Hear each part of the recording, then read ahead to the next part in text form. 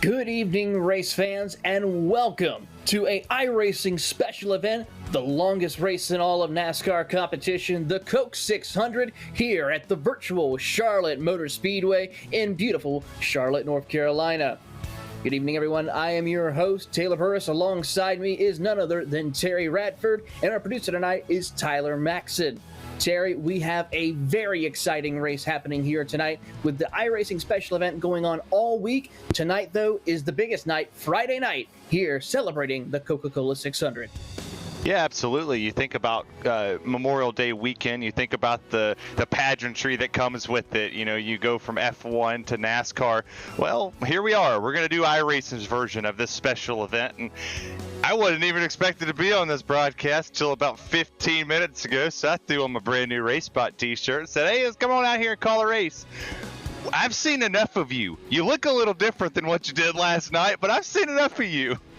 We've had a very fun time covering a lot of great racing action at the Charlotte Motor Speedway. Of course, we had the NASCAR Coca-Cola iRacing Series on Tuesday night. We had the round one of the NASCAR qualifying series with the NASCAR trucks, also at the Charlotte Motor Speedway on Thursday night. And here we are covering the Coke 600 here tonight on Friday before we get ready to see the real-life Coca-Cola 600 this coming Sunday. So we're going to be just enjoying all things Charlotte Motor Speedway, and we hope you are going to enjoy watching the action here tonight to get ready for your chance to see the real one happening on Sunday, or if you're choosing to maybe race in a later time during this weekend in the iRacing Coke 600, because we still got several other special events with the Coke 600 happening over the weekend as well. So we look forward to seeing 400 laps, 600 miles here. We're going to see many different transitionings, especially in the start to end, where we're going to transition from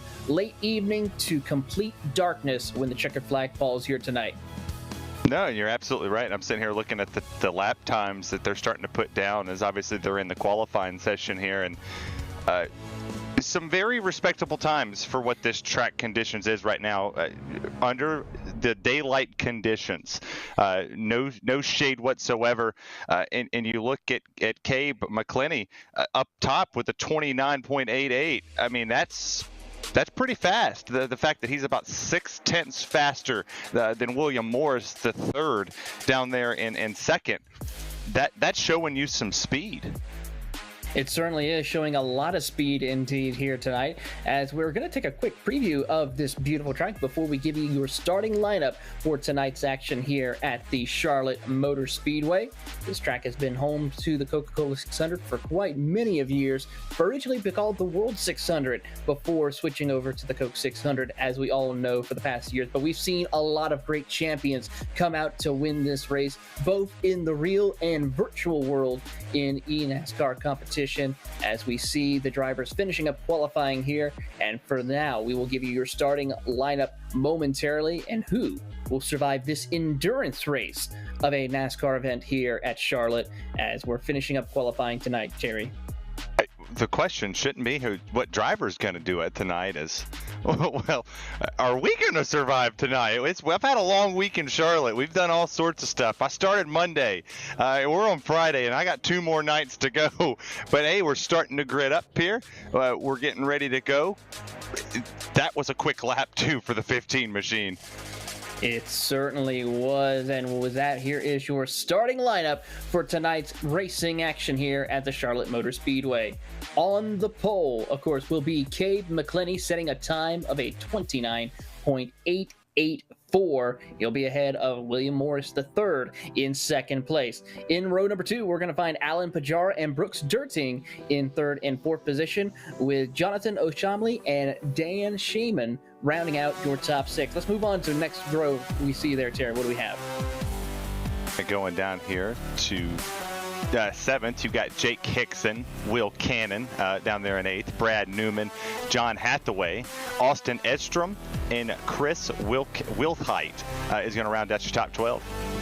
Moving on to P13, we're going to find Bruno Mello, followed by Kenny Kibbe in 14th position, with Thiago Vieira in 15th position, Joshua Watson in 16th, with Daniel Roper in 17th position, Octavio Rondaletto in 18th position. Moving on to back here in 19th, you got Pablo Donaso. Then you got Joe Francis, John Hall, Noah Bitts, Ty Aplacto, and Justin Levine. Moving on to P25, we're going to find Seth DeMerchant, competitor in the NASCAR qualifying series we saw last night on Thursday, with Matt Danson in 26th, Ryan Duchette in 27th, with Matt Gruenberg in 28th. Russ Bosvert will be in 29th, with Robert Miller in 30th position. 31st, you got Gavin Lemons with John LaPresto, Justin Keebler, Jerry LePage, Johnny McNarma, and Justin Campbell, and I think I butchered the 35th driver's name.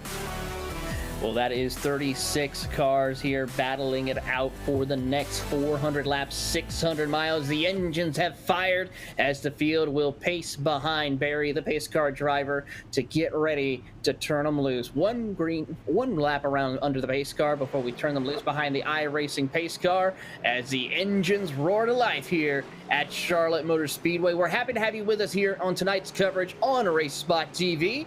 And, of course, we'll be looking forward to seeing all the great racing action here as we cover the top split race here for tonight's Coke 600. It's going to be really exciting to see what driver can attempt to either be fast on the first run, who's going to be fast on the last run, because this track is obviously going to see 3 or 4 different transitions tonight. You're going to have this hot baking in the sun time, and then you're also going to have the fact that at the end of this one we're going to be in the nice cool temps of night. So whoever can keep the car planted on the ground, keep it in the track, keep the tires underneath them, that's who's going to win this race. And if I'm a betting man, based off of what I was kind of paying attention to, I'm looking down there at John Hall in the 20th position in the 28 machine. It's going to be exciting as we're going to see Barry, the pace car driver, make that hard left turn down on pit road, and Barney the flagman has the green flag in hand as we're underway for endurance racing NASCAR style here at Charlotte Motor Speedway.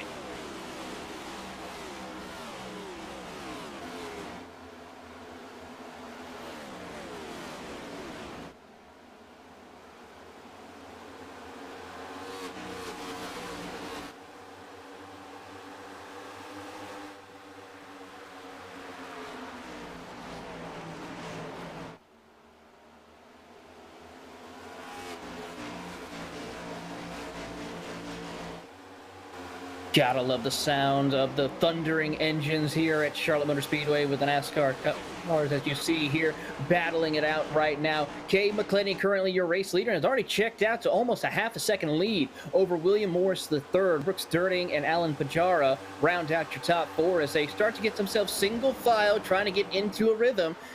Kerry, one of the things these drivers will have to deal with is taking this in quarters. We've got a 100-lap run here in this period of time, then we go into the twilight period during laps 200 to about lap 300, and then of course the final 100 laps in total darkness, which will provide a lot of interesting opportunities for drivers to make adjustments all throughout tonight's race. Well, and a lot of these drivers really didn't get to practice in all 3 phases of this event, because obviously with iRacing we have dynamic weather. So you're going to see a car like Cade McClenny. He's going to pull away. Obviously, it looks like he is set right now for this first stint. Now, what he's going to have to do throughout the race is they have crew chiefs here, just like you do in the NASCAR Cup Series and in the Xfinity and so forth and so on. They're going to continuously have to make adjustments to race the racetrack. The car's not going to be the issue. You're going to be able to plan it as hard as possible, keep the car rotated, and whoever can get the grip, the most mechanical grip in this car towards the end, lap 4 is a way too early to predict who's going to win this race. But it's an opportunity to go, hey, my car's a little tight here, or I'm a little loose here. First pit stop could potentially happen any moment, because if a caution comes out, well, you're going to take tires. Yes, indeed. Tires are going to be very critical for tonight's action here at Charlotte Motor Speedway. They have to be careful, though, of how much often they will utilize tires here, because it can be very easy to run out of tires during this race. There is a set limit of tires for drivers to utilize during this entire race, so planning out when to make that pit stop strategy will be critical here, especially in these early stages as they come out of turn number 4 right now, coming to complete 5 laps so far. As they cross that line, Jay McClenny has hold on to the race lead, as Brooks Dirting in the 23 machine has moved up to P2 after getting around William Morris in that number 99 machine, working down the back straightaway. A couple of cars trying to get themselves organized and running single file, as there you see the 25 machine that currently is being driven by Thiago Vieira. He's getting passed by Joshua Watson right there to the inside. Move him up a spot, drop Thiago back to 16th. Well, Taylor Burris, I'm not much of a math guy, but if my math is correct, if you divide one into the other, they can take a set of tires with the 13 sets they have sitting on pit lane every 30.7 laps. So 30 to 31 laps, you could take a set of tires and be perfectly fine. I don't expect to see many people, if the cautions fall perfectly, leaving a set on pit lane here. But you see this side-by-side battle. Have you noticed that early on in this race that not a lot of people are wanting to push it because they know there's a long way to go? You're 8 laps in the 11 of Newman. He's riding that high side. Hickson's just trying to roll the bottom. Looks like Hickson's a little bit loose there off exit, though. Jake Hickson right now, as we're currently riding on board with Chris Wilhite in his machine in that number 5, currently running in 10th spot, trying to find an opening to go around the outside way of Jake Hickson as they work down across the front straightaway, heading back into turn 1. The importance is also with these next-gen cars, the importance of having momentum and utilizing the draft with these cars is very critical compared to what we see with the Gen 5 as well as the Gen 6 cars that we are used to seeing in competition for quite some time. Drivers aren't able to pull away as quickly here in these early stages. They stay very bunched up, especially with how the new package is. Yeah, and absolutely. And it's going to have to do with the throttle control. You know, with the Gen 5, the Gen 6 car, you really had to be very, very shallow with how you got on the throttle. If you planted it too hard, if you didn't put enough in it, you would lose speed. And if you planted it too hard off the exit, the back end's going to want to step out. And that's not what happens here in this next-gen car. You can really get it down to the bottom. I've noticed, in my personal opinion, it pushes more tight than normal. That you see right here where it's kind of hard. I don't know if the 22's wanting to do that or not, but he's not really able to get down to the bottom. He's not able to paint that white and blue line that's down there that most drivers in this afternoon, in the latter parts of this race, is really going to tip their tire and go right below it, like we're seeing right here. That red, white, and blue machine right in front of the 87 just rips it down there below the bottom, and that's Hathaway making some moves down here, ripping the bottom.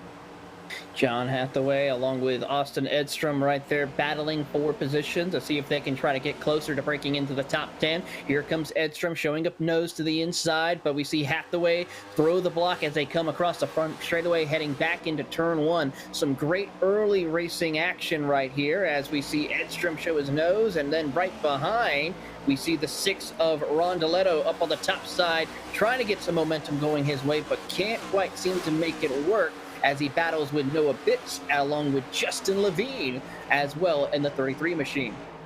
Yeah, and I've noticed a lot here so far in these early stages that ripping the outside lane without somebody else up there with you is really going to lose you a lot of momentum and lose you some spots, as there was a smoker on pit lane.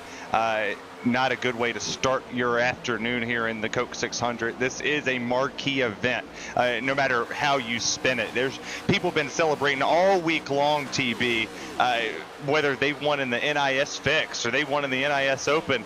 This is something that you want to do. You want to compete in. And for me, I'm crossing a crown jewel off right now because this was on my list to call this year. Well, 2022 serves it again. Take off the Coke 600. One of 4 special events underneath the NASCAR banner. Of course, earlier back in February, we had the Coke or the Daytona 500. Here is the Coke 600. And then, of course, later on in the summer, we'll also have the Southern 500 as well as the Bristol Night Race. That will happen later on here in the 2022 special event calendar as we see some cars working their way through. We do have 2 cars that are currently under a lap down or more. That's Justin Keebler and Gavin Lemons early on. Both of them having some very struggling, difficult nights so far as we keep an eye on Austin Edstrom along with Justin Levine and the rest of that field as they work down the back straightaway. We see now Hathaway has lost pace to Edstrom, who has been able to get around him. Now he's under attack with William Morris Jr. right there. Also, or William Morris III now getting into the picture to catch back up to Brooks Sterling, along with Jonathan Oshlim. Yeah, and the 34 right there really got a good run off the outside. He's kind of going up to the middle lane, kind of arcing it in, wanting to start up in the middle lane, work his way down to the bottom to carry more speed off the exit. This is a good run so far, but they've had nothing so far from McClenny. 1.1 second lead on the field. Dirting was starting to close in. But then something happened. He had a little bit of a bobble and just fell back. And it's off the exit. McClenny is absolutely just tearing them to pieces. As soon as he mashes the throttle to come off the exit of these corners, he's gone. He's pulling 1/10 to 2/10 every single corner around this track. He certainly is, and he has run some of the most consistent lap times since the start of the race. Currently also holds the fastest lap time as well since we dropped the green flag here 17 laps in. But they've already fallen off quite a bit of ways compared to when they started off the race, are anywhere between 7 to 6 position or 6 to 7 tenths of a lap, as they are now running back towards the back half of the top 10, around 12th position right now. We see John Hathaway Jr., Chris Wilhite, Daniel Roper battling for position. Yeah, and Roper back here in that 13th spot has gained a lot of positions. He's up 4 spots since the start. He got around Mello right there. And the 2 machine has really been making the hay on the bottom. There's been nothing anybody's been able to do. He gets to the inside of him and he's gone. And they continuously keep going side by side back here. They're starting to catch the front pack. There was 2 distinct packs that were starting to break away and film here as we have the battle for 3rd and the battle for 10th here. All of these battles are heating up as it's almost 4 wide going through the corner there. It's 2 by 2 for the position as the 11 of Brad Newman is trying to make the pass there on William Morris III. Brad Newman really putting the pressure on Morris as they work through 3 and 4. And there you also see Dan Shamoon right behind him as well in the NDR Ford as they come across the start-finish line. A little bit of lap traffic, I believe, coming up for a race leader as well. But so far, really great battling here happening amongst that 3rd, 4th, and 5th position as Lee Brooks Sterling had a little bit of an off. He dropped back all the way now to 7th position for the Frontline Esports Chevrolet. And the 22's been slipping back as well. They're both down 3 positions, the 22 and the 23, not faring the way that they probably thought they were in the early parts of this race. But the key to this race, Taylor, don't go a lap down in the first part of the race because, like I said, you could have practiced potentially just for the second stint of this race or the second into the 3rd stint, because it doesn't matter if you're good in the first stint here. It's a 400 lap race. It's 600 miles. If you're good for 150 miles of them, nobody's going to remember that you led lap 100 or you led lap 150. They care that you led lap 400, and that's the big thing. As you see the bobble right there on the 87, that was almost a big moment. Very big moment indeed. A little bit of a bobble. You can't be having that happening early on for you as we continue to watch them dive it into turns 1. There you see the 87 of Austin Edstrom trying to see if he can hold on and work his way a little closer to John Hathaway. He has momentum on the outside lane for the Frontline Esports Chevrolet. Dives it into turns 3 and 4. He has John Hathaway right there to his inside. A little bit of a checkup possibly right ahead, but they get a little bit squirrely. Edstrom gains control of that 87 machine and continues to race on. Yeah, they're really starting to pinch one another down there on the bottom. They're testing the limits of the machine and the track as well. The track's very slippery. Current temp on the track, 89 degrees with the wind southwest to 10 to 11 miles an hour at the moment. So there's a ton of different things hitting them. When you plant down in the corner and it's coming from the south, it's catching you on the back end. It's making the rear want to kick out a little bit as you see more bobbles, more looseness coming from the car on the bottom. A car thought they were going to shoot it 3 wide, but no sirree. You're going to sit right where you're at. We'll continue to go 2 wide as the 20 takes the side draft. And hey, I like the tri-state colors on that machine. That's Will Cannon right now you're riding on board with as he tries to go side by side with that 20 machine of Jake Hickson as he goes now through the field. That Abruzzi Chevrolet will now move up a spot to get around Jake Hickson. Will Cannon moves up to P number 8 at this moment as they come out of turn number 4. Austin Edstrom trying to see if he can work his way around Daniel Roper in the Ryco machine as they go side by side for the 10th spot. Edstrom's been trying to break that top 10 all night for these past 25 laps, has yet yet to really do so. Just gets so close, but yet someone else was able to capitalize on it and make the pass. Oh, and that one right there. Roper went to the outside and just pulled an okie doke. It looked like he was going to roll out of the throttle. I'm like, no, you got this, Austin. This is all yours. I'll give you the spot. Just kidding. Yanked it off the exit, goes side by side again, and he just continuously marches through this field. That was a power move early in this race. And circle that, because now he's going to make a pass on the bottom. Lap 25 going on 26. The 2 machine of Daniel Roper is stating a claim that he can run any line on this track. That Ryko machine now is looking good. Looking strong indeed. Daniel Roper doing what he needs to do to continue on with his racing here as they continue to work their way down across the start-finish line. Gaggle of cars right here, pretty much from, I had to say, from Will Cannon in that 26 machine all the way to about Chris Wilhite in the number 5. So from 8 to 17, that gaggle of cars battling for positions all over the racetrack. Great racing here in the early stages of tonight's race as we see Austin Estrom now under attack from the 14 of Bruno Melo, who is now working his way through in the 14. The highest Brazilian in the race of the 2 that are here. Bruno working the bottom lane. And Taylor, we talk about this being a crown jewel event.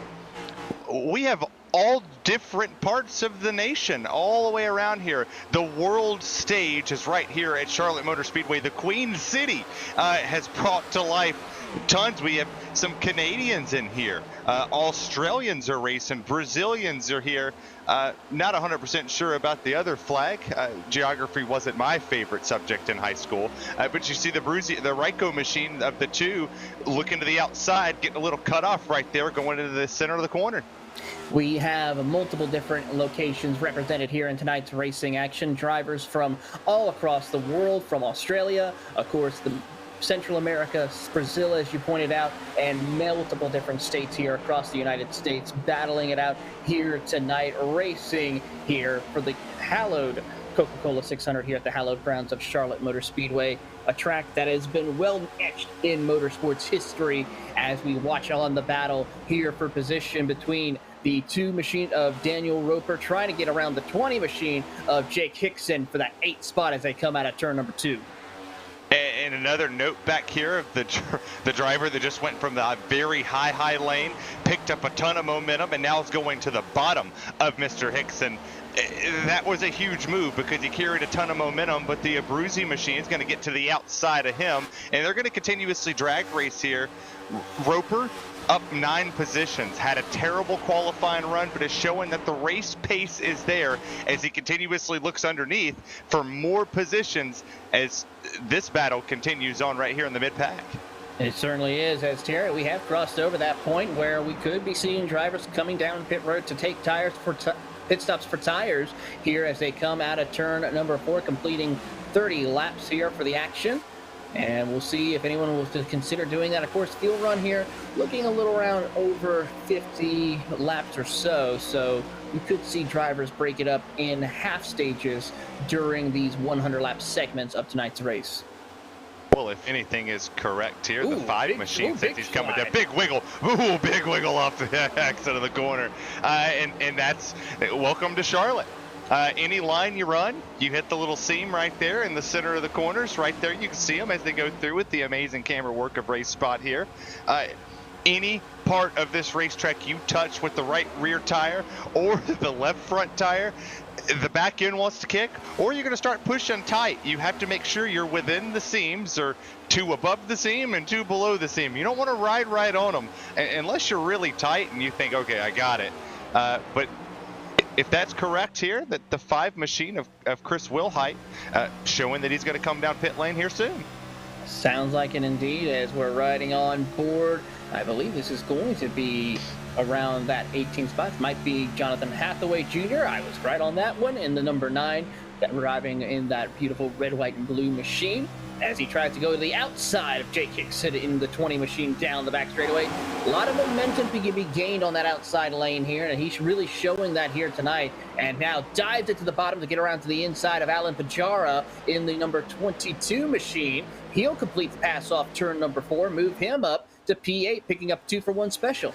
Oh, and that almost got hairy. There's 6 cars all within a pack, and there are no quick repairs or fast repairs, whatever you want to call them. You reckon this event, no matter what lap it is, unless it's severe damage, your race is over. In aerodynamics in these cars, they mean more than ever. If you tear a part of the front end up, you're not going to have a whole lot of straight line speed down the straightaway as you continuously look. Here, the 87 Ryko machines all the way up against the wall and is really carrying the momentum off the exit. And if you noticed here, there's a lot of Fords and one Chevy, so maybe there's a slight advantage here as the Chevy pulls the field around here with Cade McClenny, Jonathan down there in a Toyota, and then another Chevy. The first Ford, Dan Shamoon in 5th position. So I don't know, maybe there's a little bit more speed in the Chevy and Yodas this time around. Possibility indeed, as we're still keeping an eye on some of the great battles all across here at Charlotte Motor Speedway, watching on as competitors are jockeying for position, trying to get themselves situated and ready for possibly the first round of pit stops that will be happening here anywhere between now and about lap 50. As we'll see who will be the first one to come down to make that first needed adjustment. What they have to ask you, though, Terry, is for a driver standpoint, communicating if they have a crew chief with them up on the box helping them out for tonight's race. What are some of the things that they might be wanting to change as we progress later and later into the night? Temperatures are going to continue to drop here tonight, and a lot of adjustments are going to be needed in order to make this race work for them in their favor. Well, obviously the track's going to gain a whole lot more grip, but with grip, sometimes you could find yourself in a loose situation. The track temp's going to drop. The rear end's going to want to kick around. You're going to get a lot more speed. You're going to start feeling the speeds there as you got a car that almost lost it down there on the bottom and managed to regain composure.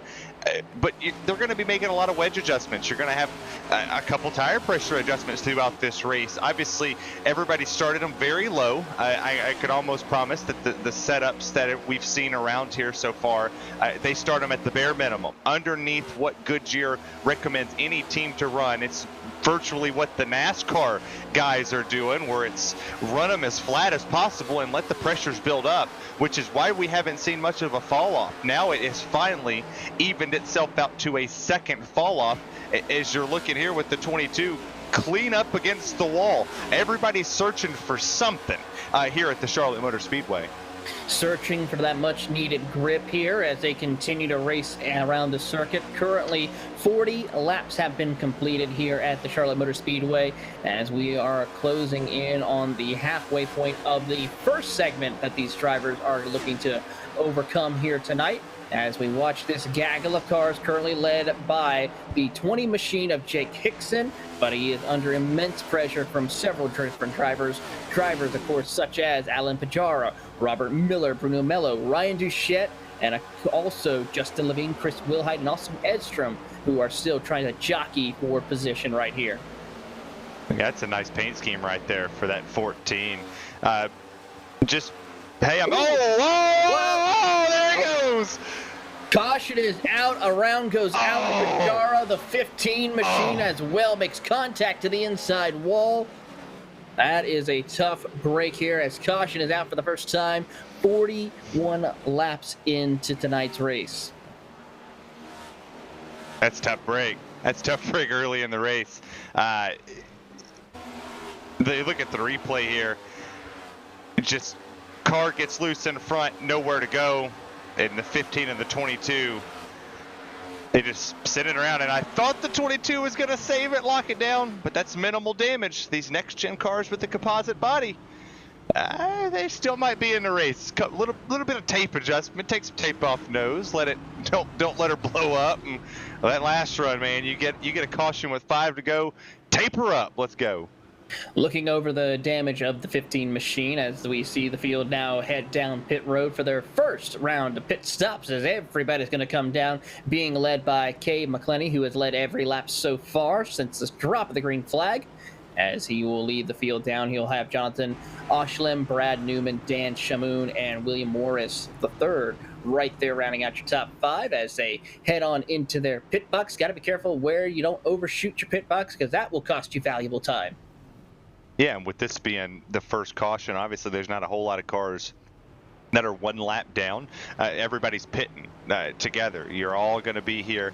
You're sitting here watching the pit stops happen. Cars are already exiting. The leader that's led all the laps is, maybe won the race off pit road. Dan Shamoon up 5 spots in that 9 machine. Got a new leader here at Charlotte. We certainly do. Dan Shamoon will be your new race leader after winning the race off pit road, followed by, of course, Cade McClenny as second. Then it's going to be Jonathan Oshlam, Brad Newman, William Morris III rounds out your top 5 as they've raced off a pit road. We'll have to see, though, if Dan Shamoon might have got caught speeding, as he's letting by the race leader of Cade McClenny back up towards the front. Well, if there's any time to make a mistake, first pit stop's the one to make it. I mean, I'm not going to lie to you. If I'm sitting in this race in which I'm not crazy enough to do 400 laps around Charlotte, I could barely complete 1. I'm just kidding. I can actually race here. It's one of my favorite tracks on the service, but 400 laps, there's no way I'm sitting here for 400 laps in my seat. I need to get one of those sim seats, but this broadcast chair feels a whole lot better with feet planted up. But if he got caught speeding here and he's going to drop to the rear, in which I think he's just going to be P2, I do think that that McClenny beat him off a pit lane. It just scored him there. It's thought it'd be entertaining to see if he can hold him up on the outside. It is going to be interesting to see when we take that, and as we see the cover of the sun now starting to dip behind the racetrack, we're now diving into the shade fully in turns 1 and 2, as well as a little bit on the back straightaway. A little bit of sunlight still left in turns 3 and 4, mostly on corner entry, but rest of the track pretty much covered in total shade from behind the racetrack here as they work down the back straightaway. Conditions have dropped a little bit temperature-wise. 78 degrees is the air temp, 86 degrees is the track temp. So we dropped 3 degrees so far since the start of today's race. That's not a big difference in the cars. These cars are going to see a swing from anywhere between 89 degrees, where we could get all the way down to 60 in the low 60s here. So the lower we go, the more grip we pick up. This cloud cover is really starting to help the track, and it might give these drivers just a little bit of a different feel than what they were feeling early on in this race. Obviously, fresh tires, everybody's going to want to send it down into turn 1. They're going to feel more confident. When the sun comes back out, that confidence goes away. It turns back into an ice skating rink out here because this track really does not like the heat. I honestly, personally feel bad for people when they're racing here with the heat. But while we're under caution, that SpongeBob machine, that 11, by far the best paint scheme here. By far. It's definitely one to keep an eye on here tonight. Of course, let's take a look at some of your biggest movers of the race so far. Currently, that goes to Noah Bitts, who started in 22nd. He's now broken into the 9th position. Then you also have Ryan Duchette, who started 26th. He's now sitting in 12th position. Justin Levine, also another one who's been on the move, picked up 10 spots after starting 24th. He now runs in 14th position. And we'll throw in one more driver as well, 35th to 19th. That's Justin Campbell, so far having a good run. A lot of these drivers are having a good run, and for Roper to jump up, he's moved up a couple positions here. He's done a good job. But obviously, you know, as Evan would say, that with every biggest winner, there's a biggest loser. And the 22 has dropped 18 positions since the start. So the early part of this race really ain't doing him any favors here as the pace truck driver is ready to turn down here and rip them loose again. Barry, the pace car driver, makes that hard left turn out of harm's way as Barney the Flagman will have the green flag back in the hands as Cade McClenny takes the lead once again as they come across the line, and we're back underway here at Charlotte Motor Speedway. And as the drivers dive back into turn 1, McClenny, Shamoon, and Oshlaman, who will now lead the way, those top 3. Meanwhile, the battle for 4th position between Morris along with Hathaway Jr. will go side by side for that 4th spot down the back straightaway. The 34 machine of Morris now tries to follow but can't quite make it work. He ducks that down behind the 11.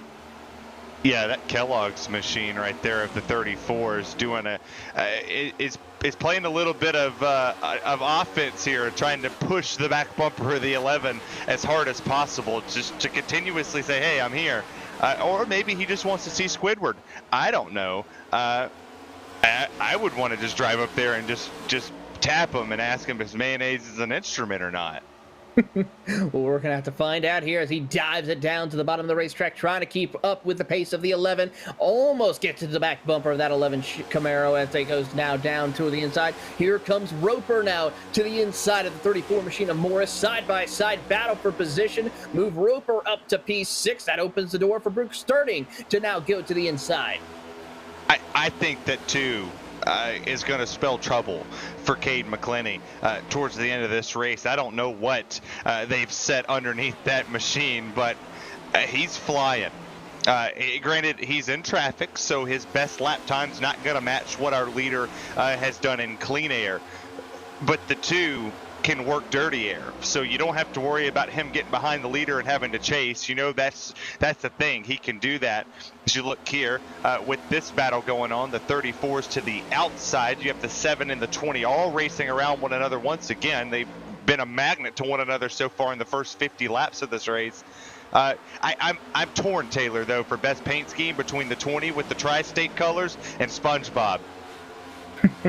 That is a good combination to choose which one would be the better one so far as they work their way down across the front straightaway here. We have crossed the halfway point of this first segment of tonight's race. 50 laps in the book, 50 laps before we hit that first 100 laps here today as they work their way down the back straightaway. A couple of cars trying to jockey for position as the 34 of Morris tries to hold off and stay inside the top 10 as Austin Edstorm now moves up into P10, battling though with the 87 machine of Noah Bitts.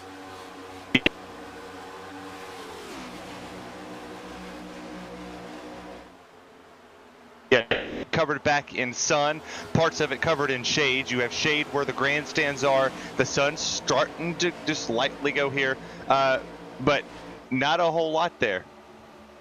A lot of racing happening here as they now dive it back into turn 3 and 4. Edstrom now goes up to the top side. He's got help from the 7 of Noah Bitts, who's trying to work his way down through the middle of turn 3 and 4 as they come out of turn 4 across the start-finish line. How about almost going to go 3 wide for position as they head down into turns number 1. Now goes back 2 by 2, several rows deep in the middle of turns 1 and 2 as they rocket off of turn number 2 down the backstretch. Yeah, and to see these cars go 2 by 2, and no, don't adjust your sets. That is 2 number 87s out there, but that's not what number they are out here in this one. Austin Estrom is the 21 machine on your screen. As cars almost tagged the wall there off a corner exit. Everybody saved it. Nobody got it. But they're racing like it's the last lap. They're honestly racing like, hey, the 600's here. We're ready to go. And, well, this also throws me back to it running, mostly day to when we did the World 600 around this wonderful famed track. And, well, I guess maybe could be another iRacing big event. Certainly could be a possibility in the future one day as we'll see these drivers battle it out and work their way across the start-finish line here and head back into turn 1 and 2. We still see Morris try to hold off Edstrom and Noah Bitts as they come out of turn number 2. Edstrom now tries to see if he can get around on the outside, but not going to work this time. Still trying to keep pace with Bitts and Chris Wilhite. Ryan Duchette watches on in the number 4 car as they work their way out of turn number 4. Justin Levine also in the mix with Jake Hickson. Yeah, you have all these drivers coming up. Ryan Doucette's up 13 positions. He is now the biggest mover so far. The 4 machine continuously comes through the field, trying to get to the front and crack the top 10. It just now cracked the top 15. No pit strategy needed, but you continuously sit here and watch the battle between Estrom and Bitts. Those are what I believe with the schemes that are out there. They're running closely, identical sets here. One's able to hold the outside here, and it's Chevy versus Ford, and it's Chevy versus Toyota behind them. Not a whole lot of manufacturer help.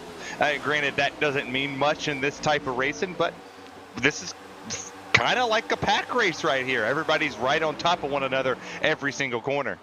It certainly is. Everyone is really doing a lot of great racing. Of course, do have a couple of drivers who were able to qualify their way into round number 2 in the NASCAR qualifying series that happened last night. Ryan Duchette, we touched base with him, sitting in 13th position. He ended up finishing in 12th in that standings, moving on to round number 2. As we see a couple of other cars working their way through, watching on and seeing who else will be able to work their way up to the top of the racetrack here. We've noticed Justin Levine also. He also was just so shy of making his way into the next round. He will have to try again next year, along with a couple of other drivers as well. Daniel Roper, who is working his way up through the field, now sits in that 6th position. He's about to break into the top 5. Oh no! Oh no, they're wrecking. They saved it. Everybody saved it. But that pack that we've been covering here for a while between the 34 and all of them, now the caution flag is out as the 7 machine is hard into the wall. But that pack got really antsy in one move, one slight bobble. That's it. Race is over for a couple drivers. It's have to take a look at the replay here to see what really happened with this, but it was so close to being saved, but then all of a sudden something went wrong for one driver, and it will cost them the chance to really have a shot of winning the Coke 600. That's a shame as we're getting ready to take a look at the replay here. You see here with the 7 machine, they'll come rocketing through here. One car goes to the bottom, and it just looks like he almost turned the 34, and then they just collected the 7 and just pitched him against the wall, and there's nothing he could do at that moment. Once your alignment's knocked out of place, the toe is messed up, and the tire can't really turn, you can't get off the wall at that moment. You're just a sitting duck for the field. Certainly is the case for Chris Wilhite, who was involved. Heavy damage for him. Also, William Morris III involved, as everyone but one decides to come down to pit road. That's Kay McClenny deciding to stay out onto the racetrack. The rest of the field will be led by Dan Shamoon, who will now work his way down pit road. Waiting to see if anybody else will stay out with your race leader. Seth DeMerchant. Seth DeMerchant will also be able staying out as well. Of course, Seth DeMerchant had a strong performance in the NASCAR qualifying series, coming home 2nd in the point standings. He will be competing in round number 2 after collecting 1 win and 6 top 5s and 6 top 10s in his run in the first round of the NASCAR qualifying series. That's an interesting move because you remember when we started the show and I did math for one of the first times in my life, and I said every 30 laps you could potentially take tires to get you all the way to the end and not use 13 sets. Everybody but 2 decided to go with that strategy, and if y'all were listening to the stream, hey, that's awesome. You're welcome for the pit strategy here. I'm curious on why the 2 leaders that are here now stayed out, but we're going to see if tires mean anything here when we take this green flag, because going into 1 with DeMerchant and McClenny front row, somebody's taking it 3 wide on the outside if they don't pit right here, and it looks like somebody's pitting. It looks like it's going to be Kay McClenny who will come down pit road, while Seth DeMerchant will stay out in front in that VRS Logitech G Toyota Camry, as he will now lead the field to the green flag for the first time here tonight. Brad Newman, also in the 11 machine, won the race off of pit road. He will be starting in 2nd position. Dan Schumann in 3rd. Jonathan Oshlam in 4th, with Daniel Roper rounding out your top 5. I'm kind of lost on the 15 strategy there. You've led every lap. I'm not sure if he fully understood who wasn't going to come down. Maybe he thought that we didn't put enough time on our tires, that we could potentially stay out there, because obviously, lap 42 is when they last pitted. We had 10 laps over, so we really only put 20 laps on them. I'm not too sure if he thought that the field was going to pit, and by the time they all committed, he was past it. But for Seth DeMerchant here, welcome to the lead. Can he hold it though? Interesting situation for Seth Merchant. We'll have to see if this will work out for him. If not, it's something, though, that is early on in the race where he can be able to recover, if need be, in this race as well, since we haven't even crossed that quarter distance of tonight's race. I don't know. I honestly, I personally think that tires mean more here, especially with the first part. Maybe the second part I could kind of understand staying out. We saw it in split 3 yesterday, where stayed out on old tires, still won the race. Granted, it wasn't in the fashion that you would drive away and go win. It ended under the yellow flag, but lap 62. Potentially playing this strategy on a hot track where the track temp is still sitting at 84 degrees. We're partly cloudy, but your chance of getting caught up in chaos, if you're the 15 of Cade McClenny or Seth DeMerchant here, they just increased. Certainly have, as they're lined up double filed here, right here, for the next attempt of restart here at Charlotte Motor Speedway. Seth DeMerchant, Brad Newman will lead them to the green flag momentarily, as Barry, the pace car driver, will lead them through 3 and 4. Make that hard left turn down onto pit road. And we'll get back underway here as we have completed 62 laps at Charlotte Motor Speedway. This is the iRacing special event, the Coke 600, as we try to see who can endure these grueling 600 miles, 400 laps around the 1.5-mile circuit of Charlotte Motor Speedway. Barry, the pace car driver, will make a hard left turn on pit road. Barney the flagman has the green flag in hand, and Seth DeMerchant jumps out with the race lead and will pull away from the rest of the field as we're back underway here at Charlotte, and already drivers jockeying for position as they try to see if they can keep pace with Seth DeMerchant.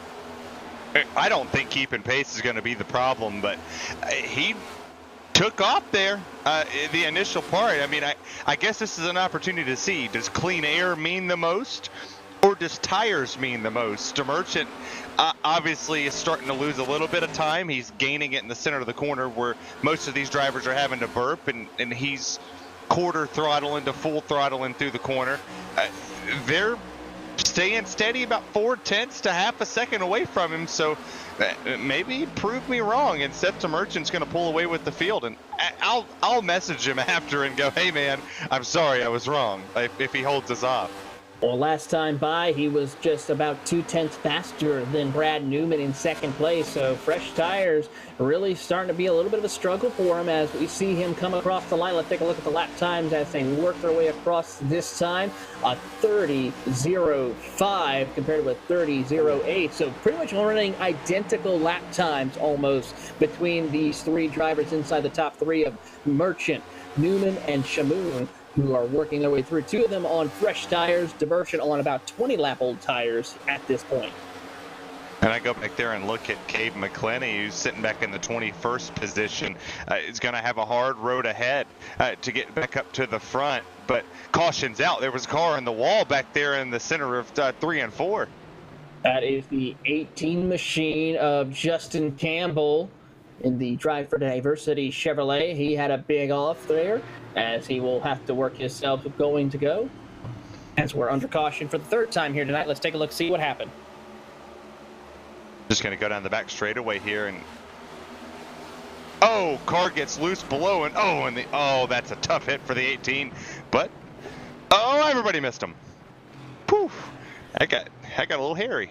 A little bit hairy right there, but a good heads-up driving for everyone else. But unfortunately for Justin Campbell, a little bit of damage all over that 18 machine, but hopefully he can get it fixed and rejoin the track.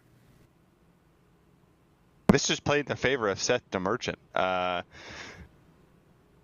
He's proven me wrong that you can stay out here on old tires and get it to work. I mean, he's doing what I didn't think he'd be able to do. Is he's going to have to let the pace car by here as they just watched Barney the flagman wave the yellow flag at him. But that's quite impressive. Seth DeMerchant got stuck in traffic, and now he takes the lead and gone. And with that, several cars will come down pit road to get some adjustments made, as well as some damage fixed. Drivers such as Justin Campbell, Noah Bitts, all well, we'll also see out on the racetrack. Also, a couple of other cars. We see the 35 of Johnny McNarma, Justin Keebler, and then a few other cars are exiting. Joe Francis in the 50 machine. Currently, we do have multiple cars laps down. That's Chris Wilhite, Ty Ippolito, John Lepresto, and Gavin Lemons, with one car out, John Hall, in the 28 machine out of tonight's race. I don't see anybody coming down pit lane, and no, nobody came down. The free pass is going to go out to the outside and get the wave around here to put, back on the lead lap. It would be the 7 machine of Noah Blitz, who's catching the field rapidly here.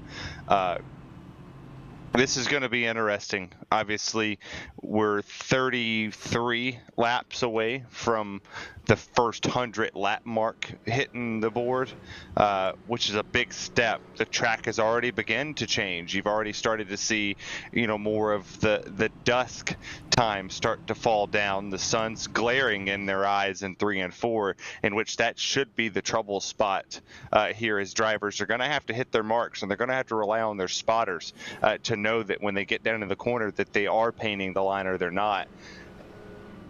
Oh, that's a tough. I mean, my heart breaks for that 18, because he had a good car. He was fast. Of course, we saw Justin Campbell running up towards the mid-pack inside that top 20, but unfortunately for him, his night will be done. He got us pretty high up through the field after starting in 35th, but it looks like he will be just outside the top 30 as he tries to get some damage repair on his number 18 machine as well.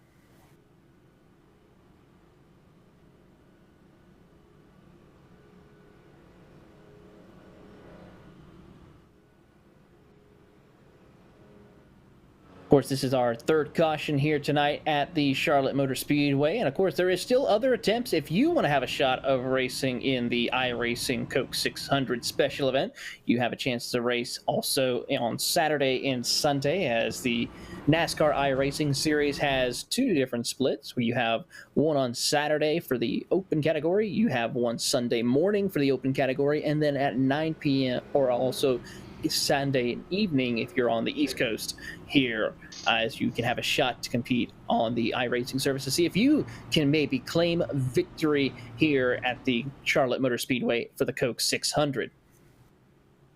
What do you think? You think me and you should go race?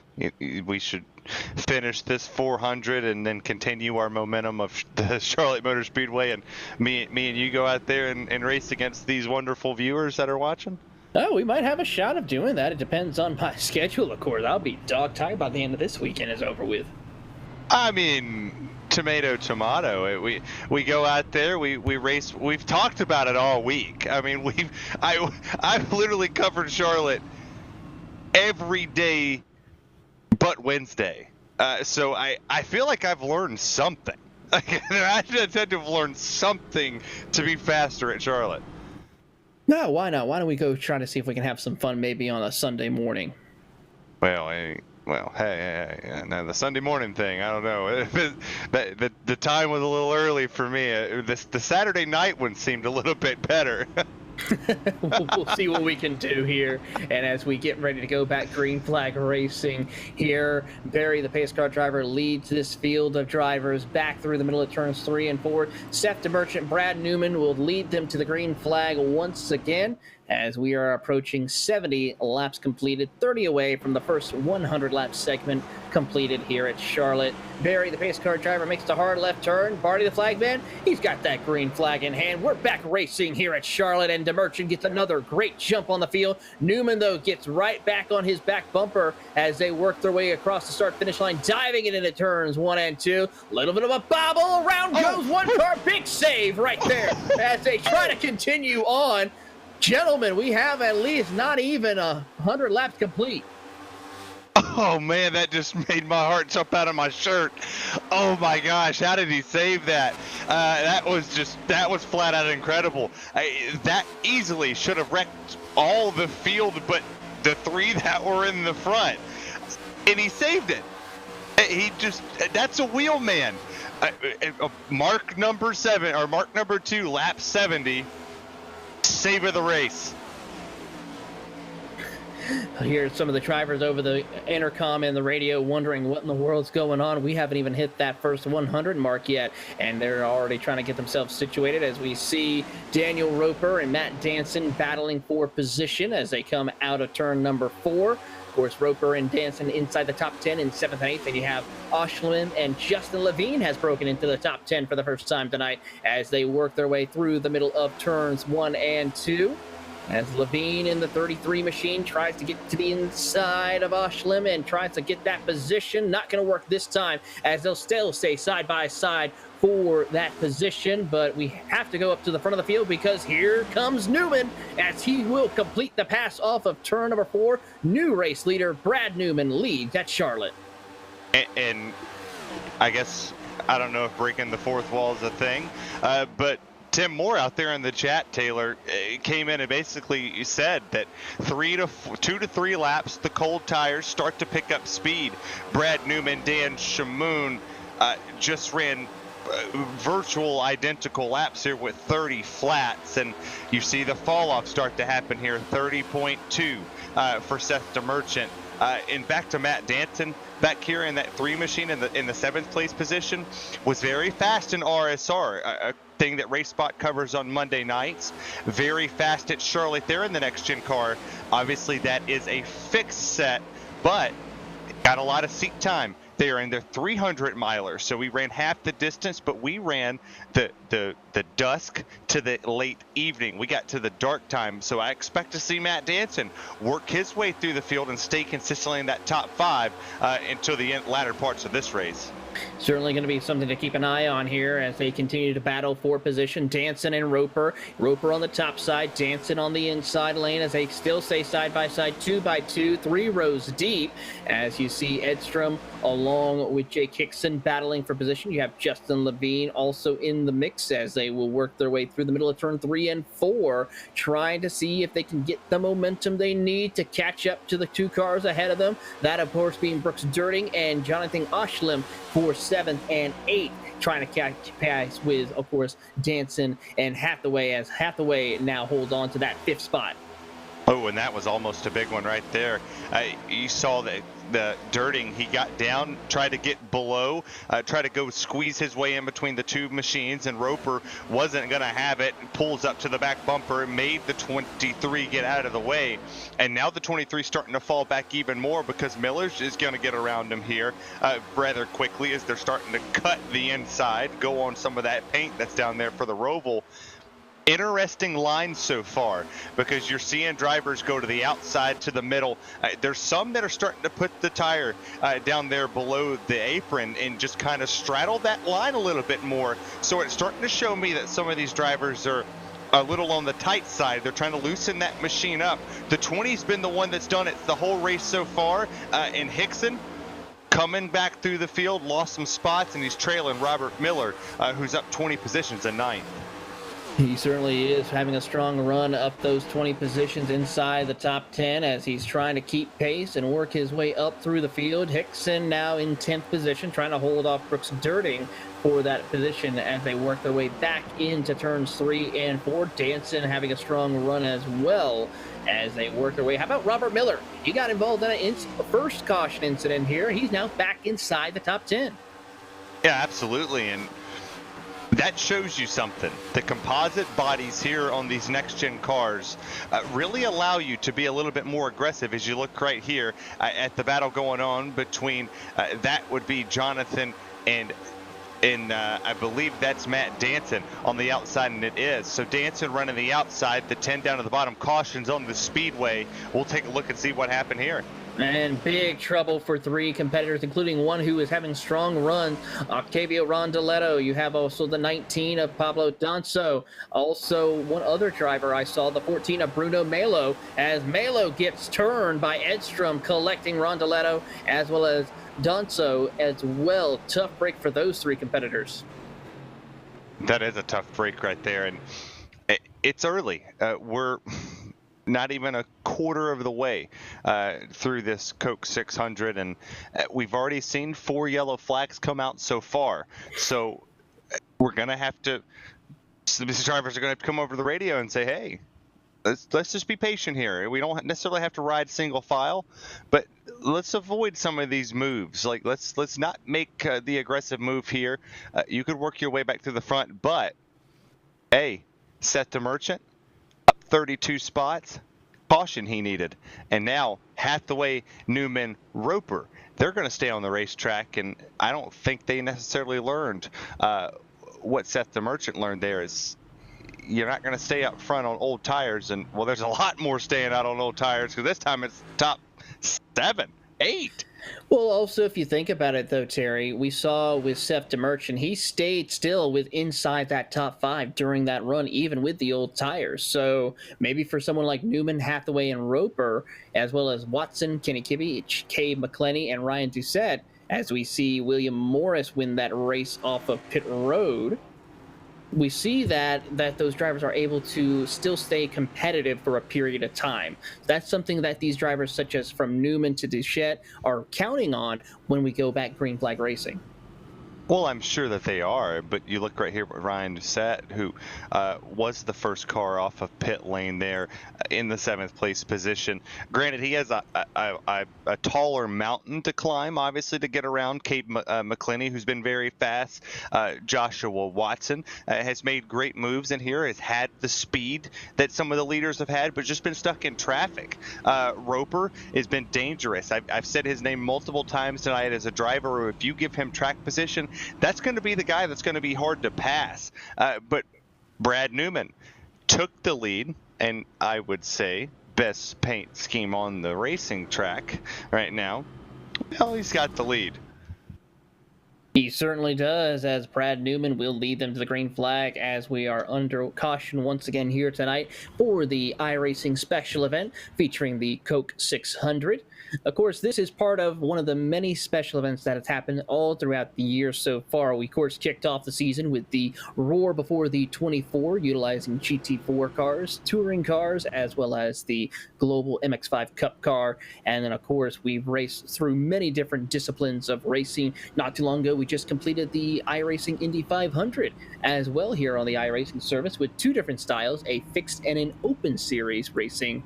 We saw some great racing action there at Indy as we celebrate the racing at the famed Brickyards all throughout the month of May.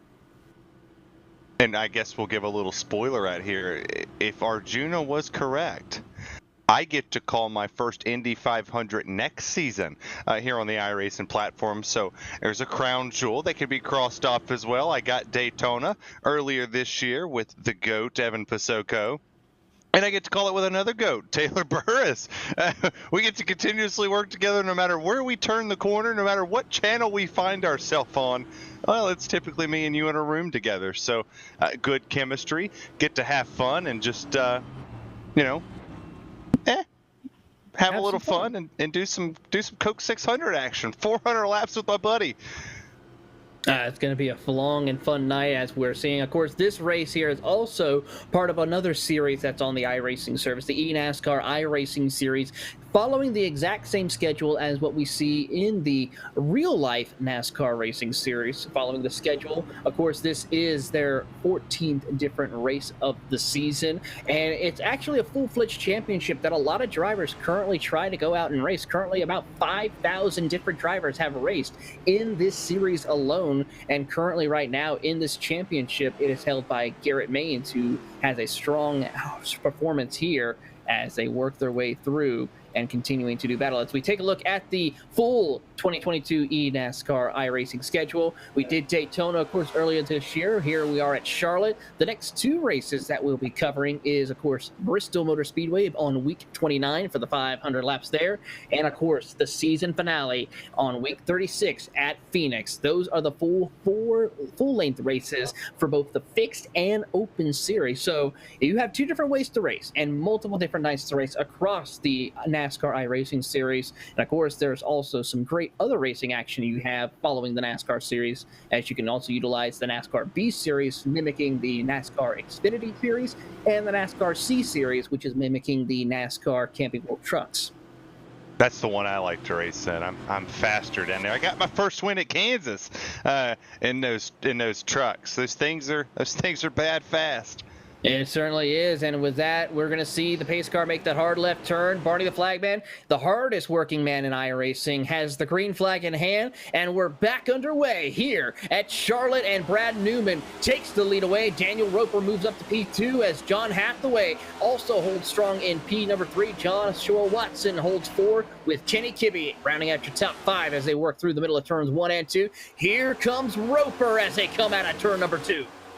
Yeah, and Brad Newman doesn't want to see the two get clear. He wants to see them go side by side, and Roper got clear. So this is now the two's opportunity to make a stand in this race, because obviously the trend over the actual Cup Series event is the driver who led lap 100 typically doesn't go on to win the race. So if I'm the two, let the 11 keep on leading, because like I said, it doesn't matter what you do right there. You continue to see 2x2 battles, and a big block right there, all the way down the back straightaway. Oh, Hathaway's not having any of Watson coming to his back bumper, trying to get around him here. He certainly is not, as he's trying to hold on for dear life here, as Newman is putting the pressure and trying to see if he can get that lead and hold on to that race lead over Daniel Roper. But here comes our pole sitter, Kay McClenny. He's back into the top 5 as he'll go to the outside of Joshua Watson for that number 4 spot as they work down the back straightaway. McClenny almost will clear him. He gets help from Kenny Kibbe in that number 30 machine as they work their way back into turns 3 and 4. To the top side he'll go. Big momentum on his side as he clears them off of 4. Yeah, that outside lane's really starting to heat up here, and granted, metaphorish, little play on words, that the track's cooling down, but the action's heating up. You see the I believe that would be the 14 machine working their way. Oh, it turned him! That's Joshua Watson, who are staying below the racing group, as now the caution is out once again here. Yikes.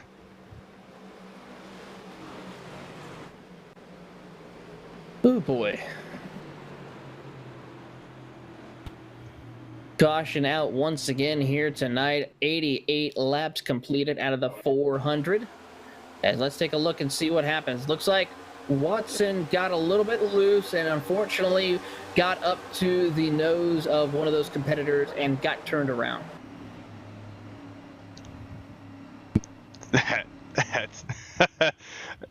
That's Charlotte for you. You have no way to run. You have no way to escape. This, in my opinion, this is a bigger Darlington, because if you come off the bottom, when you're coming off the exit of the corner, if you gun it a little bit too much, you're either going to get hit or you're going to the wall. You see right here, this onboard shot is going to get loose, try to shoot up, and Ryan Doucette has nowhere to go. So obviously he's not to be at fault for that. A car comes up in front of you. You only have about a half a blink of an eye to make that reaction. And I'm not saying Ryan Doucette's not that fast, but he's not that fast to make that quick jerk reaction. We've seen it in the Cup Series with Chase Elliott being turned by Kyle Busch, or Denny Hamlin being turned by his teammate.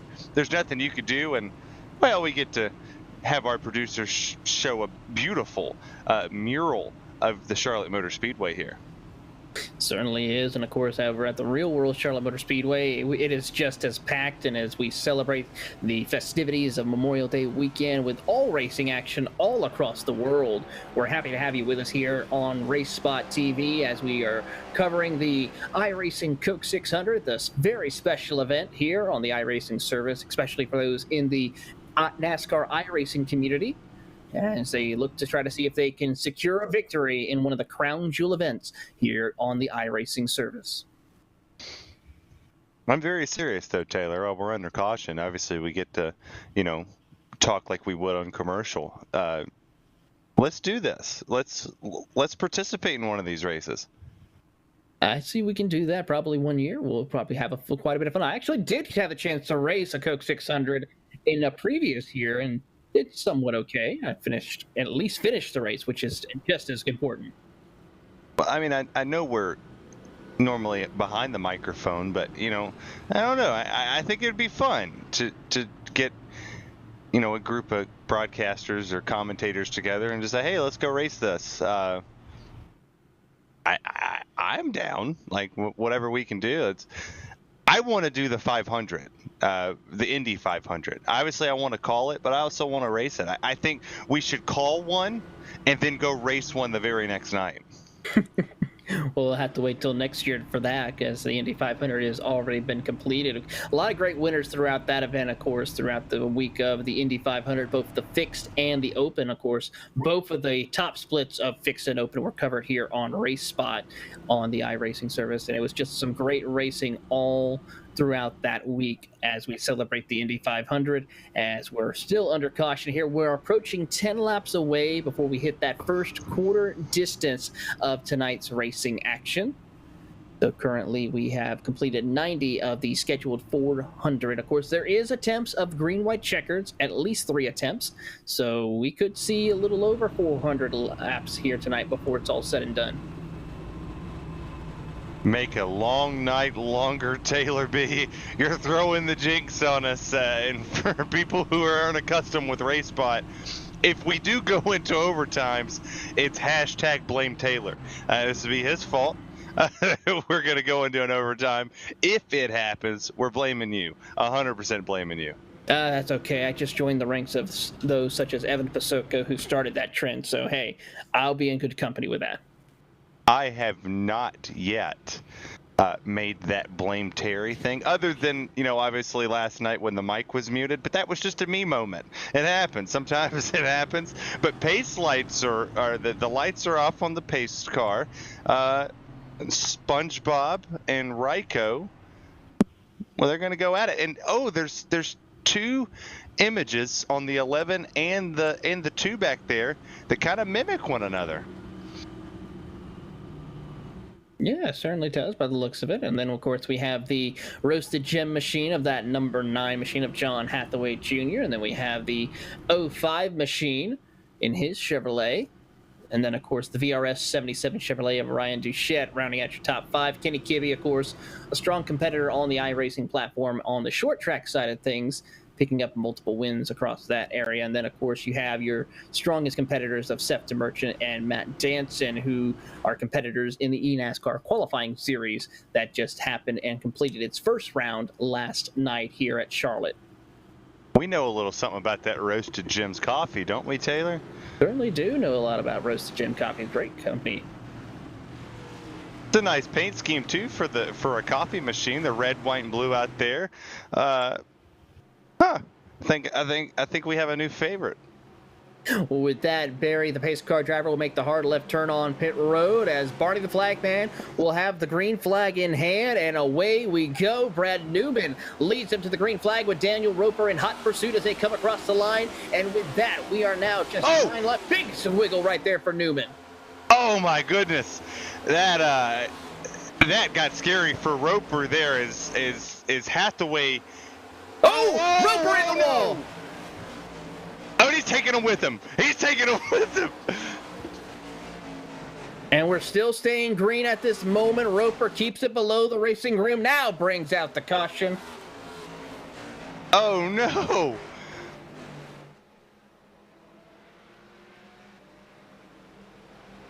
That was the craziest sequence I've seen all week. Let's take a look in right on with Daniel Roper. What happened? He just got loose and then tried to correct it, and it snapped. And then, the board got in the way. Looks like he just, he stopped. Under caution once again here. I think this is our 6th or 7th caution. I've lost count. I've lost count too.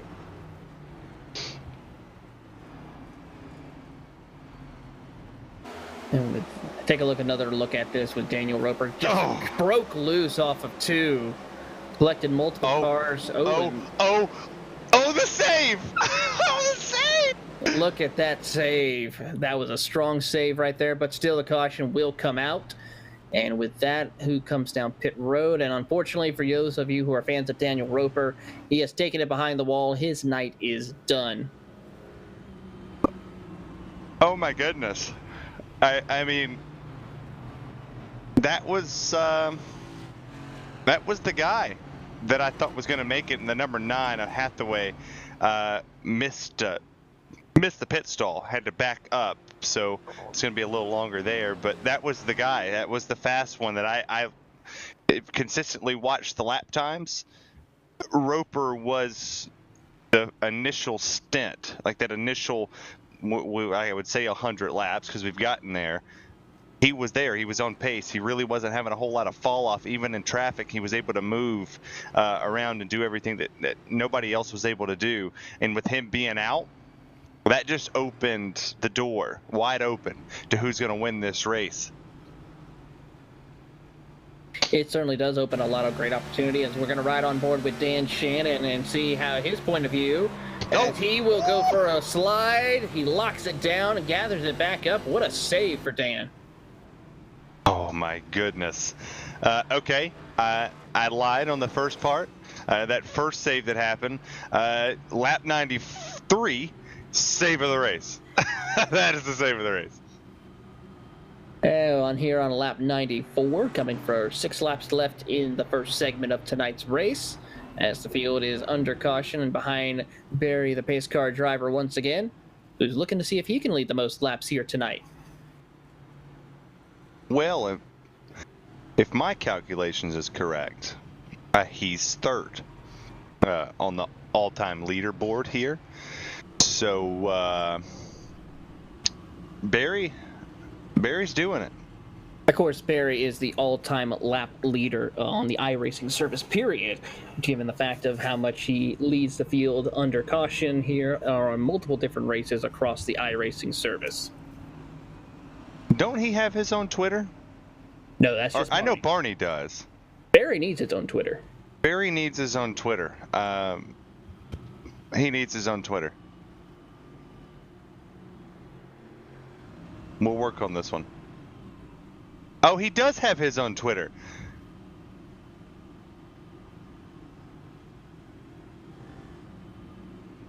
As we're going to see what will happen here. As Barney will be giving hopefully the one to go before we get things back rolling here. And with that, we should be getting about 3 or 4 laps left in this before we hit that quarter distant mark. We're going to have to get somebody to get Barry, the pace car driver, a Twitter. I think he would honestly be the most perfect person. Okay, so it looks like this is a situation. Apparently here at RaceSpot, they call him Benny. He is Benny here at RaceSpot. So Benny, the pace car driver, has his own Twitter. I don't know if Benny necessarily has the most laps led, though. I think he's pretty close. He's up there. He's up there. Well, with that, you can go follow Benny, the pace car driver, on Twitter as well if you want to go see all his crazy and exciting adventures all across the iRacing service. As we're going to go lined up 2 by 2 and be back underway here racing at Charlotte Motor Speedway, as we're about to cross the quarter distance mark of tonight's racing action. And leading them to the green flag for the restart will be Ryan Duchette, and along with Seth DeMerchant, Justin Levine, and Matt Danson and Jake Hickson, your top 5.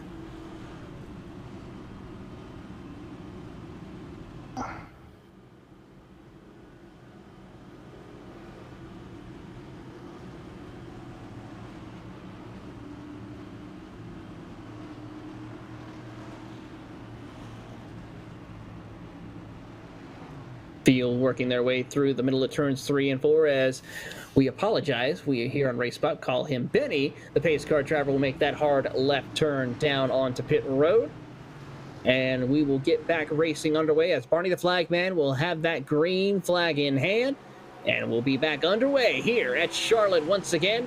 Green flag is out, and we're back racing here at Charlotte. Ryan Duchette gets another great jump on the field. Seth DeMerchant drops to second on the inside lane with help from his teammate Matt Danson as you ride on board with Justin Levine on the outside.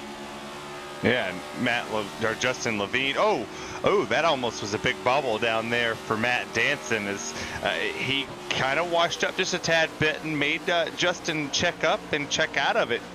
But Justin continuously tries to make that pass on the outside work as we're coming here to complete lap number 97 to put 98 on the board. Working their way through 3 and 4 as they come. Ryan Duchette will lead that a lap over Septa Merchant. He has about a 0.4 of a second lead over your race lead from second place of Septa Merchant. As we ride on board with Will Cannon from the Carolinas Club. Hometown race for him as he looks to the inside of Austin Edstrom in that number 87 machine. Edstrom, though, dives it to the inside lane to see if he can make it work for him as he'll send it in deep to the inside of Alan Pajara.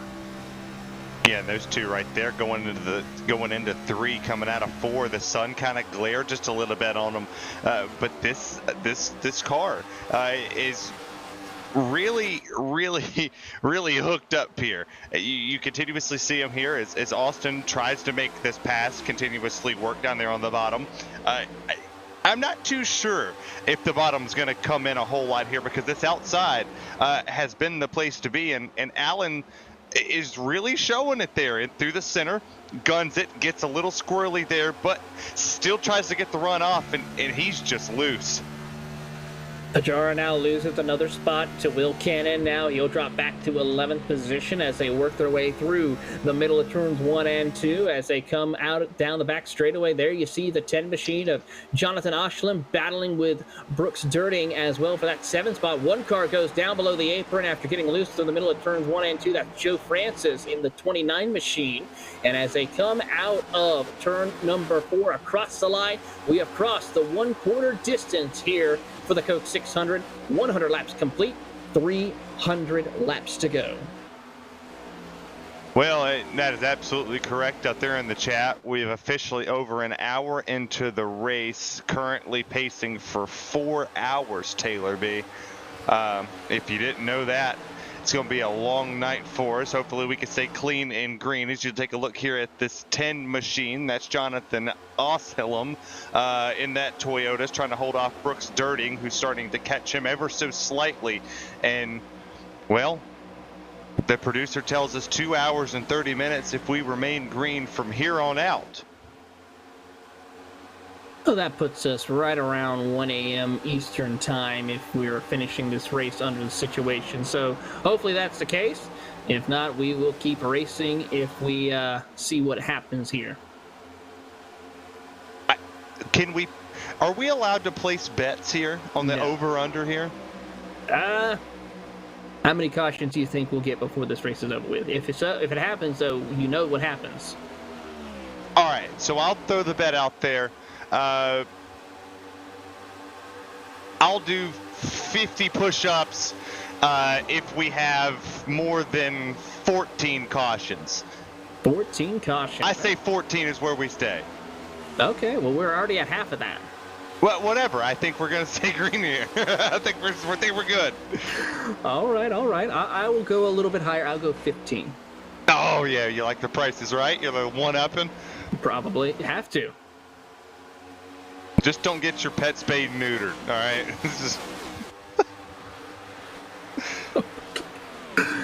Terry Radford, everyone, the Macho Man himself, as we ride on and watching on Jonathan Oshlam as we continue to watch him work his way in that 7th position as they work their way down across the back into turns 1 and 2. He is under pressure from Brooks Dirting along with Austin Edstrom and Will Cannon. Very big-time pressure from 3 Frontline Esports Chevrolets bearing down on him down the back straightaway. Yeah, and the battle the battles all over this racetrack has been just phenomenal. We continuously go back here and take a look at I believe that would be the 0-1 machine. If kind of hard. Yeah, there's Joshua Watson, who at one point in time almost went around here this afternoon, and Watson is back here fighting for the 10th place position with Will Cannon.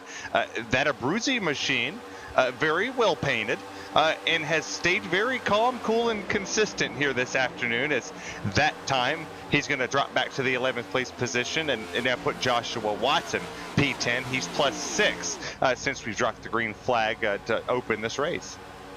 Great move for Joshua Watson, moving back inside the top 10. As for your pole sitter, Cade McClenny, he's now back in 13th position, trying to work his way back up through the field as we watch on this battle for 10th position between Watson and Cannon.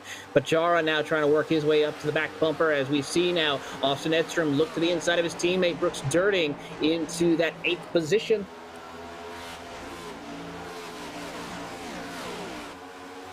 Yeah, they've just been fighting one another all race long, and for Dirting, starting to reel them, starting to drive on back to the front bumper here of that 17.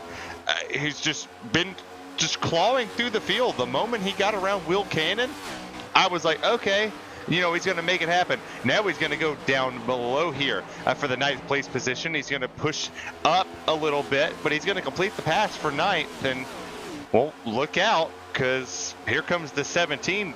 Could he be the new Roper? Possibility, as we'll see. Joshua Watson currently running about a 10th faster than your race leader, Ryan Duchette, but still off the pace just a little bit by about a 10th over the next 2 cars ahead of him of Jonathan Oshleman and Austin Edstrom. So he's got a little bit of work to do, but he is making some ground on his competitors as we watch on here on your screen. Matt Danson along with, of course, Robert Miller, Jake Hickson, and Justin Levine battling for that final step of the podium here in 3rd position. Yeah, I can't speak any highly or any more higher about Matt Danson. He's just a true competitor in all forms. His car gets into the wall there. I believe that was our leader that just popped the wall.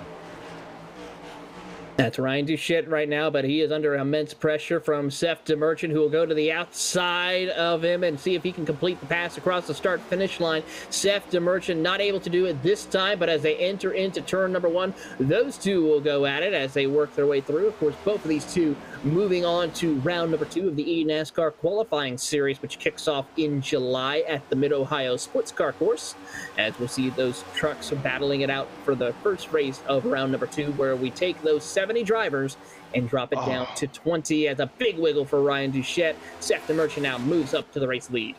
Can we go on board right here with the 4 of Doucette? Because this is going to be very telling to show, how far he can push there. As you see the slide coming off of turn 2 is absolutely wheeling this thing. And you have to think, last pitted on lap 80. Everybody else, Cade McClenny, lap 93, lap 89 for Joshua Watson. A lot of these drivers on fresher tires, and you see the 77 or the 4 on your screen. It is moving up the racetrack. Try not to be on the bottom side, because when it goes to the low side, that's when that car wants to step out here. Is you're going to get the 33 down below him. This is huge. This is a turning point in the race, because the sun's starting to set. The cars are starting to get a little lighter. The fuel's starting to burn out, and the back end really wants to kick there. Levine goes to 3rd. Miller's going to jump to 4th, and Doucette's going to continue. He's going to continue to fall here. Ryan Doucette having a big-time struggle right now as he will drop back to that 6th position. Jake Hickson will get around him. Austin Edstrom, the next driver on the list, to see if he can get around him for a position to drop him down to 7th. So far, he will complete the pass almost off turn number 2. Not quite yet, as we see Doucette utilizing the outside momentum to keep him going. As we do want to report, 2 other drivers have taken it behind the wall. Their night is done. Justin Campbell and Octavio Rondaletto out of tonight's race here. I kind of thought that Justin Campbell was going to be out a lot sooner than what he was. Tried to tough it out. Now he's minus 5 laps here this afternoon, but tough start. He got collected in somebody else's mess there. Was no fault of his own, and the 18 goes around, and he's gone. Ken Burbank having some connectivity issues. He's not here no more. So a lot of drivers starting to have some issues as we just continuously go along. Lap 115 hits the board. Lap 116 is now here. There's a lot of racing to go, Taylor. We're kind of pushing halfway. It's creeping up on us. Of course, for Campbell and Rondeletto, they will join Daniel Roper, Bruno Mello, and John Hall out of the race already here tonight. Currently, 27 cars on the lead lap. Chris Wilhite, Ty Ippolito, John Lopresto, and Gavin Lemon still on the track, but multiple laps down at this point in time, as they will try to continue to salvage a finish here tonight, hoping that other drivers will fall out as the race progresses, which really, if you think about it, if your car is somewhat not too badly damaged, you could still get a good night if you get caught up in an early incident, as we're starting to see that happening for drivers such as Chris Wilhite, who's trying to make up time on competitors who have taken themselves out of tonight's race. Well, even with the damaged car, you could potentially pull a Casey Mears. I'll kick it back to his first and only win in the NASCAR Cup Series, where he wins on fuel mileage here. We know you're going to have to pit, and we know that some of these drivers potentially, and I say potentially, could already have strategy in the back of their mind. I talked about multiple drivers coming down on lap 93 for 4 tires and a full tank of Sunoco race fuel. Well, that changes the strategy. If we go green from here, that eliminates a stop. They could play the strategy to where the drivers who pitted on lap 80, lap 81, lap 89, they go further, caution comes out. Guess what? They trap them, and then they have to take the wave around, and it just plays this endless cycle of, well, anything you can do, I can do better, and I'm better on fresher tires and you're not. So we'll see where the strategy goes, because the drivers like Kenny Kibbe, Cade McClenny, go down here to Dan Shamoun, all pitted there with John Hathaway. Nothing. They just continuously keep flipping track position. They're not doing anything different. They're just back here conserving tire, waiting on them to come down pit lane. They certainly are, and so far is working out to the advantage of some of those competitors, such as Seth DeMerchant, who's only made 2 pit stops in this entire race so far. So currently he is your race leader by about 0.3 of a second over his teammate Matt Danson, along with another teammate, Robert Miller. So currently right now, your top 3 is held by the Logitech G Altus machines of DeMerchant, Danson, and Miller, as they will continue to race on here in this stage. Currently 121 laps completed as we watch on the battle for position between the 25 of Thiago Vieira and the 01 machine of Joshua Watson as they work down the back straightaway. There you also see the top 9 of Dan Shamoun in pace, trying to keep up as well. You have to think there with Watson too. He obviously caught sideways there when one of the drivers almost lost it in front of him. But for Thiago, the highest we've seen him tonight. You know, obviously it's early in the race, lap 122.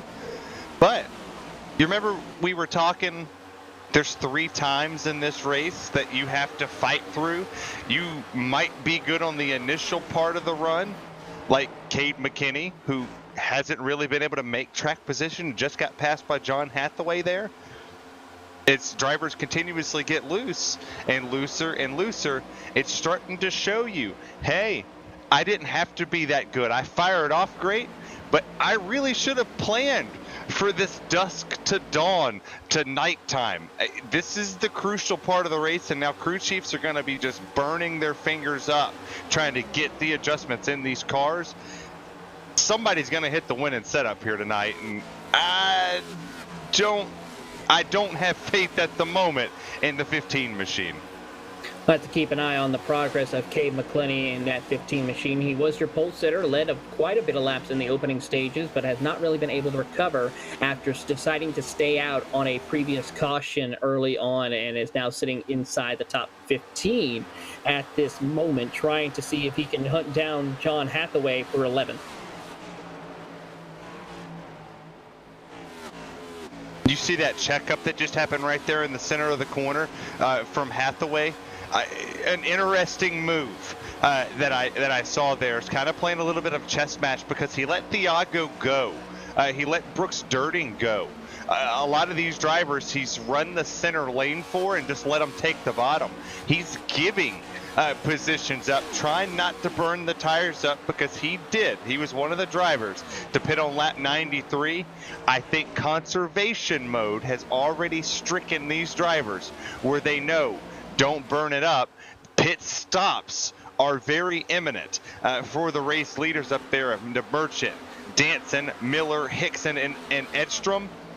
All of them were in before lap number 90. That 10-13 lap difference, Taylor, that makes a huge difference here. Certainly is the case. They currently are been running out on 46 laps for your top three right now. Austin Edstrom currently 37 laps at this point, so he's got a little bit of running left to do before he'll have to come down pit road. Currently, the driver who has made the earliest pit stop, who has already pitted the earliest, has to go a little bit further back. You have to go to Justin Keebler in 26th position. He pitted 31 laps ago. Well, that was an interesting and telling sign as you look here with Austin Edstrom, who did pit on lap number 89. The freshest tires in the front of the field doesn't always mean you're the fastest, right? He's running a little bit faster than the people in front of him. Not really wowing there. He's matching lap times with Matt Danson. Seth the Merchant's running a 30.99. That second fall off is here. We were running the best times were a 30.0, and the best lap time for some of these drivers came on that initial or that last pit stop that we had going to green. And for the top split drivers out here, right? So this being top split, you have your top guy, P number 1, and the third highest I rating sitting in P2. Those teammates have figured it out. And maybe they have the same crew chief on the box making just slight adjustments ever so often because, well, they're 1-2 for a reason, and they're on the oldest tires on the track. Of course, those of you wondering, yes, here on the iRacing service, if you're new to iRacing, of course, develops multiple different splits or different races for a certain event that you choose. And it's based off of your iRating, which is your level of racing, and as far as competing, depending on how well you finish in each and every race, as well as also how clean of a driver you are when racing out on the circuit. With that, the higher your iRating, the higher your split will be, as far as racing around the people around the same level as you are. And this, of course, is the highest split, with some of the highest iRating drivers on the iRacing service competing here on this race tonight. As we see here, some of these drivers are going to be working their way through, some of them even competing in some of the qualifying series to make it to the top echelons of eNASCAR and iRacing World Championship competitions. Of course, the one for the NASCAR side is the eNASCAR Coca-Cola iRacing Series, which just ran this past Tuesday for their Coca-Cola 150, as they had a shot of racing here at Charlotte Motor Speedway with these same next-gen cars. And it was a very exciting race where we saw Matt Busa take home the checker flag in an exciting fashion for Motorsports over on Tuesday night. Well, and Taylor, to make something even funnier, the higher your I rating is, you get a chance to race with Taylor Burris. Lower your I rating is, you get to race with Terry Radford. And I tell you, we do truck karaoke in C Open. So if you see me in C Open, start singing a tune because we're going to light it up with them. But DeMerchant's pulling away. Got a second gap to focus on the race here, obviously. You see the battles going on back here in the middle part of this track. I want to know what old Seth DeMerchant's doing because he's got a 1.1 second gap here and a 1.5 second gap all the way back to Robert Miller. He's got a fast hot rod in that number 1. Seth the Merchant, of course, a well-known driver here on the iRacing service, as we've seen him compete in multiple different levels. He will be in, of course, that round number 2 of the eNASCAR qualifying series, which kicks off in July later on this year during the summer months. As we watch him work his way through the field right now, of course, Seth the Merchant, for some of you who are new to the iRacing service, he has quite a bit of an extensive career on the iRacing service. as I take a look at some of his stats of him competing on the iRacing service. Started back in 2010 and has collected multiple different disciplines of wins. His iRating, an 8,100, one of the highest ones on the iRacing service. And in this year alone, he's picked up 8 wins, but his overall total career wins on the oval side alone, 635 wins. A stellar job for Seth DeMerchant in that machine as he leads the field in the 57 Toyota. I'm going to need to call him and see if I can borrow some of that. I saw that Parker White actually went and got a 9,000 iRating, and that was, to me, unheard of. I couldn't imagine that being a thing, but we take a look here with the 25 machine. That's Thiago Vieira continuously jumping up the pack. He's up to 7th and trying to make a run here. He's getting closer and closer to the 8 machine of Levine. Just got around half the way there, and he's got the 10 following him in hot pursuit, just stringing him on along up through the field. Certainly is the case right now, as we're seeing these competitors continue to do battle here at the Charlotte Motor Speedway. And as we watch on here, a couple of drivers trying to get themselves situated as we're approaching towards 150, towards the halfway point of this second segment of the iRacing Coke 600 here at the Charlotte Motor Speedway. And our producer kind of gave us a little whisper in the ear. Yes, there is several drivers here on the iRacing series that have a 10,000 iRating on the oval right now. There is a couple, of course, that have 10,000 on the road side, but we really see a lot of the oval side who get 9,000. That's crazy to think that somebody can actually stay on a road course that well. I mean, I enjoy road racing, but to have 10, to be 10K on a road course, I don't want to get in a race with them. I would love to talk to them, to sit down and have a conversation with them, but I couldn't imagine. I just could not imagine somebody being that fast. There was, we have a smoker on the front straightaway, and that's the 25. Oh no! He was so fast. Caution's out. Oh, and almost collects another car right there, but Thiago Vieira, his day is pretty much done with that hard contact. We're going to have to get a look at the replay here as we're under caution for the first time in this second segment here, as we'll see what happened to Thiago. As, just broke loose off turn 4, try to save it, hit the grass, around he goes, and boom, right there into the outside wall. Looks like he tried to take the Roval there. There is no bus stop here in the Coke 600. It was a good attempt, but there goes green flag pit stops. By the way, that for the top 5, top 6, it was about to happen. And with that, while the field is under caution, we are going to take our first commercial break, but don't worry, we'll be back for coverage of the Coke 600 here on iRacing and on RaceSpot.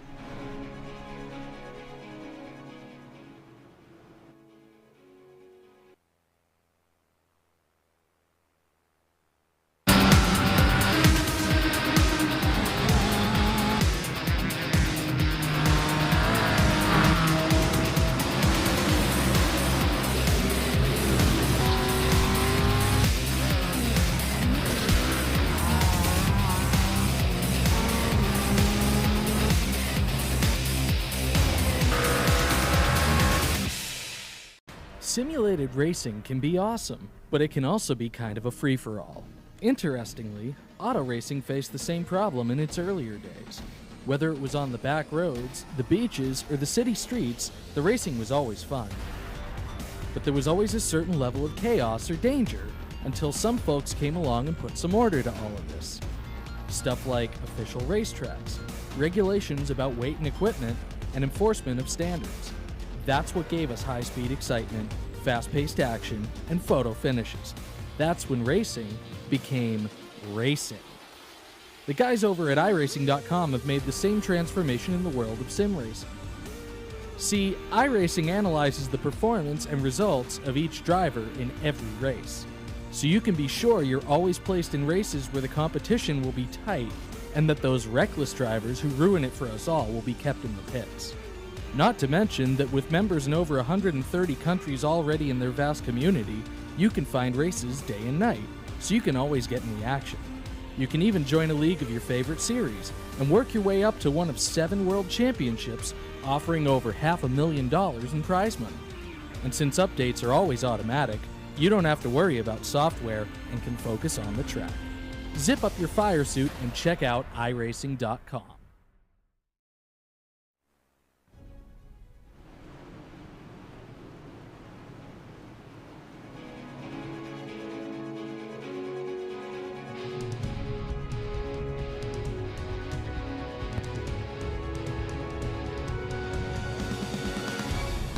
Welcome back to coverage here of the iRacing special event featuring the Coke 600, utilizing the NASCAR Next Gen cars here at the virtual Charlotte Motor Speedway. We are back here as we have completed 142 laps of the scheduled 400 laps. I'm your host, Taylor Burris, back here with Terry Radford, our producer, Tyler Maxson, as well as we're watching the action here on this great racing here we've seen so far. We just completed pit stops once again after our first caution during the second segment of the Coke 600 as Matt Danson, Seth DeMerchant, currently your top 2 at this time, followed by Austin Edstrom, Justin Levine, Jake Hickson, your top 5. As Terry, we take a look at the temperatures right now, and they made some significant cooling down a little bit since we started off the race, as we're dropped down to 77-degree air temp, 82-degree track temp. Yeah, about 7 to 8 degrees on the track temp, about 5 or 6 on the ambient temperature right here. But the partly cloudy is really what's kind of helping these drivers here, because the sun's not just steadily beating down. We have intermittent clouds coming through here, and I know most people go, oh, well, it's just iRacing, it's just a simulator. Well, the dynamic weather here on iRacing really change exactly what happens. This is realistic weather. This is why IndyCar, NASCAR, World of Outlaw drivers come out here and practice on this, is we're going to take the one to go here.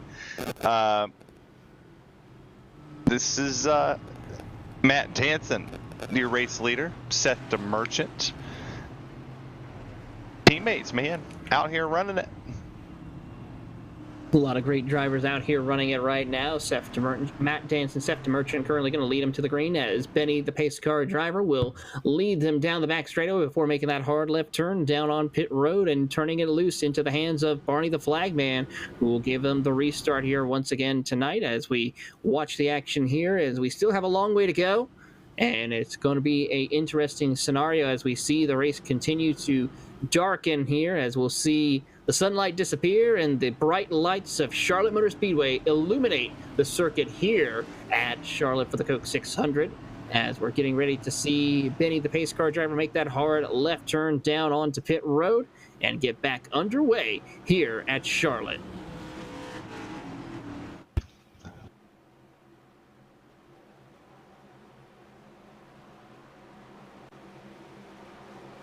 Benny, the pace car driver, makes a hard left turn down on pit road, and here they come as they see Barney the Flagman wave the green flag in hand as we're back underway here at Charlotte.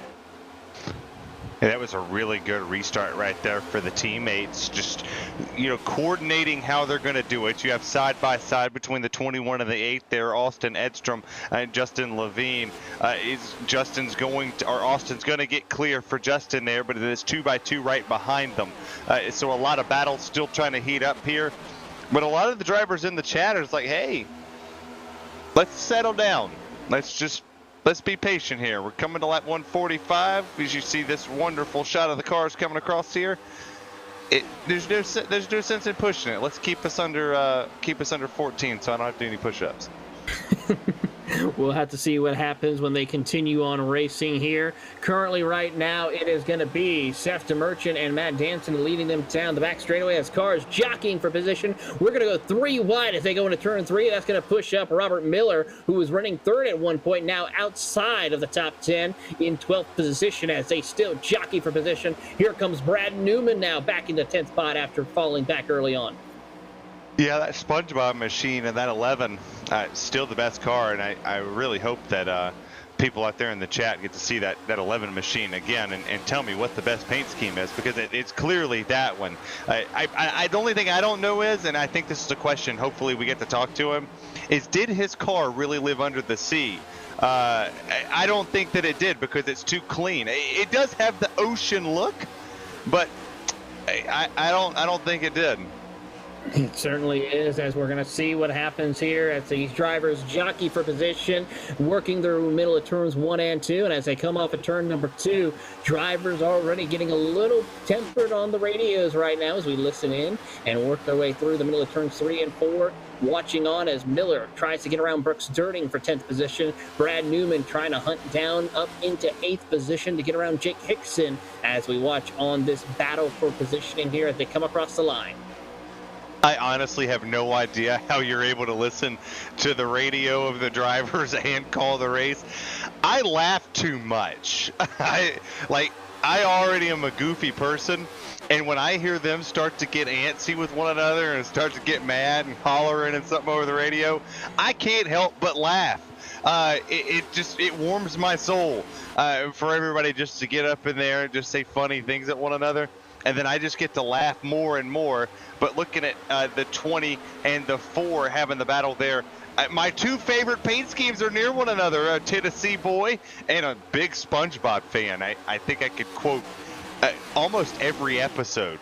And hopefully we have story time at some point in time in this one because I have a funny SpongeBob story.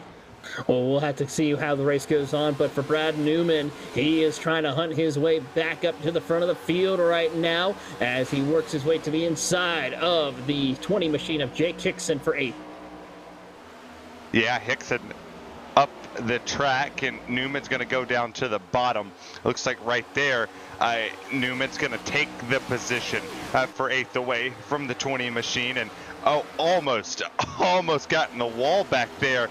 A little bit further behind him, I believe that's the 15 machine of McClenny, who at one point in time was the guy we said, that's your winner of the race.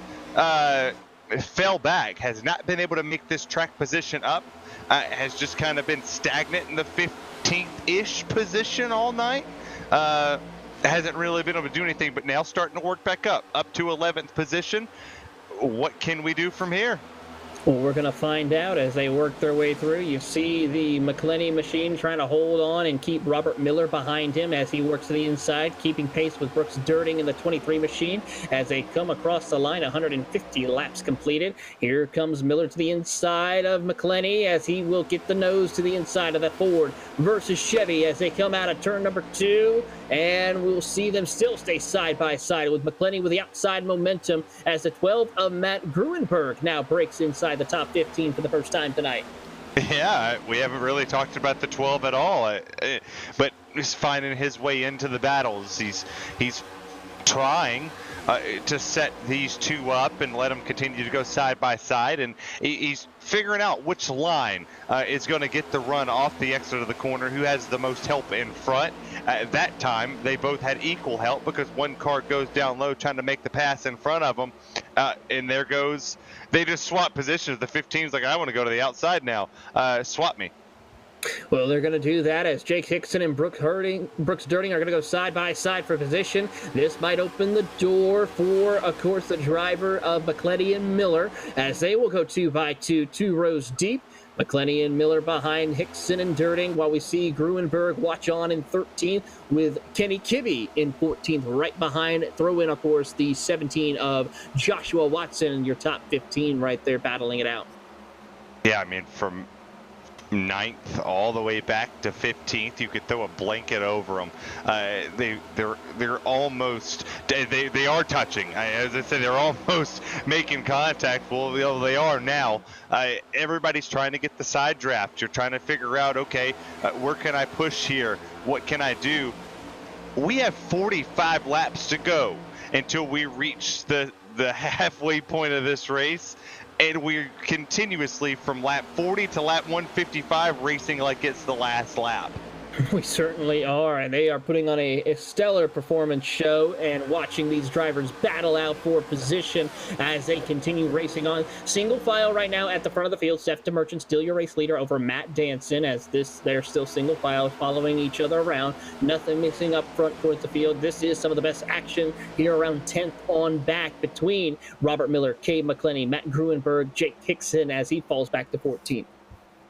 Yeah, you got Cannon jumping up here as well, and at the 20 of Hickson, you got the machine for Cannon down there on the bottom, and then insert Watson right there at the tail end of this one. All of these cars trying to get their track position back. Most of these drivers were in the top 5 at some point here tonight, and granted it's early. We're going to be coming close to lap 160. But track position's been huge. We saw it with of how Seth DeMerchant got up front, right? Stayed out on a pit stop, got lucky, caution came out, he was third. He's taken control of the race so far in this evening dusk time frame here as the track temps even going lower. It's now 83 degrees on this track, so 2 more degrees is dropped. 2 more degrees has dropped indeed on the temperature as we are approaching 40 laps left in this second stage as we are approaching the halfway point of tonight's racing action here for the Coca-Cola 600. Watching on this battle as we see Kenny Kibbe and Jake Hickson battling for 13th, Joshua Watson, Will Cannon, Noah Bitts, William Morris III, and Joshua Oshlim in this gaggle of cars as they work across the start-finish line heading back into turns 1 and 2. Yeah, they just continuously stay side by side here, and this has been one of the most intriguing battles to see because one will get a run off the corner, and they're not trying to burp it. They're trying to keep the momentum as high as possible. You see the 17 of Watson get around Kibbe there on the low side, and now you enter Cannon into the picture. He's going to try to make a run down there at Kibbe. All these drivers are in unison coming over the radio at some point in time tonight, trying to calm the field down. We went on a string of 5 cautions in a row. We couldn't get the green flag to stay out more than 10 laps. And now it's long run caution, long run caution. If that trend stays the same, we potentially might not ever see a green flag pit stop minus our lucky dog cars or our wave around machines, as now we've got tandem drafting here at the Charlotte Motor Speedway. A little bit of bump drafting happening on the straightaways as these drivers are trying to jockey for position. There you see the 08 of Will Cannon following Joshua Oshlim on the inside. And, of course, they're trying to find a way to get around Joshua Watson along with Kenny Kibbe and Noah Bitts, who was involved in an incident early on. But he's now back up inside the top 20. As they work their way through the middle of turn 3 and 4, heading across the start-finish line as they're catching up to Jake Hickson, who's struggling right now during this stage of this segment of the race. There's a ton of drivers that I've looked at the board so far, and they have started to struggle. I won't say Dan Shamoon struggling, but he's in that category of drivers that really haven't found the speeds. 31.0's kind of pushing the car just a little bit too much. In my opinion, he's a second off of his fastest lap, while other drivers are only 7/10 slower than what they ran on their initial fastest speed. I go down here to Cannon. Bitts, at one point in time, we were talking about him going into the top 10. He's now struggling to stay in the top 20. Kibbe as well. We saw him start to make a run to the front, and he's kind of stayed stagnant here as well. But the biggest person that I would say has fell off from the initial part of the race, it's Cade McClenny. I go back to him. I don't know if he's tire saving or what he's doing, but I believe he had a little bit of damage because his pit time altogether has been a long time. He has sat on pit road for a hot minute to try to get something fixed. But here comes the 10 of Oslem. He's trying to work over Watson here to see if he can continuously roll through this field. That's another driver who was loose at one point in time in this race. Seems to have made the right adjustment to push himself on a little tad bit tighter as they continue on.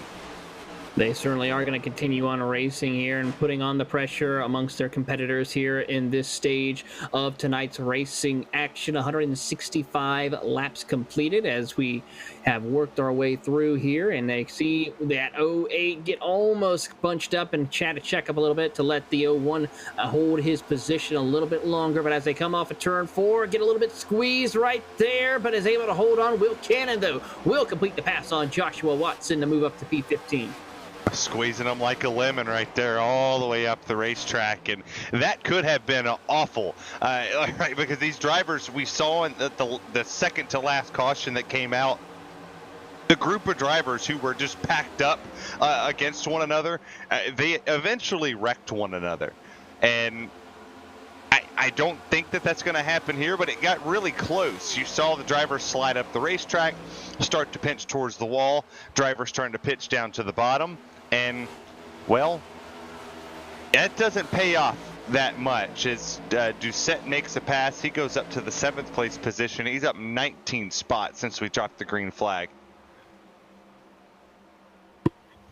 Currently, a couple of other cars who have been working their way up the field. Of course, the biggest mover of the night has to go to Seth Merchant. Started dead last in 36. He is your race leader. Of course, Matt Danson started 25th, is in second. 24th of Justin Levine. He's gained 20 spots in 4th. 26th to 7th of Ryan Duchette. And then Robert Miller, 29th to 9th. We'll also throw in Matt Grutenberg as well, 27th to 11th. Is it story time yet? Story time. Go ahead, Terry. We'll go ahead and get your story in. Can we get the camera on the 11? Because this is like the perfect opportunity. So I ordered pizza, right? From, I don't know if I can say it because we're on the iRacing channel, but it has a $5 pizza, like a lunch combo thing. And I go back to work. They deliver it to me. And I'm sitting down there, I'm at work, and I'm like, where's my drink? So I call the hotline, right? And I'm sitting there and I'm like, Season 1, Episode 2, Krusty Krab Pizza. You know, Squidward and SpongeBob walk through, and, you know, they're like, Krusty Krab, like pizza thing, yeah. And the guy's like, my drink? How am I supposed to eat my pizza without my Diet Dr. Kelp? So I tell that story to the lady on the phone, and not only did she give me a free pizza, but she gave me my money back and another free pizza. So I had lunch for like 2 days in a row of pizza, and all I did was sing the song. It was Krusty Krab, pizza is pizza. Such a great song, and it's so catchy. Hopefully I got it stuck in y'all's head too, because it's stuck in mine now.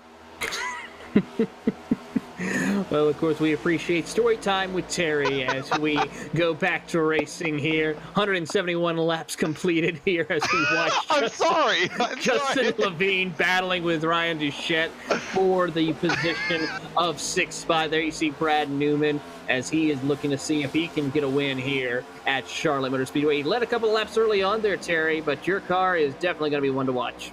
Oh, yeah, absolutely. You're starting to see him come up through the field. Doucette's going to make the pass down here. He's going to continuously go up through the field, go up to 6th. Newman. There we go. We're singing it in the chat. Krusty Krab Pizza, boys. That's it. And the 34, the Kellogg's machine, working his way back up through the field as well, all the way back here in 18th. William Morris, the 3rd, was really, really fast.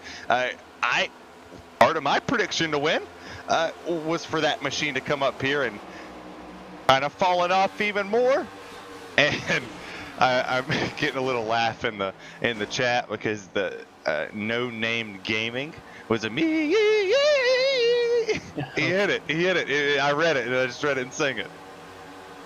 Well, it's going to be some fun here. Of course, we appreciate all of you watching on Twitch or YouTube, of course, on iRacing's Twitch channel, and of course on RaceSpot's YouTube channel, as we are closing in on the halfway point of tonight's racing action for the Coca-Cola 600 here, as we're watching these competitors battle it out. Currently, Seth the Merchant, Matt Danson, Austin Edstrom, John Hathaway Jr., and Brad Newman, your top 5 here, racing on into the night, as the clock in temperatures is continuing to go towards the darkness, and also we'll see the temperature continue to drop, but the competition will heat up even more so as these drivers battle it out. A little bit of a quiet stage as drivers are now just trying to get into that rhythm of logging laps, getting to that next round of pit stops. There you see the temperature for the track, 84 degrees at this moment, as they work their way back into turns 1 and 2. We're watching the battle between the 34 machine of, I believe that is going to be William Morris III and Kenny Kibbe. This is the battle for 18th, and then throw in Russ Boisvert and Jerry LePage, 20th and 21st. And interesting to see that we put the graphic back up there, and while just a little while ago we had a track temp of 82 degrees, it has now jumped back up to 84 degrees as the rubber begins to set into the Charlotte Motor Speedway. This is one of the longest green flag runs we've seen so far. We're 36 laps into this green flag stint. You're starting to see drivers utilize multiple different grooves. We've seen it throughout this race so far. If something does happen, it is blame Terry on this one, but drivers are starting to push the cushion a little bit. They're starting to get up there and run the Kyle Larson line, the Tyler Reddick groove, or the Dale Jr. line that he so famously wanted to go up there and rip that high side anytime he could. Sun's starting to set. The lights are beginning to flicker on here in the virtual Charlotte Motor Speedway. 14's got to run to the outside. We'll continue to go side by side here as these drivers aren't giving up here. They're continuously searching around, trying to find the groove, as this is the battle for the 15th position. Make that, I believe, the 18th position right now. Moving back a little bit. As Kenny Kibbe is trying to hold on to 20th position, Russ Boisvert will now try to get 19th away from him as they work their way out of turn number 2 down the back straightaway.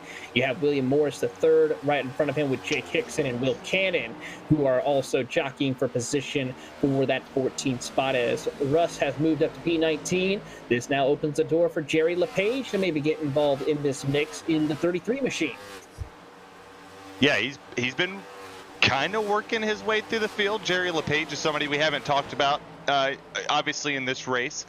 Slow is smooth and smooth is fast, and he's been one of the smoothest drivers so far. Once again, you look at his one-lap speed, 30.2. That doesn't fly off the page with a lot of people when you have Kibbe running a 30 flat, 29.9 for Brad Newman. Not something that pops off, but his consistency has been what's been holding him here. He's only fell off roughly a second in this 50-lap run now that we've seen, or 40-lap run, and my math is crazy. But hey, that's what happens. Are you sure you're not supposed to do math when it comes to race broadcast, Terry? My mom, I'm telling you, she can tell you. She's in the chat. Hi, Bama, RTR Ama. Oh, I jinxed it. Dang, he wrecked him. William Morris III is here goes around and collects Jake Hickson. Unfortunate for those two competitors who both were strong racing here. Oh, man. Yeah, we're blaming me here. Let's see here. He's coming off the corner. He smacked the wall like my Tennessee Volunteers get smacked against all the other SEC opponents.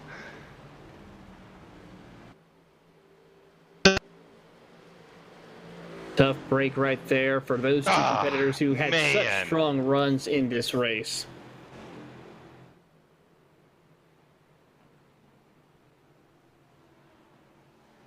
And so close to the halfway point. Yeah, an interesting point here from our producer is Robert Miller was a driver that we have been looking at quite a bit here this afternoon because he's been one of the faster drivers on the field. Obviously running P6 at the moment, was turning the fastest laps on the racetrack and making the most consistent moves. He's up 23 positions, Taylor. He's on a mission here this afternoon. He certainly is going to be on a mission here, especially as everybody's coming down pit road to get their tires changed and pit stops completed. And we'll see who wins this race off of pit road as we keep an eye on seeing who will do that as everyone gets into their boxes. And we'll see who wins the race. See a couple of cars already coming off pit road. And one driver will miss his pit box. That is Justin Keebler in the 32 machine. But for Matt Danson, he will win the race off of pit road, setting a blistering pit stop time of a 14.4 second pit stop. Of course, the fastest one out of all of them looks like to go to Brad Newman and 14.1 second pit stop. Even the pit crews are out here flying around. This obviously a blame me moment, and you're right, Dingo Overlord. I could be a Vanderbilt fan, but that's sacrilegious. I can't do it. Getting close to halfway. Track obviously now is starting to cool down, right? You know, we're down 2 more degrees. We jumped up on that green flag run 2 degrees up to 84. Track started getting slippery, getting really slick and slippery. But that time you saw the 20 get tight. He pushed tight off the exit of the corner, and it's like the wall just reached out and grabbed him. That kind of seemed like that he was overcooking that right front, and as every time he gets down to the corner, it was like he was rolling it more and more. Really was afraid to just keep 3/4 of the way in the throttle, to keep that rear end wanting to keep the traction on it and slip it out just a little bit and get it out of the wind. That's a tough break. The Kellogg's machine started out great and ends up on pit lane. He certainly does, and he's going to be on pit road for quite a little bit. He will rejoin the racetrack, as we currently have 29 cars out on the racetrack. 3 cars are off the lead lap currently, as John Lopresto has taken it behind the wall. His night is done. He will join Thiago Vieira, Justin Campbell, Octavio Rondoletto, Daniel Roper, Bruno Melo, and John Hall, as we see Chris Wilhite, Ty Ippolito, Gavin Lemons, currently the only cars multiple laps down. My mom is giving me grief in the chat. Is it because you're a Tennessee fan? Probably. Probably. I mean, I give me grief too. But yeah, it happens. I mean, obviously we started the broadcast with the cams on, and I'm in my Tennessee chair. It happens here. It's a part of life. Keebler comes back down pit lane. Well, of course, he missed his pit box, so he had to come down pit road because he was going to be stuck on the racetrack with, of course, it now split, but it was quite a ways, multiple laps on his tires, so he would not have been able to hold strong. And plus, he was someone who was towards more at the back half of the field, so it's been very interesting to see how he would have been able to hold on if he stayed out. But that opens up some strategy, and I know people are going to say, you know, when you get lemons, make lemonade. That's an opportunity to make some really good lemonade, because if he comes off the racetrack, he comes on the racetrack here. Obviously, he's going to have to burn a little fuel and put a little heat in the tires to get around the track and catch up to the tail end of this field that's now on the back straightaway. If and only if he clutches back here in the back and he just sits here and saves, prays for a caution to come out, in hopes that it maybe knocks about 3 or 4 drivers out, this could be an opportunity that he could stay on the racetrack and quite possibly jump and flip track position. I know 1 lap doesn't mean anything, but it kind of does. Well, we're going to see how that strategy call will work out as Benny the pace car driver makes the hard left turn onto pit road, and Barney the flag man has the green flag in hand as we're back underway here at Charlotte. Matt Danson jumps out to the early lead over Seth DeMerchant. Brad Newman also trying to hunt his way back up towards the front of the field as he is getting immense pressure from John Hathaway, Robert Miller, and Ryan Doucette. Justin Levine also in the mix as they're going to go 2 by 2, several rows deep. But for Matt Danson, he is checked out and cleared down the back straightaway by 0.4 of a second. Yeah, Matt Danson he's taken off to the Hall of Fame is what he's trying to do, and the 11 machine of Brad Newman working his way. He's got clear for second, so now it's going to be a battle between Miller and Seth DeMerchant. Those two would would say that they've been right on the money with one another so far this afternoon. But that 11 machine's just been a little bit better on the short run. Once we get to about 10 laps into this run, he starts to fall off the pace just a little bit, about 3/100ths to about a tenth of a second a lap off of what the leaders are running. So he has to make the good while the getting is good, and he's going to have to continuously run away here from Seth the Merchant if he's going to go up there and catch Matt Danson, who across the platform, Danson's one of the best racers here, but it's a battle of Australians. P1, P2, and then it's Americans all the way down to you find the first Canadian and Jerry LePage at 21st. Matt Danson, of course, is considered to be the #1 ranked Australian oval driver here on the iRacing service with a 6,900 I rating. He's picked up a total of 284 career oval wins on the service since joining back in 2016, as well as a driver for the Logitech G Altus esports team, which is consistent of drivers such as Matt Danson, as Brad Newman tries to take the lead away from him down the back straightaway. Side by side they'll go. Seth the Merchant, Robert Miller watches on as they work their way back into turn 3. Are you ready, kids? Aye, aye, Captain. He takes the lead. Brad Newman from Bikini Bottom to race leader on lap 190 of 400. Wave your towels. Here he comes, and he's going to run a different lane, let some air get on the front bumper of the 3 machine of Matt Danson, which I don't think was a smart move because that allowed Danson to rotate the center better. The 3 or the 30 on the racetrack, whenever you put air on the front bumper of his nose, he's really been able to push there. Now you have a battle here between Doucette and that's, believe that's Hathaway here coming back through the field in the Roasted Gems machine. He's really going to have a strong run as they work their way through the middle of turns 1 and 2, as they work their way out through the middle of the corner. Down the back straightaway they go, and a strong drive. A little bit of a bobble, though, for Doucette. Has to back it off. That opens the door for Justin Levine now and John Hathaway to try to make tracks. Yeah, and Hathaway's running the bottom lane. Obviously, you have Doucette running the high lane and starting to push just a little bit more. Every one of these drivers know that the halfway point starts to really define what this racetrack is going to become over the course of the next 2 hours or 3. I've lost track of where we're at. We're a long time into this race. We're 2 hours and 18 minutes in, Taylor Burris. The marathon is almost over if you have happy thoughts. Now we've decided to go single file through this top 10, and oh, the leader's turned! No! It's trouble for Brad Newman and don't come back on the track. Chaos here at Charlotte. Well, his pineapple is gone.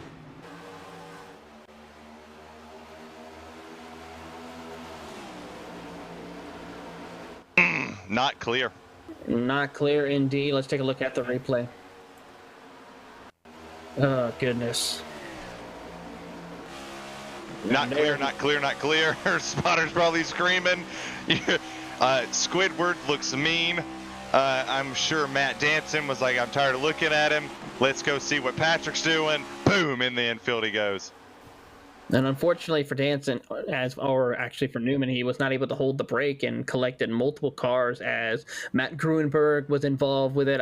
We lost count of how many people were involved with this, but we're going to be losing a lot of drivers after that one.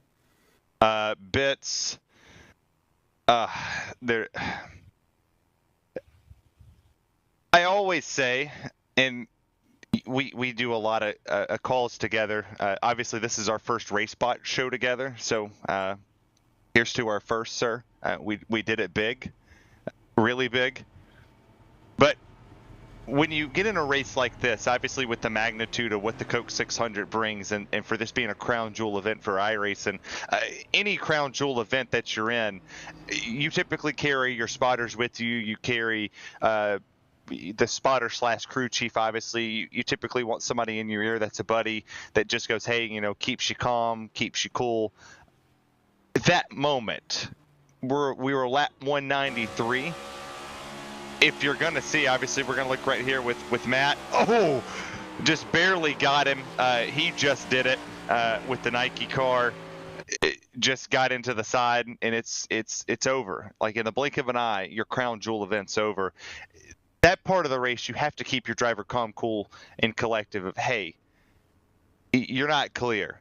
And if you're holding, I would say at that moment, holding the brake in the grass, he slid back on the racing surface, took a couple of the drivers out, and it's just, it's tough because now we're going to go halfway to start the next 2 hours, and I think we're on caution 9.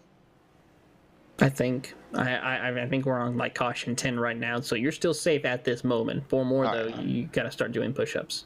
Yeah, well, that'll be a sight within itself. Take another look here as we're on board with Brooks Durning of how he was able to get involved, and he barely skimmed by the skin of his teeth, cutting through the grass. But a close call for Brooks Durning. He's able to continue on. That eagle looked fierce on that front hood.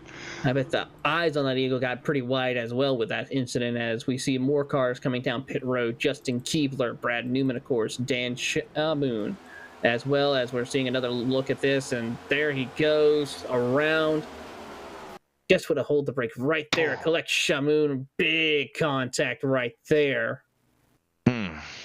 As more cars. And then comes back down. Misses one. I believe that was, I had to say Noah Bitts. If we can get a look at his replay action right there, that was hold on to your life right there and hope for the best. Oh, and for the people that just joined in here, we have a bet. Obviously, we don't put money on things, but I guessed 14 cautions.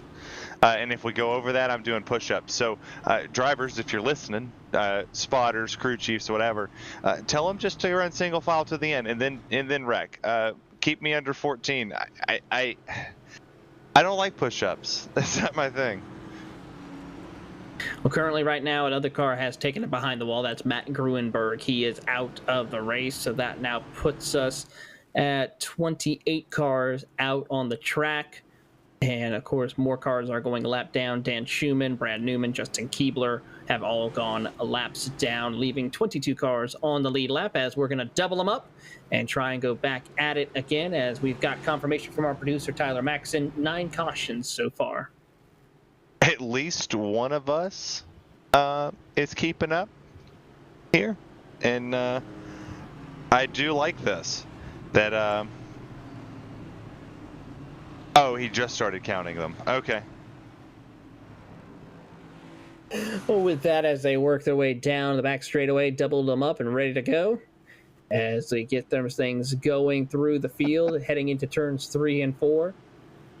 And as we keep an eye on seeing, Benny, the pace car driver, continues to lead some more laps for him to add to his total lap counter, as he will be making that hard left turn. And Barney the Flagman will get a good workout on his arm as he gets ready to wave the green flag momentarily, as we're about to go back racing here at the Charlotte Motor Speedway, about to cross over into the halfway point of tonight's race.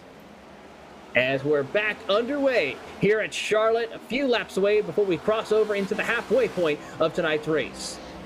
Yeah, we're getting close. 1 hour and 45 minutes. If we all stay green, we'll get in bed before 1:30 Eastern Standard Time this afternoon. I go to work at 8. 1:42 now if we all stay green. So we're making progress here. We're making big progress here this afternoon. Appreciate all the fans for tuning in to Race Spot on YouTube and for iRacing on Twitch. Taylor, this has been fun. Matt Danson, Seth DeMerchant, Chevy, Toyota, Ford, all makes are in the top 3 here this afternoon. And all, of course, Logitech G Altus esports drivers as well. Danson leads, DeMerchant, Robert Miller right there in 3rd position. John Hathaway, Austin Edstorm right there rounding out your top 5 with Edstorm, Levine, 2 drivers from the Frontline Esports team as they work their way through. Jonathan Oshlim and Brooks Durning battling for 7th position, as you see on screen.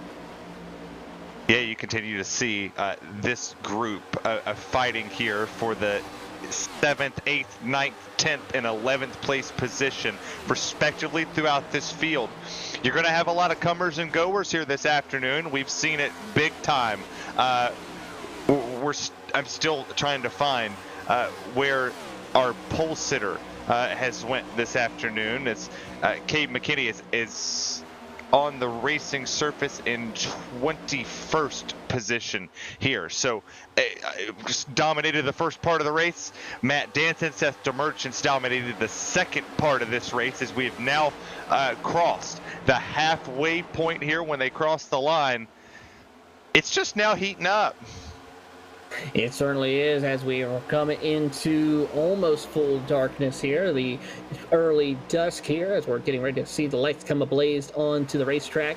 As you already see it at the top of some of the amazing towers here at Charlotte Motor Speedway. Of course, if you ever get the chance to go to this racetrack, this is a race I would highly recommend going to when coming to watch NASCAR racing action. It's right in the backyard of a lot of the great racing teams here in NASCAR. You got the Hall of Fame. Charlotte in general is just a beautiful city to come and visit when you want to catch some great motor racing action here. Yeah, I mean, this is, you think of all the racetracks that are in the Charlotte area, or in the North Carolina part. You got Hickory. You head on over to some of the dirt tracks that are here. There's a lot of stuff when you go there. You got the NASCAR Hall of Fame right down the road. Some people were posting earlier, they went and saw the statue of Dale Earnhardt over in Kannapolis. All the race teams are here. There's so many things to do in the hub of NASCAR. I hear you can go over and tour where they do the NASCAR Race Hub, shows. You can go check all of that stuff out, where some of these drivers one day might find themselves on FS1 or one of the major television networks that are out there. iRacing's getting very big, as you see the 87 and the 14 right here almost make slight contact through the corner. This is part of the race here, where you're going to start seeing the cars that are handling better come through this field. Some of them in the initial part were just raw speed. Now the handling starts to kick into this race, with the track temp going down to 81 degrees here, with the winds now shifting to the south at 7 miles per hour. A little bit of a change here this afternoon, and it's, I think we're pushing 8 o'clock sim time with the way the sun's setting. 8 o'clock sim time, 11:30 p.m. Eastern time, as we watch on the battle. Seth DeMerchant now is your new race leader after getting around his teammate Matt Danson. Robert Miller moves up to P number 2 as we watch on the battle for position between Kenny Kibbe and Brooks Dirting for 10th. Throw in Noah Bitts in the 7 machine as they work down the back straightaway, continuing to do battle and jockeying for position for that 10th spot, and give the position to Noah Bitts right there, as he will get around Kenny Kibbe, and Joshua Watson gets caught up in the mix as well. Yeah, and for Bitts, he was one of the drivers that we highlighted as well as one of the goers in the early part of this race, and it's no disrespect to him right there in the 7, but he started to slide back, was running back in 19th or 20th, but in the first 50 laps we started seeing him climb through the field, and now he's doing it again, starting to make his way up to the 11th place position, plus 11 spots, and he's one of the faster drivers on the racetrack. He's one of the only ones so far that I've seen go down and run the 30.4s. Now he makes a way into the 10th place position, getting around Brooks Dirting. A lot more happening. Here comes Will Canyon. Ryan Doucette's working back up here. Robert Miller's up to 2nd, by the way. Robert Miller having a strong run right now in this second half of the race. 207 laps completed as we watch on Ryan Doucette and Justin Levine battling for position. Justin Levine, of course, one of the main competitors in the NASCAR iRacing series. Currently, out of 5,000 drivers who have entered, he sits 5th in the standings behind Joseph Piscotti, Chris Wilhite, who's in tonight's race, currently sitting in 23rd, 3 laps down from your race leader. Then Noah Bitts, who is inside the top 10 as well, and Garrett Maines, your overall points leader, in tonight's racing action. He's not racing here tonight, but has picked up currently the most points so far, about 10 points ahead of Noah Bitts in the NASCAR iRacing Series Championship, which goes on all the way to Phoenix at the end of the year, as we see him currently battling on for position, watching these competitors battling it out right now. And talking about those points there with Garrett Maines jumping up to where he sits the top of the leaderboard so far in this battle of attrition throughout this entire season. And I know only the major events get covered for this right here, but it's still a big deal for all iRacers and even for the Coke Series drivers that come out here, and they might get to race against people that obviously aren't in the Coke Series, might not be in the Road to Pro, the NASCAR qualifying series, and they get to learn some things. It helps them develop their craft for what they're going to do there. They go here as now we have a battle for the lead as we're 0.3 of a second separate Seth DeMerchant and the hardest charger, who's now matching lap times with Seth DeMerchant. That's Robert Miller.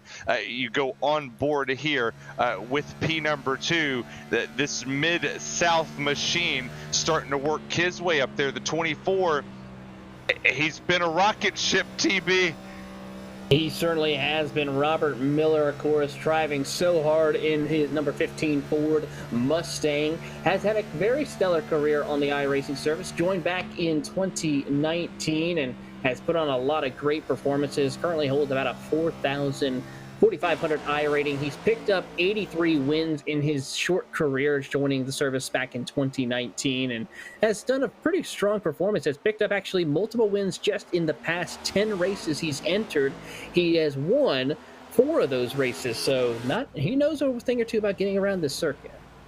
And can we get a big round of applause for Taylor Burris for just on the spot giving us stats about these drivers? And that's something that most people in most places aren't going to necessarily dive in about. These drivers, some of them started in 2019, some started, a whole lot earlier. But look at your top 3, all under the same umbrella, all running the same scheme. So it shows you that these 3 drivers have figured something out. I mean, whenever we show them on the cams, I honestly am lost. I'm searching numbers instantly because, well, they're all fast. They're all here, but the only thing that saves me is Toyota, Ford, Chevrolet teammates, all running different manufacturers, but I would believe that they're running the same setup because they keep matching lap times consistently throughout this race. Certainly is the case right now as we're watching them battle it out here, and we see those Logitech G Altus esports drivers holding position, making sure they contend with their competitors here tonight. And it's such great racing between the 3 teammates, showing respect amongst each other and racing very hard here as they continue to log laps here tonight, as we continue to battle on and watch these drivers work their way through. And of course, behind them is John Hathaway Jr. in that number 9 Roasted Gems Chevrolet, also driving for Ryko Motorsports. Had a very strong career on his iRacing service, picked up 4,700 I rating currently, as he has been on part of the service since 2013, 142 wins for his career. 11 of those has been this year alone, so he has been having a very decent run, picking up a couple of wins in the past 10 races, 3 out of 10, so about 30% races he's entered, he has won. So not a bad season for him so far for John Hathaway Jr. No, not at all. And you know what's kind of surprising here so far, Taylor, is that we have not seen lap traffic really play a factor into this race. I mean, we haven't seen the green flag run shape up as you look here at the 33 and the 14 beginning to battle here. This would be a battle going all the way back if my timing and scoring is correct, and which I hope that it is. I cannot find that one. I believe this is a battle for the 15th and 16th position, respectively, on the racing surface. So, battles all over the place. We could go from battles up to first. We could go to battles to 20th. They're all over the place. As now Here comes Hathaway in the 18 machine going up to third, and well, there's Doucette working his way up to fourth, and Danson back down to fifth. Yeah, it looks like Danson is starting to struggle a little bit with his run here in this stage of the race right now. Currently, 219 laps have been completed as they work their way through the middle of turns 1 and 2. Seth DeMerchant has stretched out to about a half a second lead over his teammate Robert Miller right now, but as they work down the back straightaway, Doucette now getting around some lap traffic at this moment. That is going to be that's the former pole sitter, I believe, that they just went by. Trying to see who that was that they just passed. I believe that might be... That is a lap car that they're working their way around. Can't catch the motor off the side. It's hard to catch them here. They're moving so fast around the racetrack. And the fans at home are loving it. You got people talking about they love the camera vibration effects as the drivers pass by. And this is... I always am in awe whenever I do shows like this because, one, iRacing gives us such a platform in such a way to enjoy these shows. When I first started watching, whether it was Podium Esports or the iRacing channel itself or RaceSpot, you think you're watching the real thing. You swear up and down that if you send this at home to a family member, they think they're actually watching. They think they're watching NASCAR on your screen or IndyCar or whatever. It's all there. It's there for you to see. As you see the 15 machine here, he's going to get out of the 14. This battle has continuously heated up here. And most of these drivers fighting back here for the 15th, 16th position, doing a phenomenal job. That's Joe Francis going up against Kenny Kibbe right now, the battle for 14th position. Throw in the 33 of Jerry LePage as we see those drivers battle out. Of course, Kenny Kibbe has had a long historic career on the iRacing service, joined back in 2017. Not a whole lot really on the side of oval racing, only 8 wins in his career, but he is a well-known driver when it comes to the top split here, but has picked up many accolades in his time racing on the iRacing service, including the multi-champions in the Bootleg Racing League on the league here on the iRacing service, as well as a Bathurst 12-hour winner and a 24 of Daytona hours winner back in 2019 and in 2020. So well respected in the competitors on the league side, but has picked up some strong performances on the official side of the iRacing service at this time. Yeah, a lot of these drivers here, you have a whole lot of different backgrounds that are in this race. Like we said, we have people from all over the globe that wants to race in this. Obviously, we talked about the importance of what the weekend of Memorial Day brings. Granted, it's a weekend to honor the fallen for America. You know, this is as a veteran, as somebody who has lost loved ones, who's lost friends in service and in combat, this weekend is for them. This weekend is to honor everything that they put into this nation and to honor what our nation stands for, right? And here we sit. We get blessed as race fans to go from Monaco to Indy to NASCAR to end it, and most of us are off on Monday, so it doesn't matter how late we stay up with the Coke 600. Here we sit. Getting ready for the greatest day in motor racing, of course, with the triple threat of Formula One, IndyCar, and NASCAR racing on Memorial Day weekend. As we see all the action kicking off, and we hope everyone will get to enjoy that wonderful day as we see some of the great racing action. And to kick off the week, we saw, of course, with the virtual Indy 500 for the past 2 weeks prior to this week, with virtual Coke 600, as well as we see competitors continue to log laps here. Currently, we should be seeing pit stop cycles here in the next 10 to 15 laps if we stay green flag at this time, but Seth DeMerchant still holds on by about a second over his teammate Robert Miller, with John Hathaway trying to close in third position right now. And Hathaway lap time wise ran a 30.92, was 7/100 slow or faster than Robert Miller, and was 3/100ths faster than Seth DeMerchant. But hundredths around the Charlotte Motor Speedway, is like a drop of a faucet. You just turn the water on ever so slightly, and just one little drip at a time. That's what a 100th of a second feels like here. And this time we flipped it.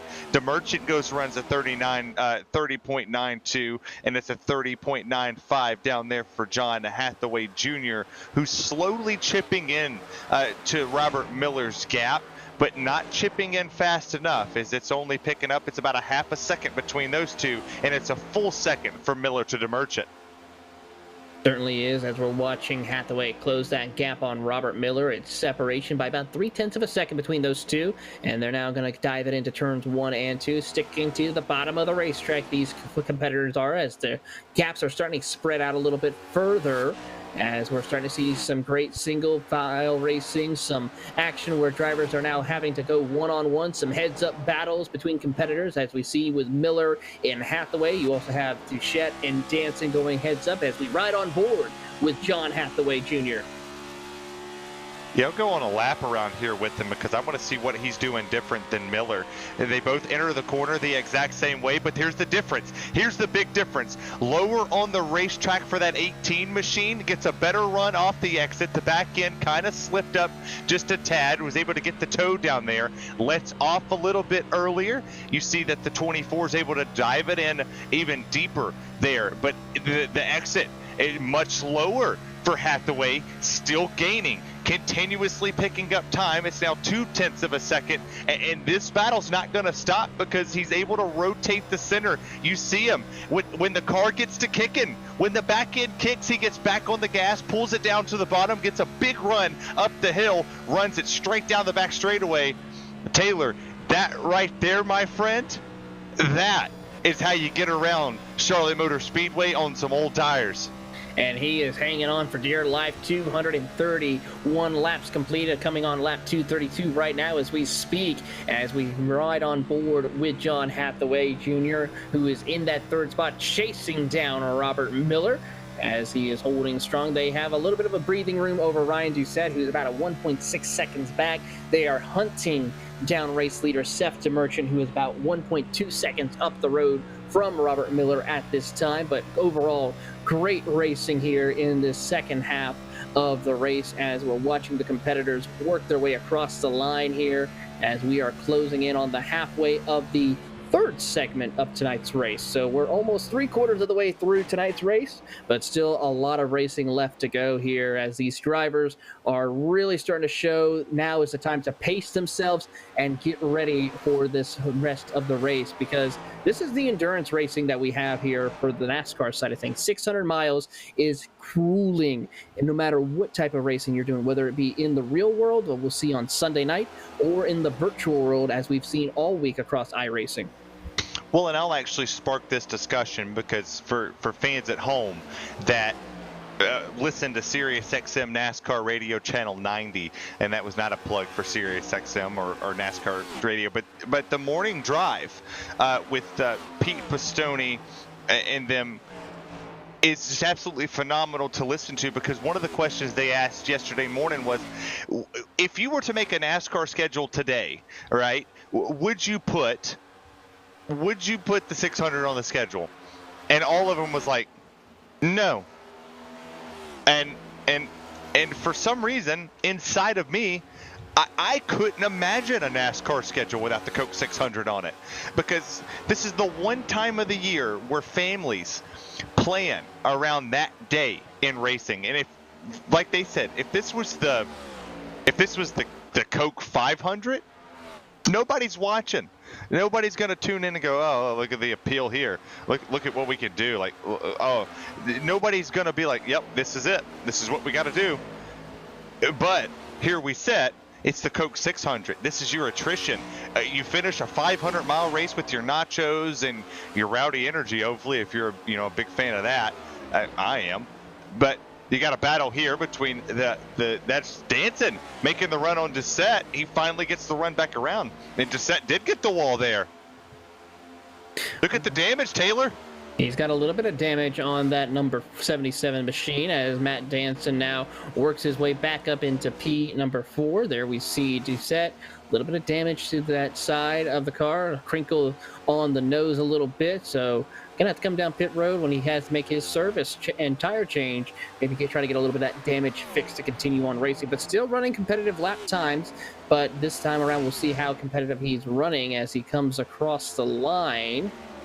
As we see him, that's coming across. Still a little bit off the pace compared to he's normal. way off. He has got some issues. I think it's safe to say Doucette is in a little bit of trouble right now. Well, if you look at the lap times here, and I'll share this, I'll post this link out here in the chat if it's allowed here in just a second, but a 31.35, that's 0.3 of a second off of what the leaders run. And John Hathaway Jr. just ran a 30.92. That's 0.5 of a second off of what he's running. Granted, he's catching the draft a little bit of Matt Danson, but he's quickly fallen off. He went from a 0.2 of a second. He's lost 0.5 of a second back to Danson alone. That's a big fall off here, a very big fall off. Very big fall off indeed, and we'll see how that works out for some of these competitors here as they continue to log laps. As here comes the 4 machine now trying to John Hathaway onto the back bumper of Robert Miller. This is one of the best battles on the racetrack, the battle for P2. As they come across the line and head back into turn 1, Miller still holds strong over Hathaway, while Seth the Merchant has checked out on the competition. Seth the Merchant's gone, and I've never been proved wrong much. I'm just kidding. I've always proven wrong. But Seth the Merchant did exactly what I thought he couldn't do. I thought for sure when he stayed out on that initial, the initial caution flag, I said there's no way. And that was lap, I think that was like 42. He stays out, and it's like there's no way. There's no way he stays out and he holds this race lead. Sure enough, here he sits P1. Strategy flip from 3rd to 1st after he fell back on the restart. Driver starting to pit. Joshua Watson comes down. We've opened the window, opened the door here to green flag pit stops. Who's the first domino? I think we found it. Here comes. I believe that's Robert Miller, second place on pit road. Robert Miller, the first one to blink as he will come down pit road, and we'll see who else will join them as we watch on to see the rest of the field. This is the battle for position between 4 of Jonathan Oshleman and Ryan Doucette. As those two will battle, there's Justin Levine right there in the background as they work their way back into turns 3 and 4. Now we'll see who else will join them down on pit road. As we see our race leader, Seth DeMerchant, stay out on the track. Doucette stays out also on the racetrack, along with Levine as John Hathaway Jr. comes down. Yeah, a lot of stuff starting. And if you're Seth DeMerchant, you obviously had a second and a half, 2-second lead on Hathaway and on Robert Miller. What do? Do you come down now? Is this your time? Because if you don't, what are you giving up on the back end?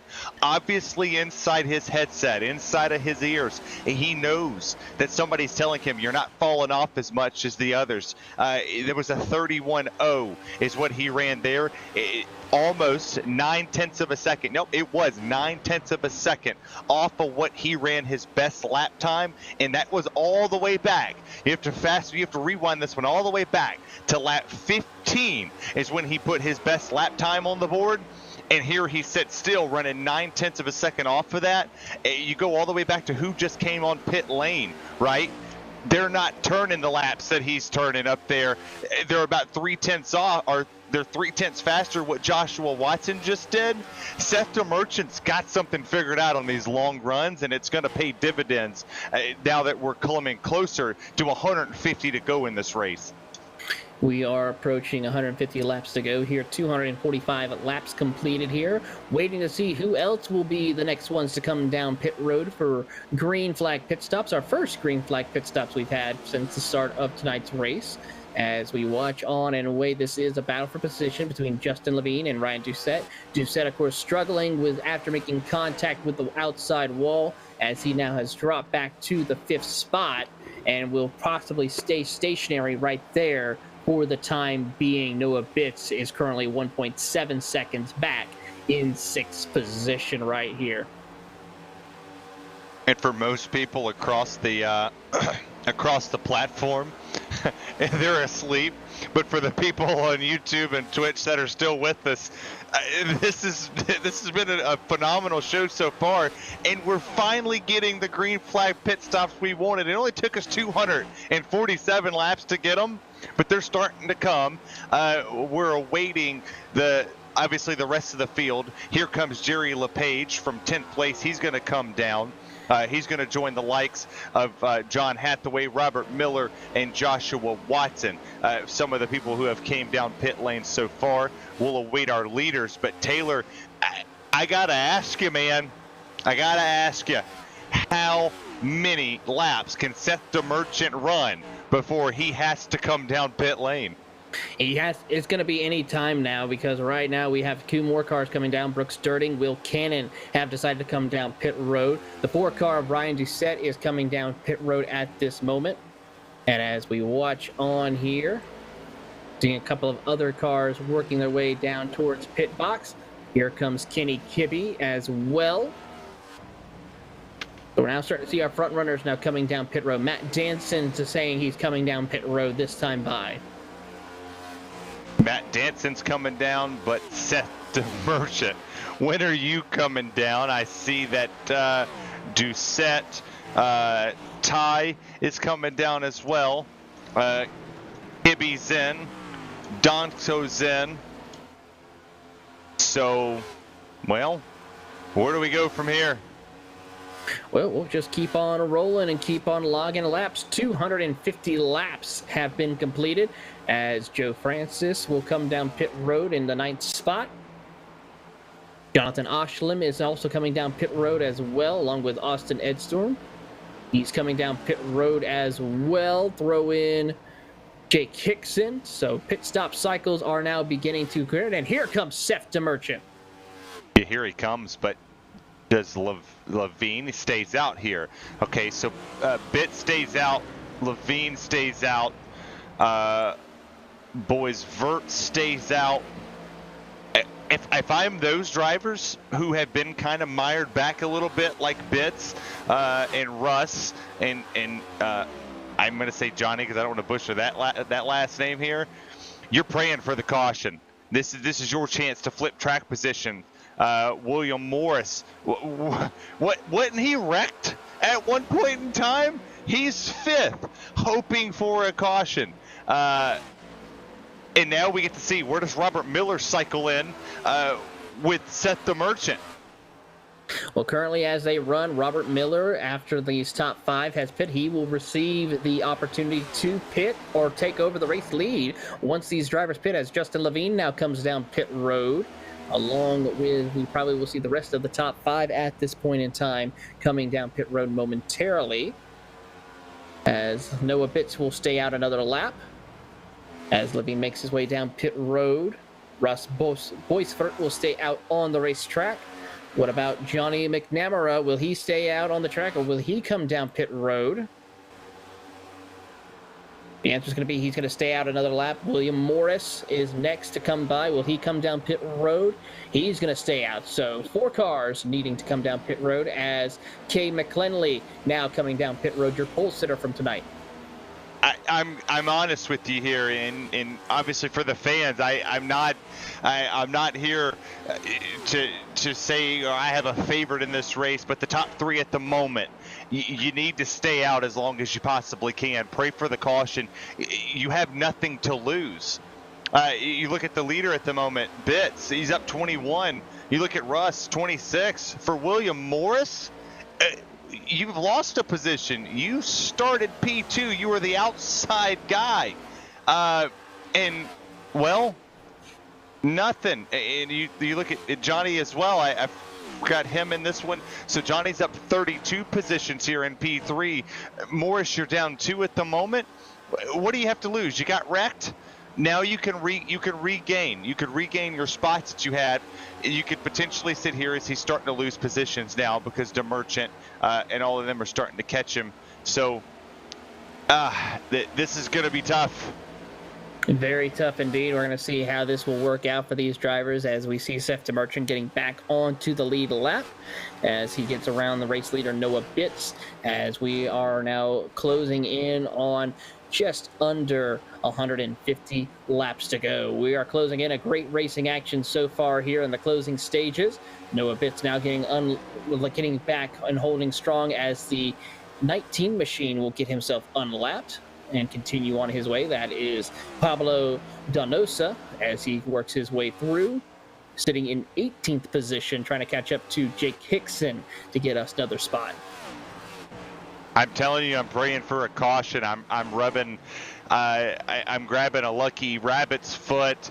I'm saying a prayer under my breath. I'm doing something to hope and pray that you get a caution if you're somewhere in this top 4 at the moment, that you have something that's going to go on that could change the outcome of this race. It might not. It lets you flip track position, but it gives you an opportunity to go as Miller has caught Morris. He goes to 4th, Morris back down to 5th, and not a whole lot of damage on that 34 machine that we initially thought should have or would have been on it. He's not able to run the bottom. It's good, but I need a caution. If you're the leader here, Bitts needs it. As we get reports that Noah Bitts and Johnny McNamara are coming down pit road, so they can't continue on. Chris Wilhite also will be coming down pit road in the 5 machine, so that will just leave Noah Bitts, or actually Russ Boisford, along with, I believe, one more other car, William Morris III, as well, who has yet to pit. 14 seconds. That's what I would say if I'm Rush. You got 14-second buffer all the way back to Miller. What are you doing here? I mean, you're getting caught very quickly by the drivers on new tires. William Morris. You're not losing much, Taylor. It's going to be critical for drivers such as Russ Boisford, who needs to come down pit road any moment. William Morris III is coming down pit road this time by, as Robert Miller is just hunting down Russ Boisford, as we are now 260 laps complete, 40 away from the 100 laps to go. There's people out there in the chat talking about throwing things on the track. I'm doing anything possible for a caution. I'm coming over the radio telling the iRacing officials it's raining in 2. There's water like the All-Star race in the corner. He's got to come down. He's radioing now. He's coming down. He can't. It looks like he's sputtering. Yeah, he's down to 130, 128. Yeah, he's coming down pit lane now, and the Hail Mary, the Josh Dobbs to Jawan Jennings in the Georgia-Tennessee game, it's not going to work. He's definitely going to lose a lap here. But it was worth the game. It was worth the challenge to see what you could do if you could get the caution. And with that, we say happy Saturday to all of you here on the East Coast, as it is now 12 a.m. here on Saturday, May the 28th, as we are continuing to racing here at the Charlotte Motor Speedway. 262 laps completed, as the track temp has dropped to 82. It's kind of stabilized around the 82 degrees temperature here, as it's 9:07 in sim time on May the 29th. Well, good morning, Taylor. Good morning to you, Terry. Of course, here is we're hosting tonight, Terry Radford, along with myself, Taylor Burris, our producer, Tyler Maxson. It's the triple threat here tonight. Yeah, for the people out there, the references for Tennessee, I'm a big Tennessee fan, as we take a look at these awesome cameras provided by Tyler Maxson, one of the best producers that we get a chance to work with throughout our time at iRacing, and on the platform with RaceSpot, and all the wonderful places that we get to work as fans. What's that saying that comes through there? Yeah, Dougie Beard for making the cameras earlier today. It's a great Friday night into Saturday morning, as it's 12:01 Eastern Standard Time here on Saturday morning. I've got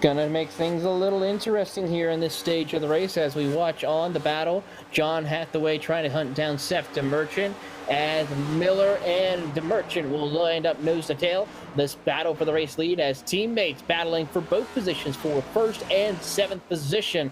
Watching these two go on is some great racing here in this stage of the race. Third stint of the race, track is stabilized at 82 degrees Fahrenheit, but the track has also picked up some speed. We've started to see faster lap times across the board, less slippage of the rear tires.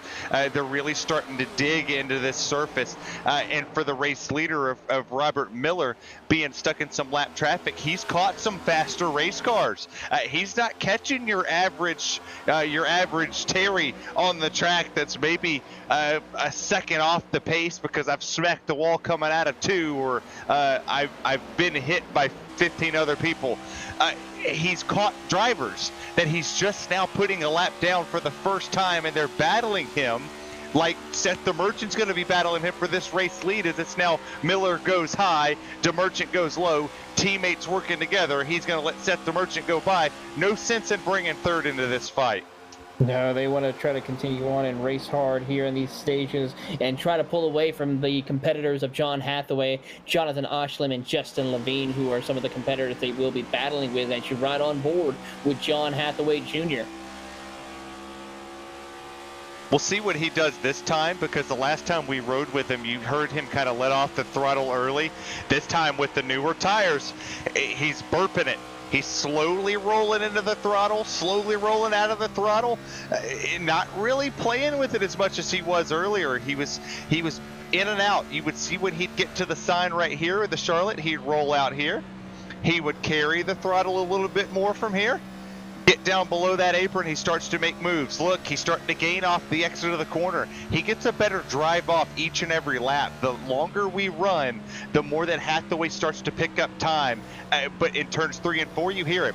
He's kicking the throttle. He's kicking it more and more every time. And now here he comes, making more moves to the front. But that time off at 3 and 4, he lost time to Robert Miller. It turned out to be a half a second loss there through that corner, but turns 1 and 2, he's really digging the bottom. He really is digging hard as he tries to keep pace with Robert Miller in that Logitech G Altis esports machine, as the lap traffic of the 33 of Jerry LePage is in the way of John Hathaway Jr. as they work their way through. Yeah, working his way in, and like I said, catching these lap down cars, and having this opportunity to start putting people a lap down. You see it scrolling on your leaderboard here, as you see 16th down there with Donzo. We're working our way through the 36 field. Now Hickson moves up to the 16th position. You look, 20th, McClenny, that's it. 21st, a lap down. So they're starting to catch drivers that are on the tail end of the lead lap who are still consistently fast drivers. Battling the leaders like it's it. Some strange situations happening here in this stage of the race as 281 laps are complete as they continue to log laps here in this stage of the race, as we have pretty much gone almost into full darkness, most likely actually full darkness here on screen, as you see our race leaders working their way through lap traffic for the first time here tonight and keeping an eye on through the field, as we see Robert Miller trying to work around the 33 of LePage, as Seth DeMerchant is taking his time and just working through, has the clean air on his side, and is able to pull away to about a 1.2 second lead over Robert Miller. Yeah, and for Seth DeMerchant here, we're coming down to 100 to go. This is roughly around the time that everybody gets, you start getting in your head, okay, I got one more pit stop to go, unless the thing that I want to say, but it rhymes with mellow, comes out, right? We're not going to blame Terry again, but you got one more stop. Everybody last pitted about 33 to 44 laps ago, in that range, up and down the field, as I start looking at the pit stop time. The last pit stop you do not want. Close enough, still blame Terry. All right, producer. But this is your last adjustment, potentially. So you want to make sure you don't take the car out of the racetrack. You don't want to make the car not stick to the track. You see the drivers like DeMerchant. He's able to run the bottom. He's smooth through the center of the corner. You're taking a look here with Miller and them. They're able to roll the bottom. You don't want to make the car right on top of the track. You want it to be in the track and able to really stick through the corners. I don't know what they're going to do. These cars have gotten tighter and tighter through the night, Taylor, but this is a scratching head moment for the next gen car on iRacing, because if one slight air pressure adjustment takes your car from the lead to maybe 2 laps down. It certainly can be the case that one small adjustment that you have been working so hard and trying to make all night long, it could cost you the chance of victory or a strong finish here. And by the looks of it, we've seen that happen already throughout the night with some of our drivers. One driver I can think of who was dominant in the beginning and now outside the top 20, a lap down, is Cade McClenny Jr. or Cade McClenny, was your pole leader, led a bunch of laps in the opening stages, now is outside that top 10 and sitting 20th a lap down. Yeah. Would you have said that? Like, coming into this race, when he set on the pole and he took off, he had a 1.5, 2-second lead on the initial start of this race, and we both said to one another, that was it. That's our guy. We're putting all of our eggs in that basket. And then all of a sudden, here comes the Logitech guys. They come rolling up there, and they pit pocket him. They tricked him. He didn't come down pit lane on that initial pit stop. As you see, that's Hathaway getting loose off the corner, starting to get a little arrow here. Car getting up behind him, starting to pull him out of the groove. But when he didn't pit, race over. We said it then too. The moment he got into dirty air, how does his car want to respond? He didn't keep up with the track, nor did he keep up with the car this race, and that's what this race is about. It's figuring out all 4 phases of this race in 100-lap stints and making your adjustments every 50 laps to keep yourself in the running. The Logitech gentlemen, 1, 2, 4. What a run. What a run indeed, as tempers are starting to flare a little bit. Johan Hathaway Jr. getting upset with a couple of lap cars out on the track who are trying to see if they can get themselves back on the lead lap. That is, of course, Johnny McNarma as well, who is sitting 14th, 1 lap down. The first car 1 lap down, so if a caution were to come out, he would get that lucky dog. Well, way to go. So now it's hashtag blame Taylor because he said the word that shouldn't have been said too. So we can fire that one ready. I'm studying the lap. Yeah, blame both of you. Okay. I'm looking at the lap times here. Seth DeMerchant obviously is the fastest car on the racetrack because now he's in clean air. There's no traffic in front of him at this very moment. So a 30, that time was a 30.9. Everybody else 31 ones or 31 O's. So he's about 0.2 of a second faster. 0.2 of a second faster and laying down some incredible lap times here as they continue to log the laps. 291 laps completed as they work their way through. Seth DeMerchant now has a 2.2 second race lead over his teammate Robert Miller as we watch on through the field, as we see the Robert Miller machine holding strong over the lap car of Johnny McNarma, and then John Hathaway right there in hot pursuit trying to get back into second place. He's trying to get to second place, and for Hathaway over the last couple laps, he's really starting to fall off the pace, but not fall off the pace too much. At that time, he matched Robert Miller there with a 31.0. So Jonathan back there in the number 10 machine, throwing down some good laps as well. He threw down a 31.1. A lot of drivers picking up what they got to do. And obviously showing up to the party when it counts. Joshua Watson comes down pit lane. He's off. So the person who started the green flag cycle the last time starts it off once more again. But this time, how long does Seth DeMerchant stay on the racetrack? When we saw Miller, get a good lead, but now it's 2.5 seconds between him and Robert Miller. Seth the Merchant played out. Played out indeed, as we watch on and see who else will join him here in this second round, or this next round of pit stops, as they work their way around this circuit. A lot of great racing still, as we see Robert Miller trying to hold strong, working through lap traffic, getting around the two Toyotas that just went by. That, of course, being the Johnny McNarma machine, and then also, who was also passed, was the 32 of Justin Keebler as well. He sits in 23rd position.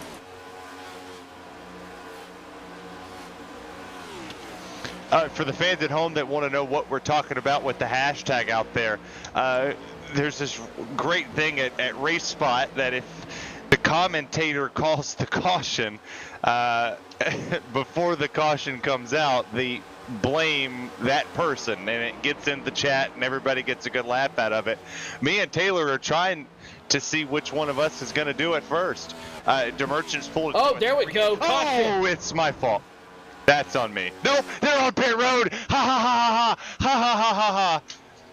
But with that, Robert Miller, as a caution does come out, John Hathaway Jr. involved. Robert Miller, big time implications for some of these drivers. That wasn't fair. That honestly shouldn't have went on either one of us, because that was on pit lane. Who threw the caution for that? Of course, our lovely favorite friend, Barney the Flagman. Barney, you're fired. You can't fire Barney. Barney's the hardest working man. He's working super hard tonight. He had a break there for a second. Oh. Let's take a look and see what happened here, and it's just pure chaos right there. Just trying to see what happened here, as we see two of the lap cars. Those are the two Walmart Toyotas by the looks of it. And oh yes, the 15 of Robert Miller was trying to make a pit stop, and the two Walmart cars had like nowhere to go. They couldn't check up quick enough, and they collect multiple cars, including the 18 of John Hathaway and the 31 machine as well, collected in the incident. That's John Lepresto. I think they kept it off the wall. I honestly think that could have that been the save of the race? Because one, well, they pitted. So John Hathaway Jr., currently on my scoring, is showing him position 8. This just flipped everything. And I truly mean everything, because a lot of these drivers didn't have to pit, and that also trapped a lot of people a lap down. Certainly did, as Seth DeMerchant will win the race off pit road, followed by Matt Danson, Jonathan Oshlim, Justin Levine, and Brooks Dirting is still on pit road, so that'll go to Noah Bitts, rounding out your top 5. And with that, while we're under caution, we're going to take a quick commercial break, but don't worry, when we come back, we will give you the final 100 laps here on the iRacing special event featuring the Coke 600 on RaceSpotTV.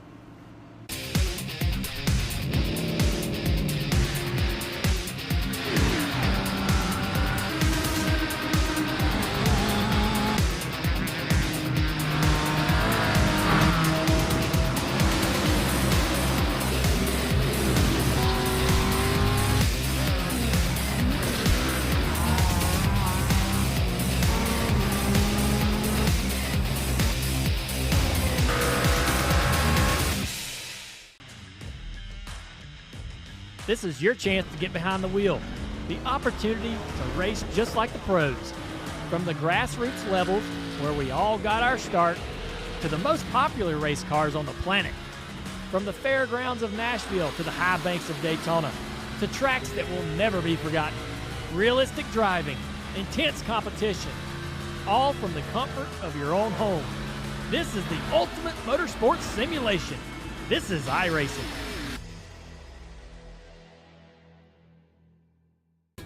This is the world's premier online racing simulation. iRacing puts you in the driver's seat from your home computer with the most realistic online motorsports experience you'll find anywhere. Race virtually in the world's biggest events with officially licensed series, cars, and tracks. From the high banks of Daytona to the blistering speeds of Indianapolis, the dirt of Eldora to the world's most legendary road courses. It's all here, and with more than 180,000 people just like you already driving, you'll always have someone to race. Ready to get behind the wheel? Sign up at iRacing.com to get started.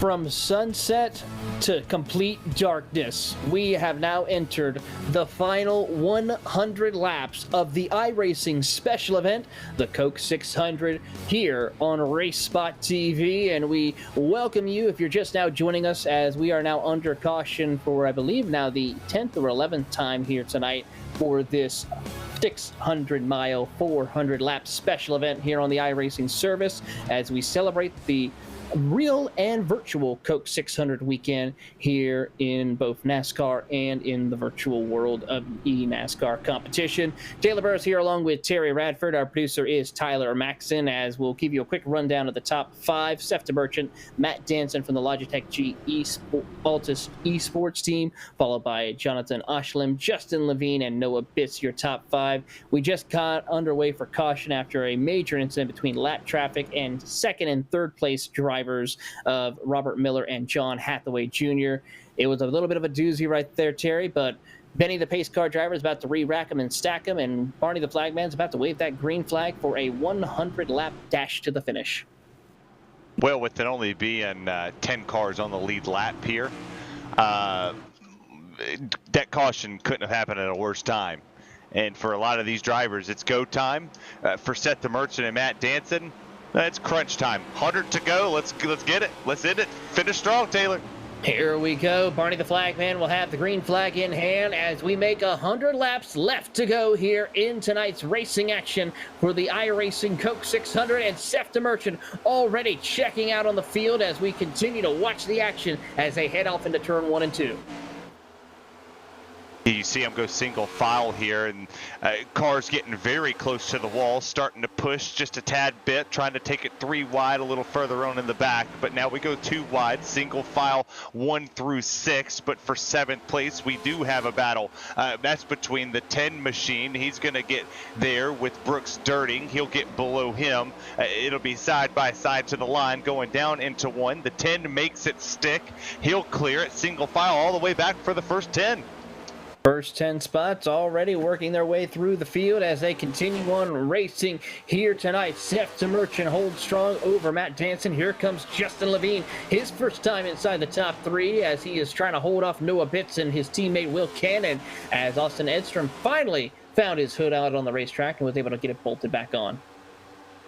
That's a lot of bear bond on that front end right there. But he was still going, man. That was a fast, hot rod for the driver there. The wave around did happen. Just kidding. The 11th place driver is all the way back there and doing what he had to do. Morris, look at Morris. He's in 10th, Taylor. That 34 machine was wrecked at one point of the time, and Tony the Tiger was not chaining there great. He was very upset. Very upset indeed, but he's still racing along in 10th spot, currently holding strong, and the last car on the lead lap, so a great night for him so far. And with his number, he'll get a good set of points if he's able to hold on. This is a good point tonight, and oh my goodness, it's lighting up like a Christmas tree on my board as everybody's laying their fastest lap of the race. Bitts, Cannon, Edstrom, Oslam, Dirting, Francis all set their fastest time of the race, all of the last lap. So it's really starting to get heavy here.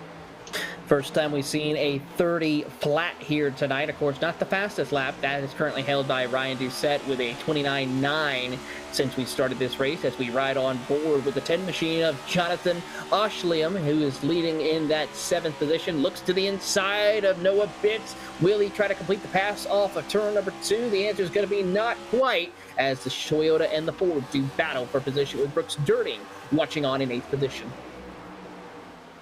They continuously go side by side. You see the 10 there working his way through the field. We could go back in the second part of this race with about 150 in. The 10, hot on the heels, was driving through the field, right? Fell back, started coming back, started working a little bit forward, a little bit more, a little bit more. The 10's back, knocking on the door of the top 5.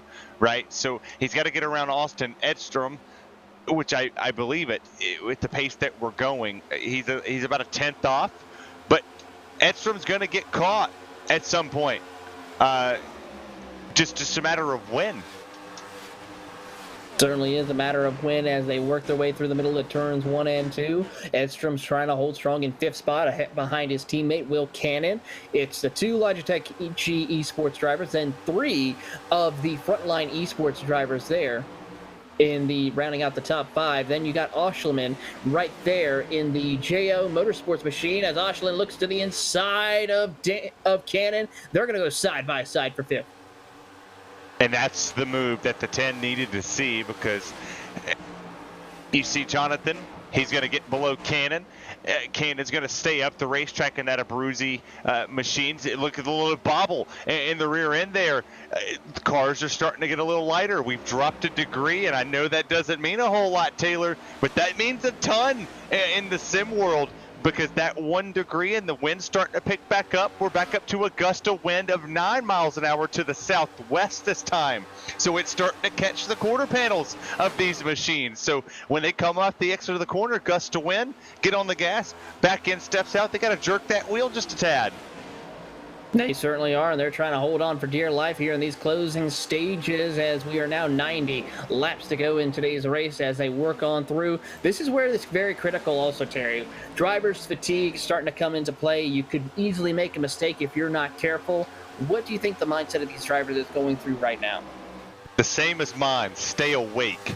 It is 12:30 Eastern Standard Time, and I'm old, right? And I didn't even know I was going to be on this broadcast. So here I am at 12:30 with a rowdy energy and a cup of water, and I have to keep clicking my pen to keep me awake. These drivers, their hands have to be cramping. You don't see a whole lot of them on the push to talk here. They're not wanting to talk over the radio because their thumb hurts. Their feet are hurting. I'm sure they're cramping somewhere. If anybody, has had to sit in a chair for 4 hours without getting up and using the restroom, you're insane.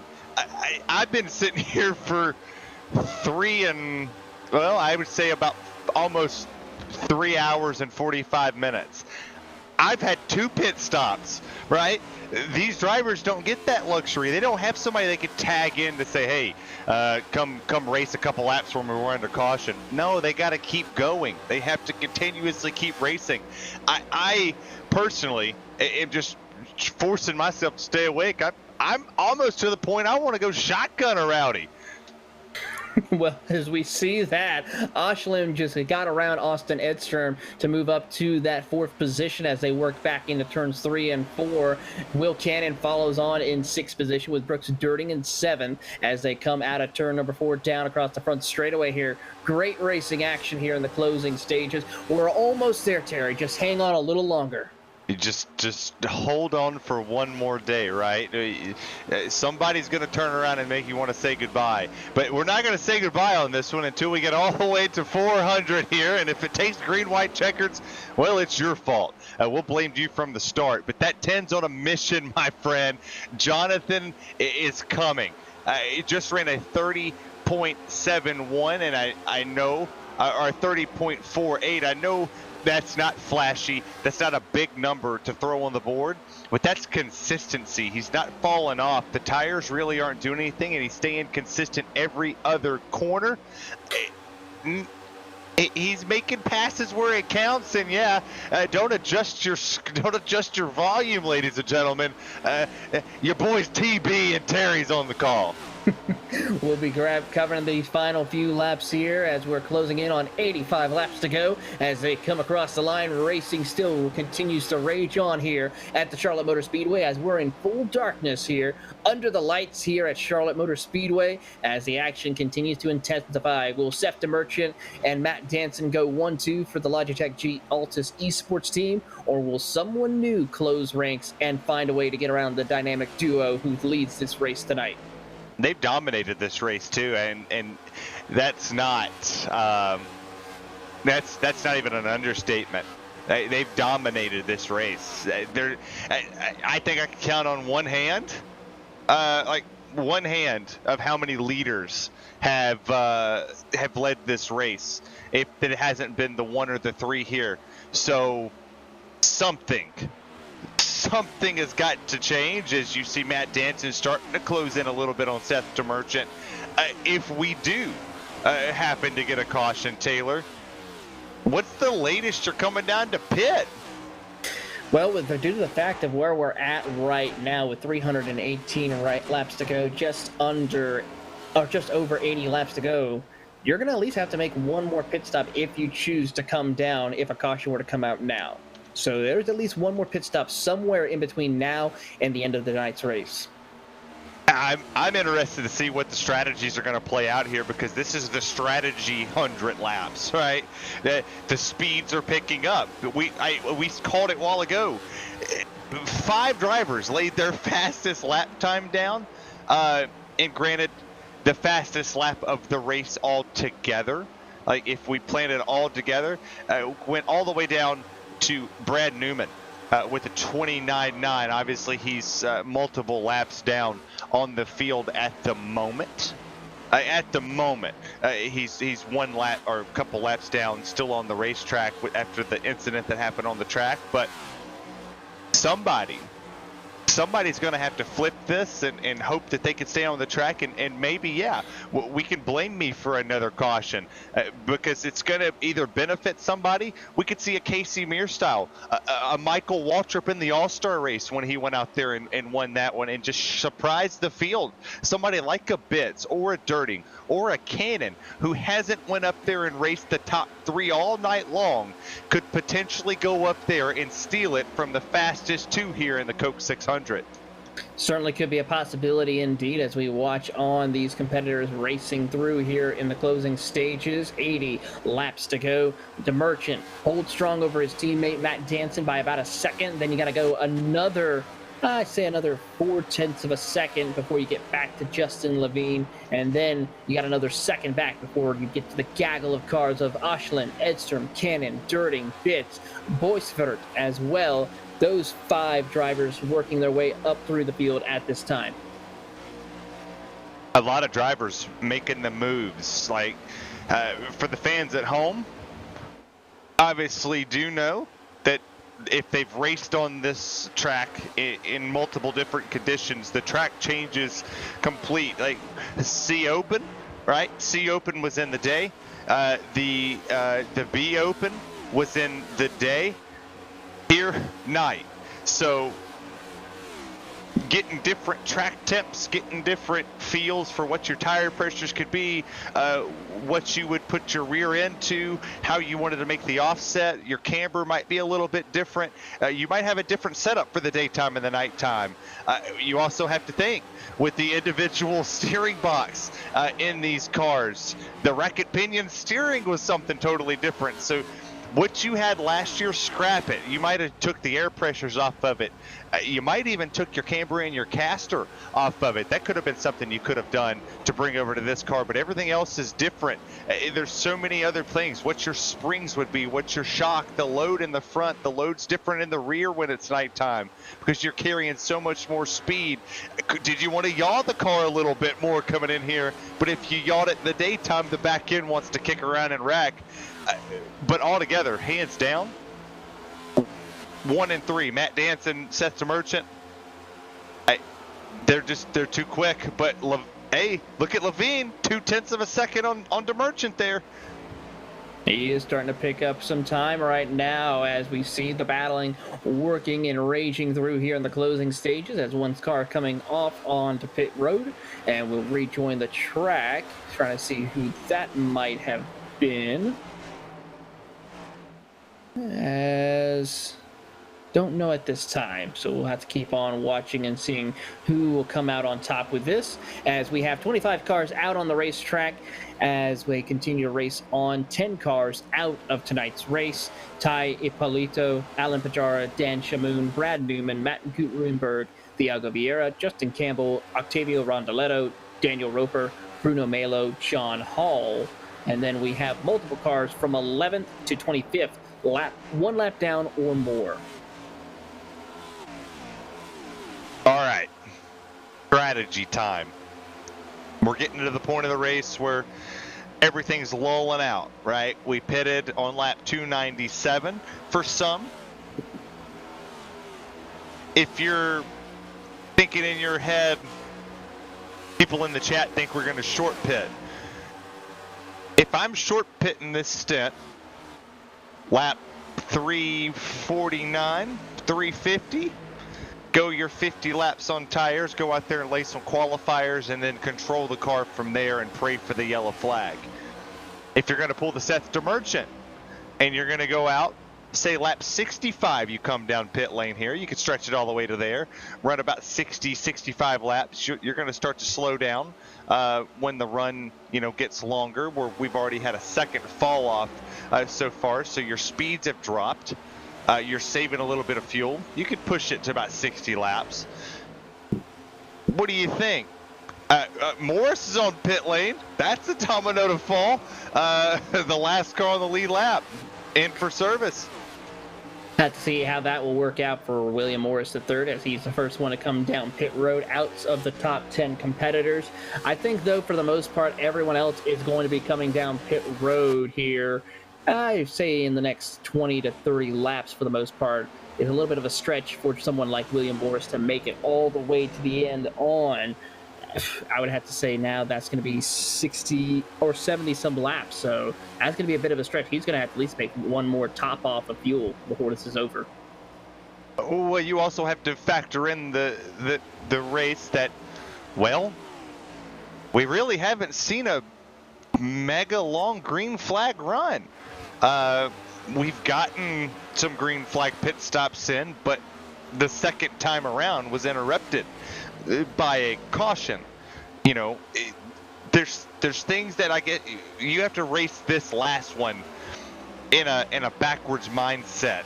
Is how I figured to do this one, right?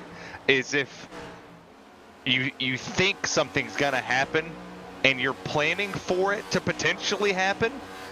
But if it doesn't happen, okay, you put yourself in a box that it's 50-50. It's a 50-50 chance that it works or it doesn't work, but it still puts you in a spot to win. If you're DeMerchant, if you're dancing, okay, you got fast cars. Seth caught Miller from almost 2 seconds back and drove away for 3 seconds. So he could play around with strategy, and I don't think he's going to care too much. Matt Danson's got almost a second gap on Levine. Play it. Play the strategy. What do you got to lose here? You have nothing. You're playing with house money at this moment because you've been the fastest 2 cars of the night. Certainly an opportunity for some of these competitors here. We'll see what will come about of it as we are closing in on the 333 laps completed out of the 400. As drivers are continuing to try to wind down when to come down pit road in the closing stages. Most likely expecting drivers coming around anywhere between lap 350 to 360 in these closing stages. As the drivers continue to log laps, Seth DeMerchant, Matt Danson, Justin Levine, your top 3, as they continue to race on into the night here at Charlotte Motor Speedway in the iRacing special event, the Coke 600. I'm going to quote Larry Mack here, as he always says on the broadcast. If you follow the leader all night, you're going to do just that. You're going to follow that leader, and you're not going to stop. If I'm looking at the 10 right here, who has been consistently one of the faster cars on the racetrack, he's only fell off about a second. A couple other people have fell off about a second and a half. Why not? Why not? What are you going to do? You're going to fall to the tail end of the lead lap? You're going to fall to 9th? You go back to potentially the first car 1 lap down in front of Ryan to set in 10th? You still get a top 10 finish out of it, but what do you do? Why not? Cannon, Dirting. At one point in time, we saw Dirting with issues. Edstrom, we saw him without a hood. Flip it. Do something different. Come down and pit and see if you can stretch it. Somebody has to make a move that's different than what the leaders are doing, and then block like heck. Just block until Seth the Merchant gets tired, or you wear him out. So an interesting strategy call for some of these competitors. We're going to have to see if that will come into play here in these closing stages, as we see Austin Edstrom, who sits in that 5th position right now, holding off his teammate Brooks Dirting and trying to keep up with Jonathan Oshliam.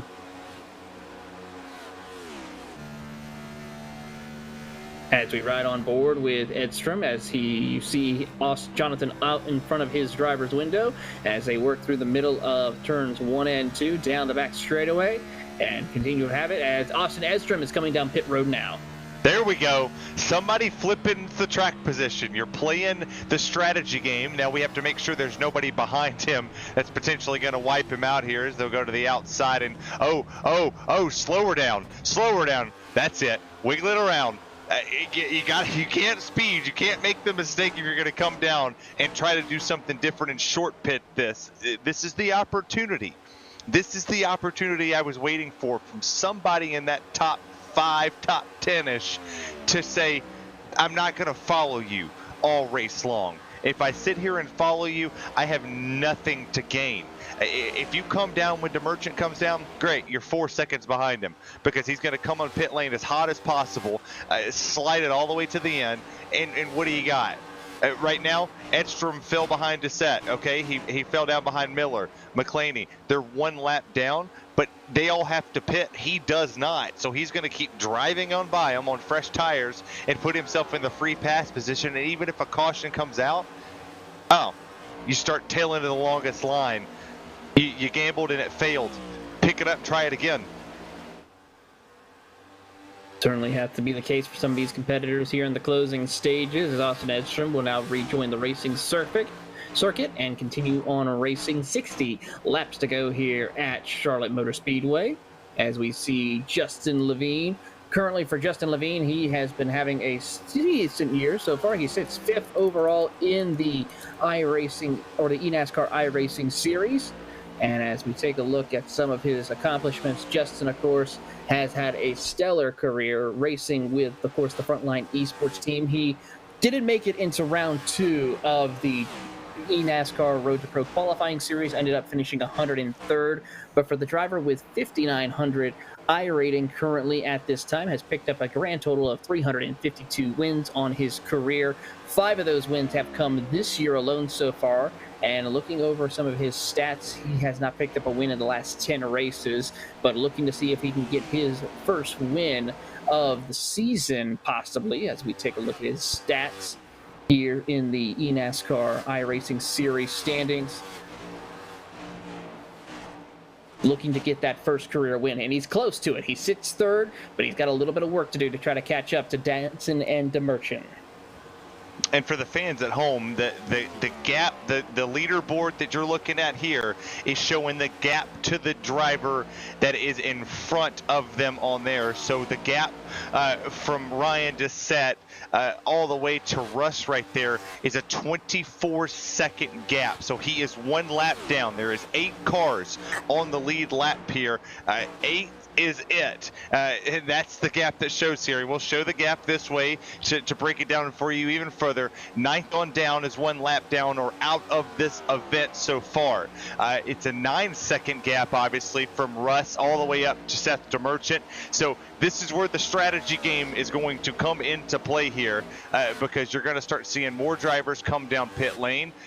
And the more they come down, they obviously go a lap down. So we'll break it. Caution. Oh my goodness, this just changed it all. He failed. The wrong strategy. You shouldn't have listened to me. Just trying to see who the cause of the caution was. Don't see and really Will Cannon was on pit lane. Will Cannon was on pit lane when it happened. Take a look and see what happens here. It might be Will Cannon who might have caused this incident. It hits the wall right there, and that's going to leave a mark for him in his Abruzzi Chevrolet. That car has been strong all night, but unfortunately damaged the car. Well, you know, for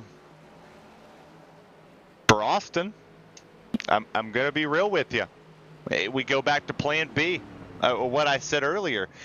You can sit here and follow this leader all day long, and you can do that. You can let Seth DeMerchant walk out and win this race. Don't give him a challenge. Don't give him a strategy to try to outdo. Or you can do what Austin did, and he came down, he pitted. It bit him, all right? And it's going to. So Austin's going to be the first car 1 lap down, I do believe there. He should get the wave around.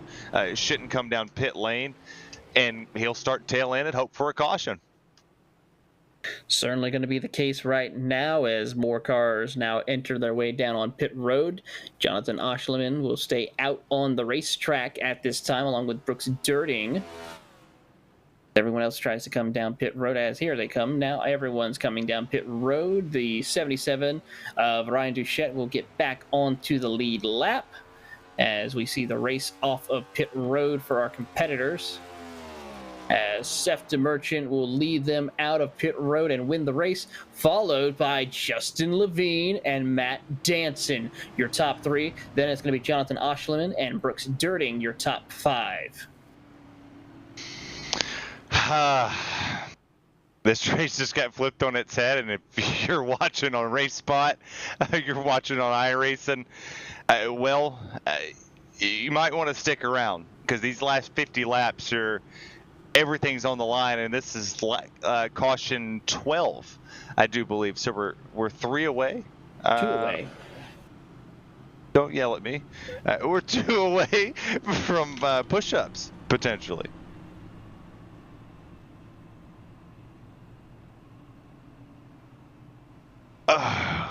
Any predictions, Taylor? I think you might need to get a good stretch in before we end this race. Oh, my back. No, looking through the field right now, I mean, it's pretty much anyone's guess of who's going to come out on top as we see DeMerchant lead the field once again. He's always been the strongest competitor, as several cars will stay out to get the wave around here as we get ready to take the 1 to green momentarily before we turn them loose for a 50-lap dash to the finish. We're happy to have all of you with us watching on RaceSpotTV or on iRacing's Twitch channel.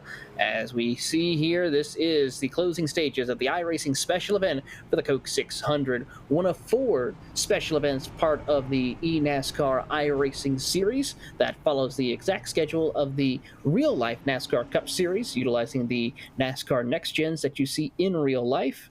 As we will see, this is the second race. The next race that will be broadcasted on RaceSpot will be, of course, the Bristol 500, the Bristol Night Race. 500 laps around the treacherous last great Coliseum. And then, of course, the season finale at Phoenix Raceway later on in November.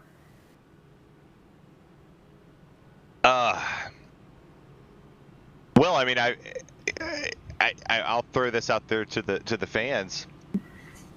I've been on 2 of them so far this season. Last minute for this one. Well, let's do the whole season. Well, of course, for those of you who are wondering when the next official iRacing special event will be, though, they're going to have to only wait about a little under a month as we get ready for the VCO's iRacing Watkins Glen 6-hour special event utilizing the LMP2 car and the GT3 cars founded in the IMSA WeatherTech series that you'll see racing. That's the 5th round of their championship. Then later on July 14th at Michelin Raceway Road Atlanta, the Peachtree 3, a special event utilizing the Chevrolet Corvette, as well as also the Global MX-5 Cup car and the GT4 class, benefiting, of course, the National Multiple Sclerosis Society, July 14th. Our next 24-hour event will be on July 22nd through the 24th. As well as we head to Circuit de Spa-Francorchamps as part of the Intercontinental GT Challenge Series in the real world, utilizing GT3 cars for the Spa 24. And then in August, we get down and dirty for the iRacing Knoxville Nationals, utilizing the World of Outlaws Sprint Car Series that we see in the real world, competing at Knoxville Raceway in Knoxville, Iowa. So just a preview before we get ready for the next NASCAR special event at Bristol later on at the end of summer. So hopefully you can catch all of those action-packed races throughout the rest of the summer here on RaceSpotTV, as we'll bring you all the great coverage throughout the year. As we see here, we're getting ready to line them back up. We're coming to going to be 51 laps to go when they take the green flag here for the restart, as Benny the pace car driver, well, he's going to make that hard left turn down on pit road once again and let Steph DeMerchant and Justin Levine lead them to the green flag. Here we go, Taylor. It's just crunch time. It looks a little wheel spin on the top side, but there ain't a whole lot of people on the high lane. Everybody's down there on the bottom trying to get the lap back. They certainly are, as the two Logitech G Altus Esports drivers of DeMerchant and Danson go back up 1-2. Justin Levine drops back to third. Jonathan Oshlin drops to fourth. Has a big slide. Brooks Durden goes around. Will he stay off the racing groove? The answer is going to be yes. That's a save of the night, I have to say. All right, no caution. Let's keep the push-ups where they belong, somewhere else. Not me. Now we have 11 cars on the lead lap. Obviously, Edstrom got the free pass there. Dirty and Kibbe back on the lead lap as well. So, and hey, by the way, you remember that guy that we talked about, Cave McClenny, that was very fast on the initial start? Oh, looky, he's 9th. So, big move. 10 has a chance to win. Levine has a chance to win. Oh, and there's Bitts in 5th, and he's keeping up with them too. How about Ross Boythert as well? Russ Boythert as well in 6th position. Ryan Duchette back on the lead lap in 7th position as well. Robert Miller, though, he's looking to try to get back on the lead lap as he sits in 12th, 1 lap down as we watch the field continue to do battle here. This is the best battle of the track. 7 cars battling for position for the race lead as we see your top 5 race across the start-finish line here, closing in under 50 laps to go here at Charlotte. I'm not going to lie to you. If you're 48 to go here, and we've been on the air for 3 hours and 52 minutes, by the way. It's almost 1 a.m., so good morning if you're in Central Time as well. It's been a pleasure talking to all of you. Eastern Standard Time is not my favorite time, but I tell you what the best time for it is the 10 car. He's there. He's fast. That time, second fastest car on the track, sits in P4. The 10 is a rocket ship. It's a Toyota leading it, 2 Chevys and a Toyota, so it's a Toyota sandwich for the top 4. Watch out for the 10. The green machine is sneaky fast. Very sneaky fast indeed here in this stage of the race as they continue to wash on and work their way across the start-finish line here. And Steph DeMerchant still holds strong over Matt Danson, Justin Levine as they cycle their way through the middle of turns 1 and 2. Oh, look at the push there. Oh, that almost got bad between Danson and Levine. He got to the back bumper of him and started to move him up the track. He was driving his car from 3rd. He got up there, got a good run off the exit of the corner. You see here, you go on board with him. He gets the launch off the exit, gets the toe down the front straightaway, crosses the line, comes in a little divot. and he's going to have to back it off just a little bit earlier and try to work his way and roll through the center of the corner. He's going to get the run as well down here. He'll get the pull. The pull from Danson to DeMerchant is awful strong as well. It's going to allow him to get a run into 3. Going to allow him a great opportunity in the middle of turns 3 and 4 as Levine tries to find the opening to catch up to Matt Danson to get into P number 2 once again as they come across the line here. Great racing action as they work their way across the front straightaway back into turn 1. And listen to the throttle control of Justin Levine as he gets back up on the throttle in the middle of that corner to get the momentum he needs. A little squirrely though off turn 2. Gonna have to be careful. Eventually, the chat's right. You know, the chat is absolutely right. You have to make your move soon. If you're Levine in 3rd, you have to make your move around Danson. He is too. I'll use the analogy that the fans are hopefully going to enjoy. It's kind of like Talladega Nights when Ricky Bobby was going up against what was his name? I went blank on it. He went up against his rival, and he had to make it. Yeah, John Girard. When he's trying to make the move against John Girard, he had to make the move fast. You're not gonna fake Matt Danson out. This is not a guy that you're gonna play mind games with, because he knows what you're gonna do. He knows you're gonna fake him low and look high, or you're gonna fake him high and look low. He's not crazy. I've watched him for almost 7 weeks straight in RSR, and you're not going to tell Matt Danson, hey, I'm going to make this move on you right now. He's going to be like, oh, whatever, go for it. And he's going to beat you on the long run. He's doing that right now. He's methodically just keeping Levine in his wake, letting him do his thing, but he's like, you're not going to pass me. Keep coming. I'm going to go catch Seth DeMerchant, and we're going to make this a fight between teammates. Well, they certainly are doing a great job of that right now as Seth DeMerchant stretched out to about a 0.4 of a second lead over his teammate Matt Danson. Justin Levine still trying to catch up and find that opening around Danson, while Oshliam is watching on in 4th position. Noah Bitts right there as well as they come out down the back straightaway heading into turn 3 and 4. Ryan Duchette, though, he and Russ Boysport are working their way through about a 1.5 seconds back from the top 5, so they got a little bit of work to do here in the closing stages. 40 laps to go. Now, if you see right here, you see this battle continue to heat up for the 2nd position. It a little less than a 1/10 of a second separating them, and you see him try to dive into the corner. The 8's working it better, I see, than Danson. He's getting a better launch off the exit, and right here is a great opportunity to set him up into 1. He'll catch the toe, but Danson plays the strategy. He plays defense well. He goes all the way down to the bottom, almost cuts the grass, and the dirty air, like they're talking about, is really keeping the front end of Levine. It's keeping him pinched down. It's not allowing him to get nose to that front bumper. Danson's not leaving an inch off of that blue and white line to let any bit go on here. Even with the little bit of damage on that driver front, it's not hurting him here. He just continues to play defense, as it looks like there for a second. I thought he was going to look high, but he comes back low. It's going to be critical here in these closing stages to see what will happen as we watch on the battle for 2nd place between Danson and Levine. You're right on board with Danson as they work down the back straightaway. Great racing action here between these two competitors. That was a mistake. There was the mistake that I think Matt Danson was looking for out of Levine. He pulled him off of the bottom, tried to get some air on the passenger side there, but it wasn't going to work because Danson moved up just a little bit and made the car behind him check just a tad bit.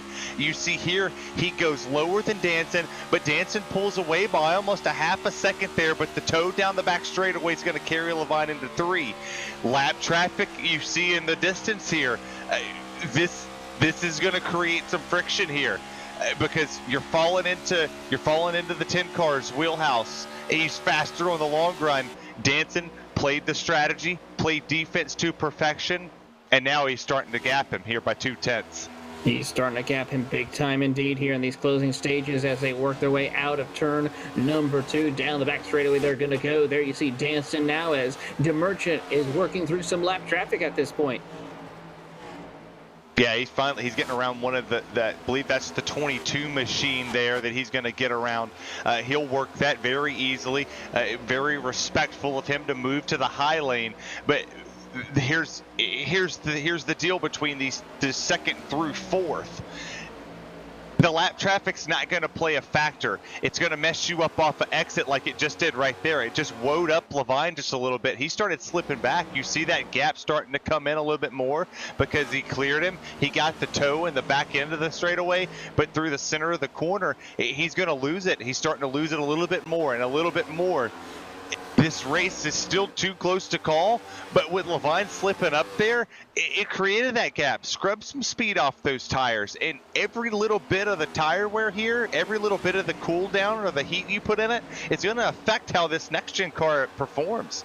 It certainly is, and we're going to see how this affects him here in these closing stages now as we're closing in on 30 laps to go left in the race here at Charlotte Motor Speedway as Seth Immersion has opened it up to about a 1.1 second lead over his teammate Matt Danson. Well, now with the 10 putting pressure on that 8 car, it's starting to let him close back in to Matt Danson because he knows he has to go. He might have cooled his tires down just a little bit, might have put a little bit more air on the nose, got a little bit of cleaner air.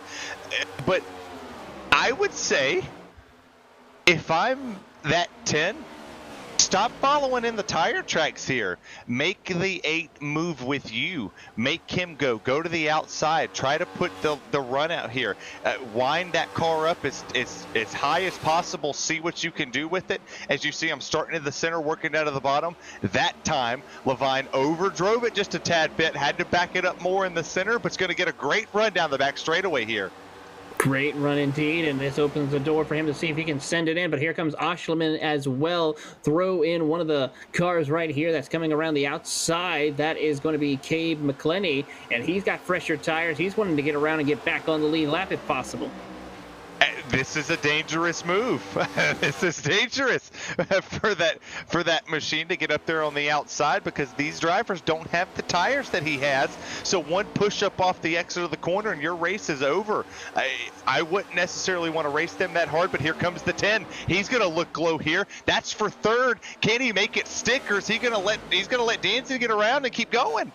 He is going to let him by, and they're going to keep on racing here. Danson now behind the lap car of Cabe McClendon as they work their way down and across the front straightaway here. 30 laps to go. Oh, man.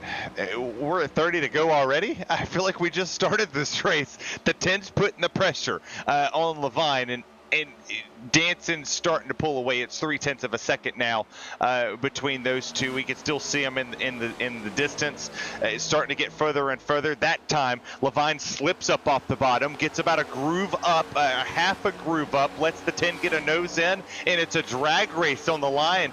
And that time, it was too close to call. Too close for comfort indeed for some of those competitors here as they work their way through the middle of turns 1 and 2. Levine and Oshliam will battle for that third position now as he drops back. As we see those two start to battle a little more, this opens the door for Matt Danson to pull away once again. Look at what Levine just did. The 10 gets to the bottom. Levine goes to the middle lane. Didn't necessarily pinch him, didn't put himself in a bad predicament, didn't want to overstep his boundaries with 30 laps to go in this race.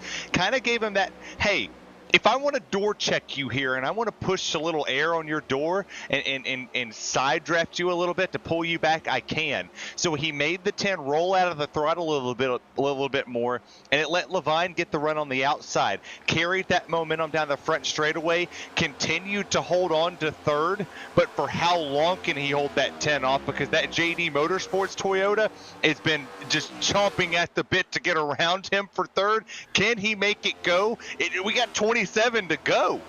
27 laps to go, and it's just now getting warmed up for some of these competitors here in the closing stages. Levine and Oshliam, this is the best battle on the racetrack. You're not missing anything up front. DeMerchant has a 1.5 second lead over Matt Danson, his teammate. Levine and Oshliam are battling for position for that final step of the podium.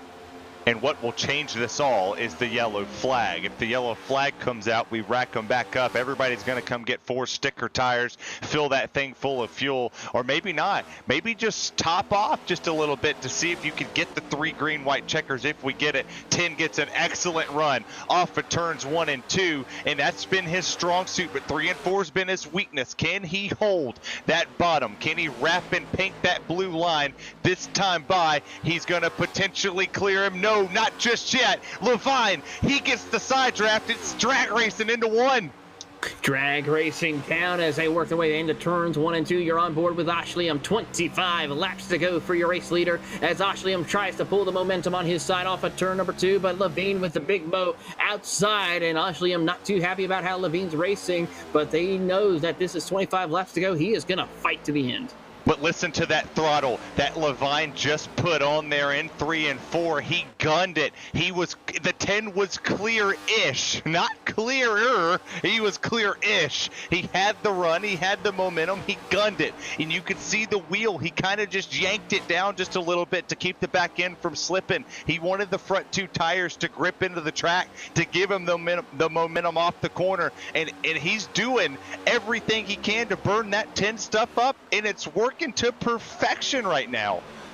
Certainly coming into play big time here in the closing stages for Justin Levine to try to hold on for that 3rd position here in the closing stages here tonight at Charlotte Motor Speedway as they work their way through, still battling for position as we see a couple of other drivers who are already laps down trying to join the mix there. You see we also catch on Robert Miller, who is a lap down, along with Brooks Dirting and Kenny Kimmy.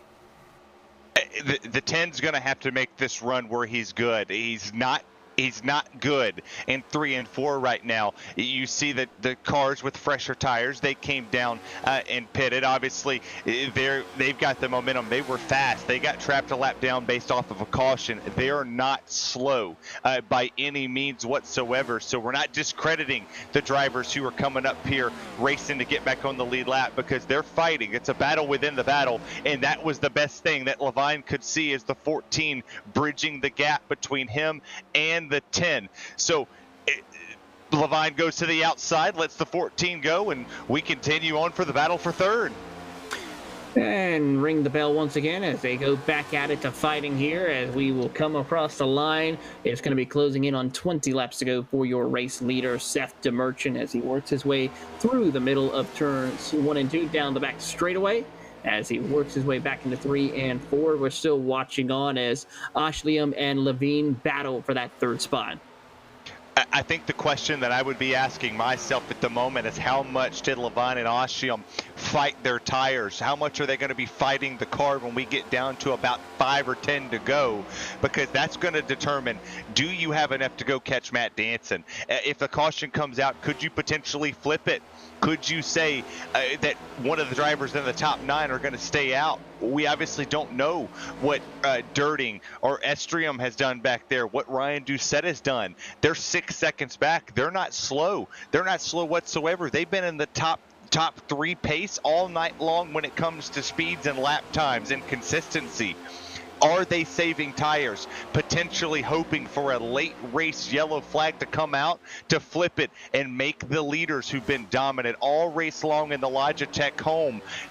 Are they going to make them fight for it? As you look at this battle here, this is the battle back in the back. These are the drivers I'm talking about. What are they doing? Are they saving their tires, hoping and praying that somebody wrecks on this track? We'll have to find out here in the closing stages as they continue to race on. Under 20 laps to go for all your competitors as Noah Bitts tries to hold off Ryan Doucette to battle for 6th position. And the battle for 6 has heated up. And for Bitts, what a recovery. You're up 16. Look at your top 7. Plus 35, plus 23, 21, 23, 16, 19, all of them. We talked about it. You don't have to be good on lap 1. Lap 100, it doesn't matter. What matters is lap 399 to 400. These drivers in the first part of the race in qualifying, dismal starting positions. But throughout the race, they set their car up for what the ending would be, from dusk to nighttime. And this is, to quote Larry Mack again, the nighttime is the right time, and that's when you want your car set up for. And here they sit now with an opportunity to come into here and to get top 10 points to potentially work their way to Phoenix with an opportunity to win the championship for all of iRacing's bragging rights in the next gens.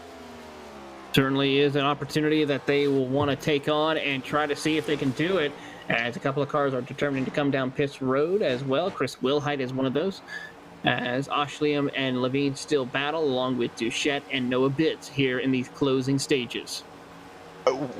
For the people that are watching, we might have hit 4 hours 9 minutes ago, but 2 minutes ago we hit 4 hours in this race. So this is 4 consecutive hours. These drivers have been sitting in their rigs.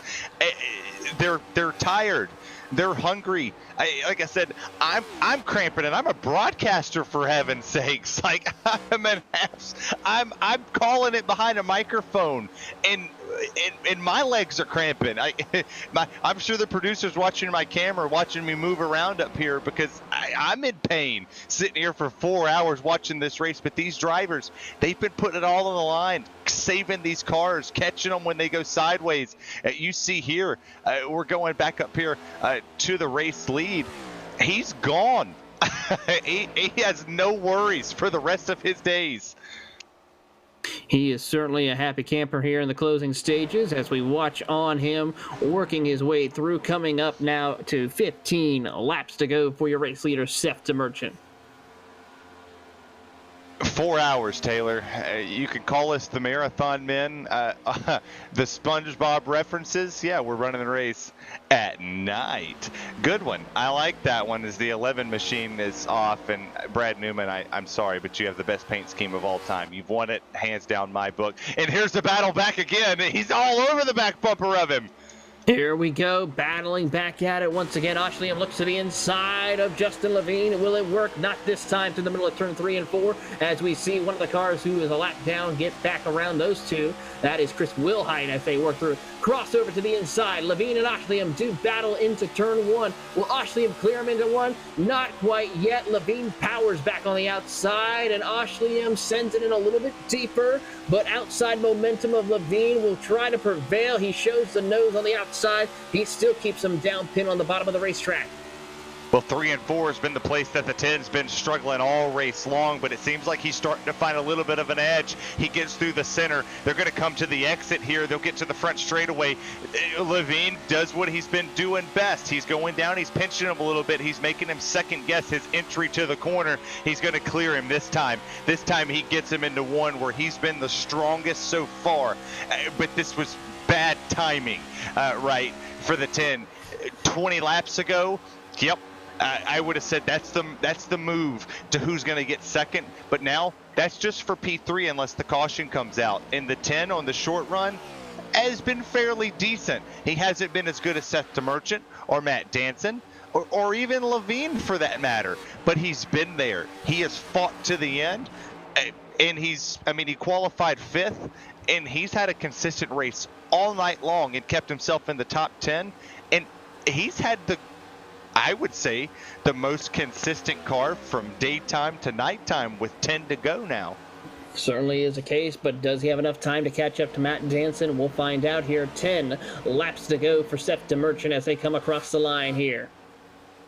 Don't doubt the caution if you're out there in the chat, because it could happen at any time. We've seen drivers lose it in a single car spin because they've either A, burnt their tires up in the rear. As we look to see, we have a battle back there between Duchette and Bitts. Duchette finally gets that one. He jumps up to the 6th place position.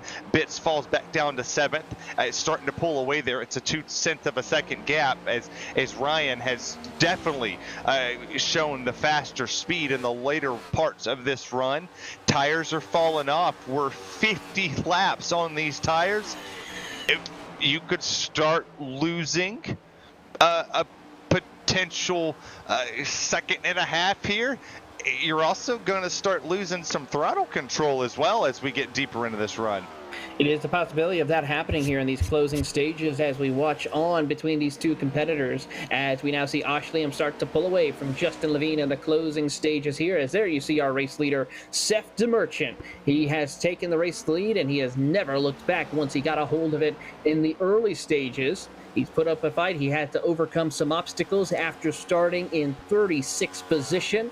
He made the challenge, and he decided to stick to it as he works through the middle of turns 3 and 4, as he will complete lap 393, coming now to 6 laps to go here at Charlotte Motor Speedway. I honestly want to ask Seth DeMerchant at some point in time over the weekend, did you start 36th as a challenge, knowing that you had 400 laps to get there, right? That was an opportunity. Maybe not, but he put on a show, right? He's leading. Once he took the race lead, the only time he lost it was on green flag pit stops. He lost it under a caution at one point in time, but he took it back. He went up there and just took it. He just said, this is mine. You're not going to get it back at all. And he caught some lucky breaks. Some fast drivers got caught up in some messes, but overall, just pure dominance from Seth DeMerchant all night long. Very dominating performance here tonight as he'll work through 3 and 4, and he'll be getting the big high five from Barney the Flagman. 5 laps to go here at Charlotte Motor Speedway. 5 to go, and the battles on the racetrack, we're starting to see not a whole lot happening here, up and down. There really isn't a whole lot to talk about other than the fact that Seth DeMerchant, barring any catastrophe, is just going to come out here and just put a spanking on the field. He certainly is, as they continue on to race through the field.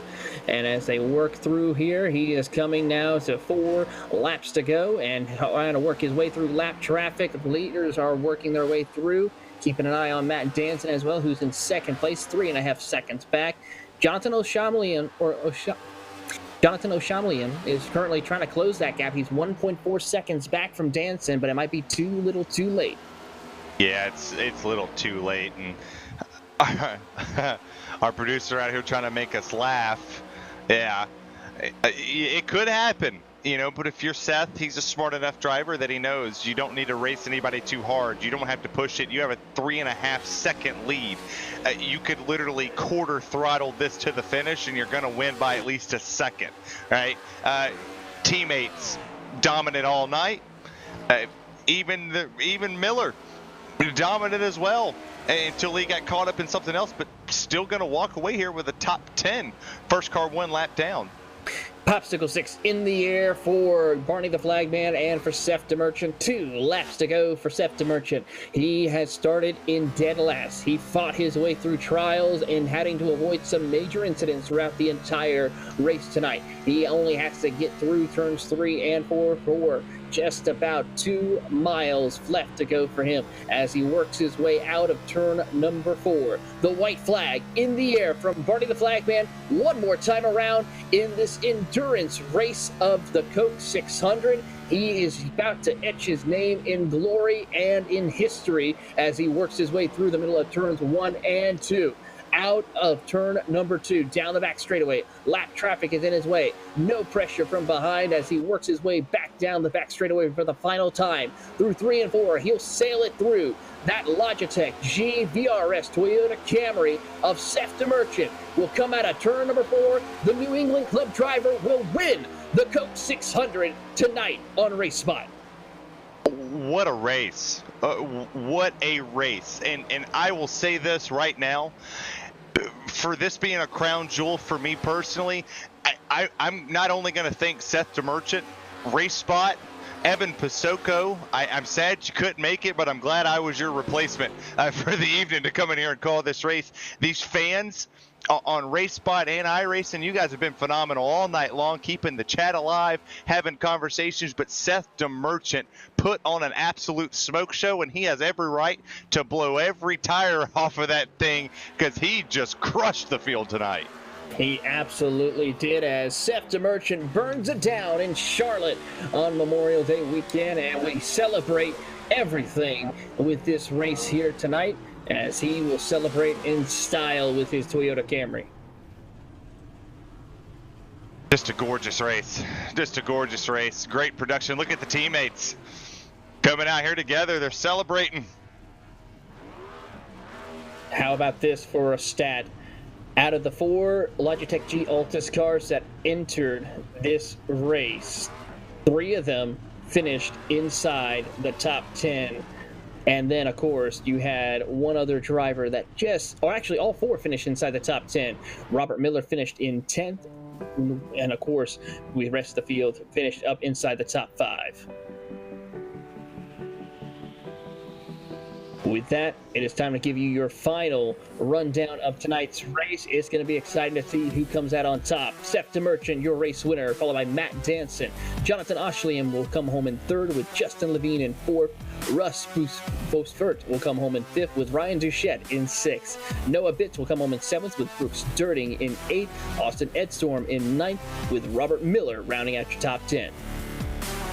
Go down here and see 11th place on the stat. Will Cannon had a great run. The Carolina native comes home in 11th. Joshua Watson, 12th. Joe Francis, a guy we didn't get to talk about much. Taylor finished in 13th with Jake Hickson in 14th. Your pole sitter, Cade McClenny, dominated the early portion of the race. He falls back to 15th. Pablo Donzano finishing in 16th. Kenny Kibbe, William Morris, Chris Wilthheit, and Johnny McCamera finishes top 20.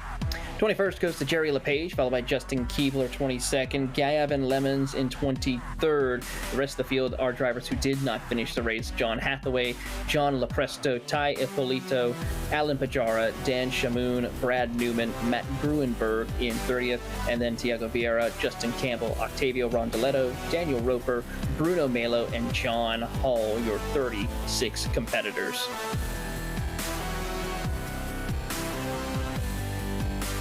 With that, it's already time to say, it's safe to say that tonight's racing action has finally come to a close. Terry, what a great race that we saw here tonight. Any final thoughts for tonight's racing action? This was such an epic race. I mean, granted, it's 1:22 Eastern Standard Time. We're both tired. And I just got to say, for the fans that have watched, you guys are awesome. All across the platform, it's awesome. And for me and you, we've done stuff all week long that has just been different. We've done races all over, from RaceSpot to our channel to here, and we've just done things our way. And for us to get to come call this crown jewel tonight is just excellent. It is just absolutely awesome to get to call it with you. For my first Coke 600, I'll always remember that I got to call it with Taylor Burris on one of the best channels ever, RaceSpot. Well, with that, it is time that we say goodnight to everyone watching, and good morning to some of those here on the East Coast and those in other time zones as we say goodnight. As for Terry Radford, our producer Tyler Maxson, I am Taylor Burris. Thank you for watching RaceSpot's coverage of the iRacing special event, the Coke 600. Good night, everyone.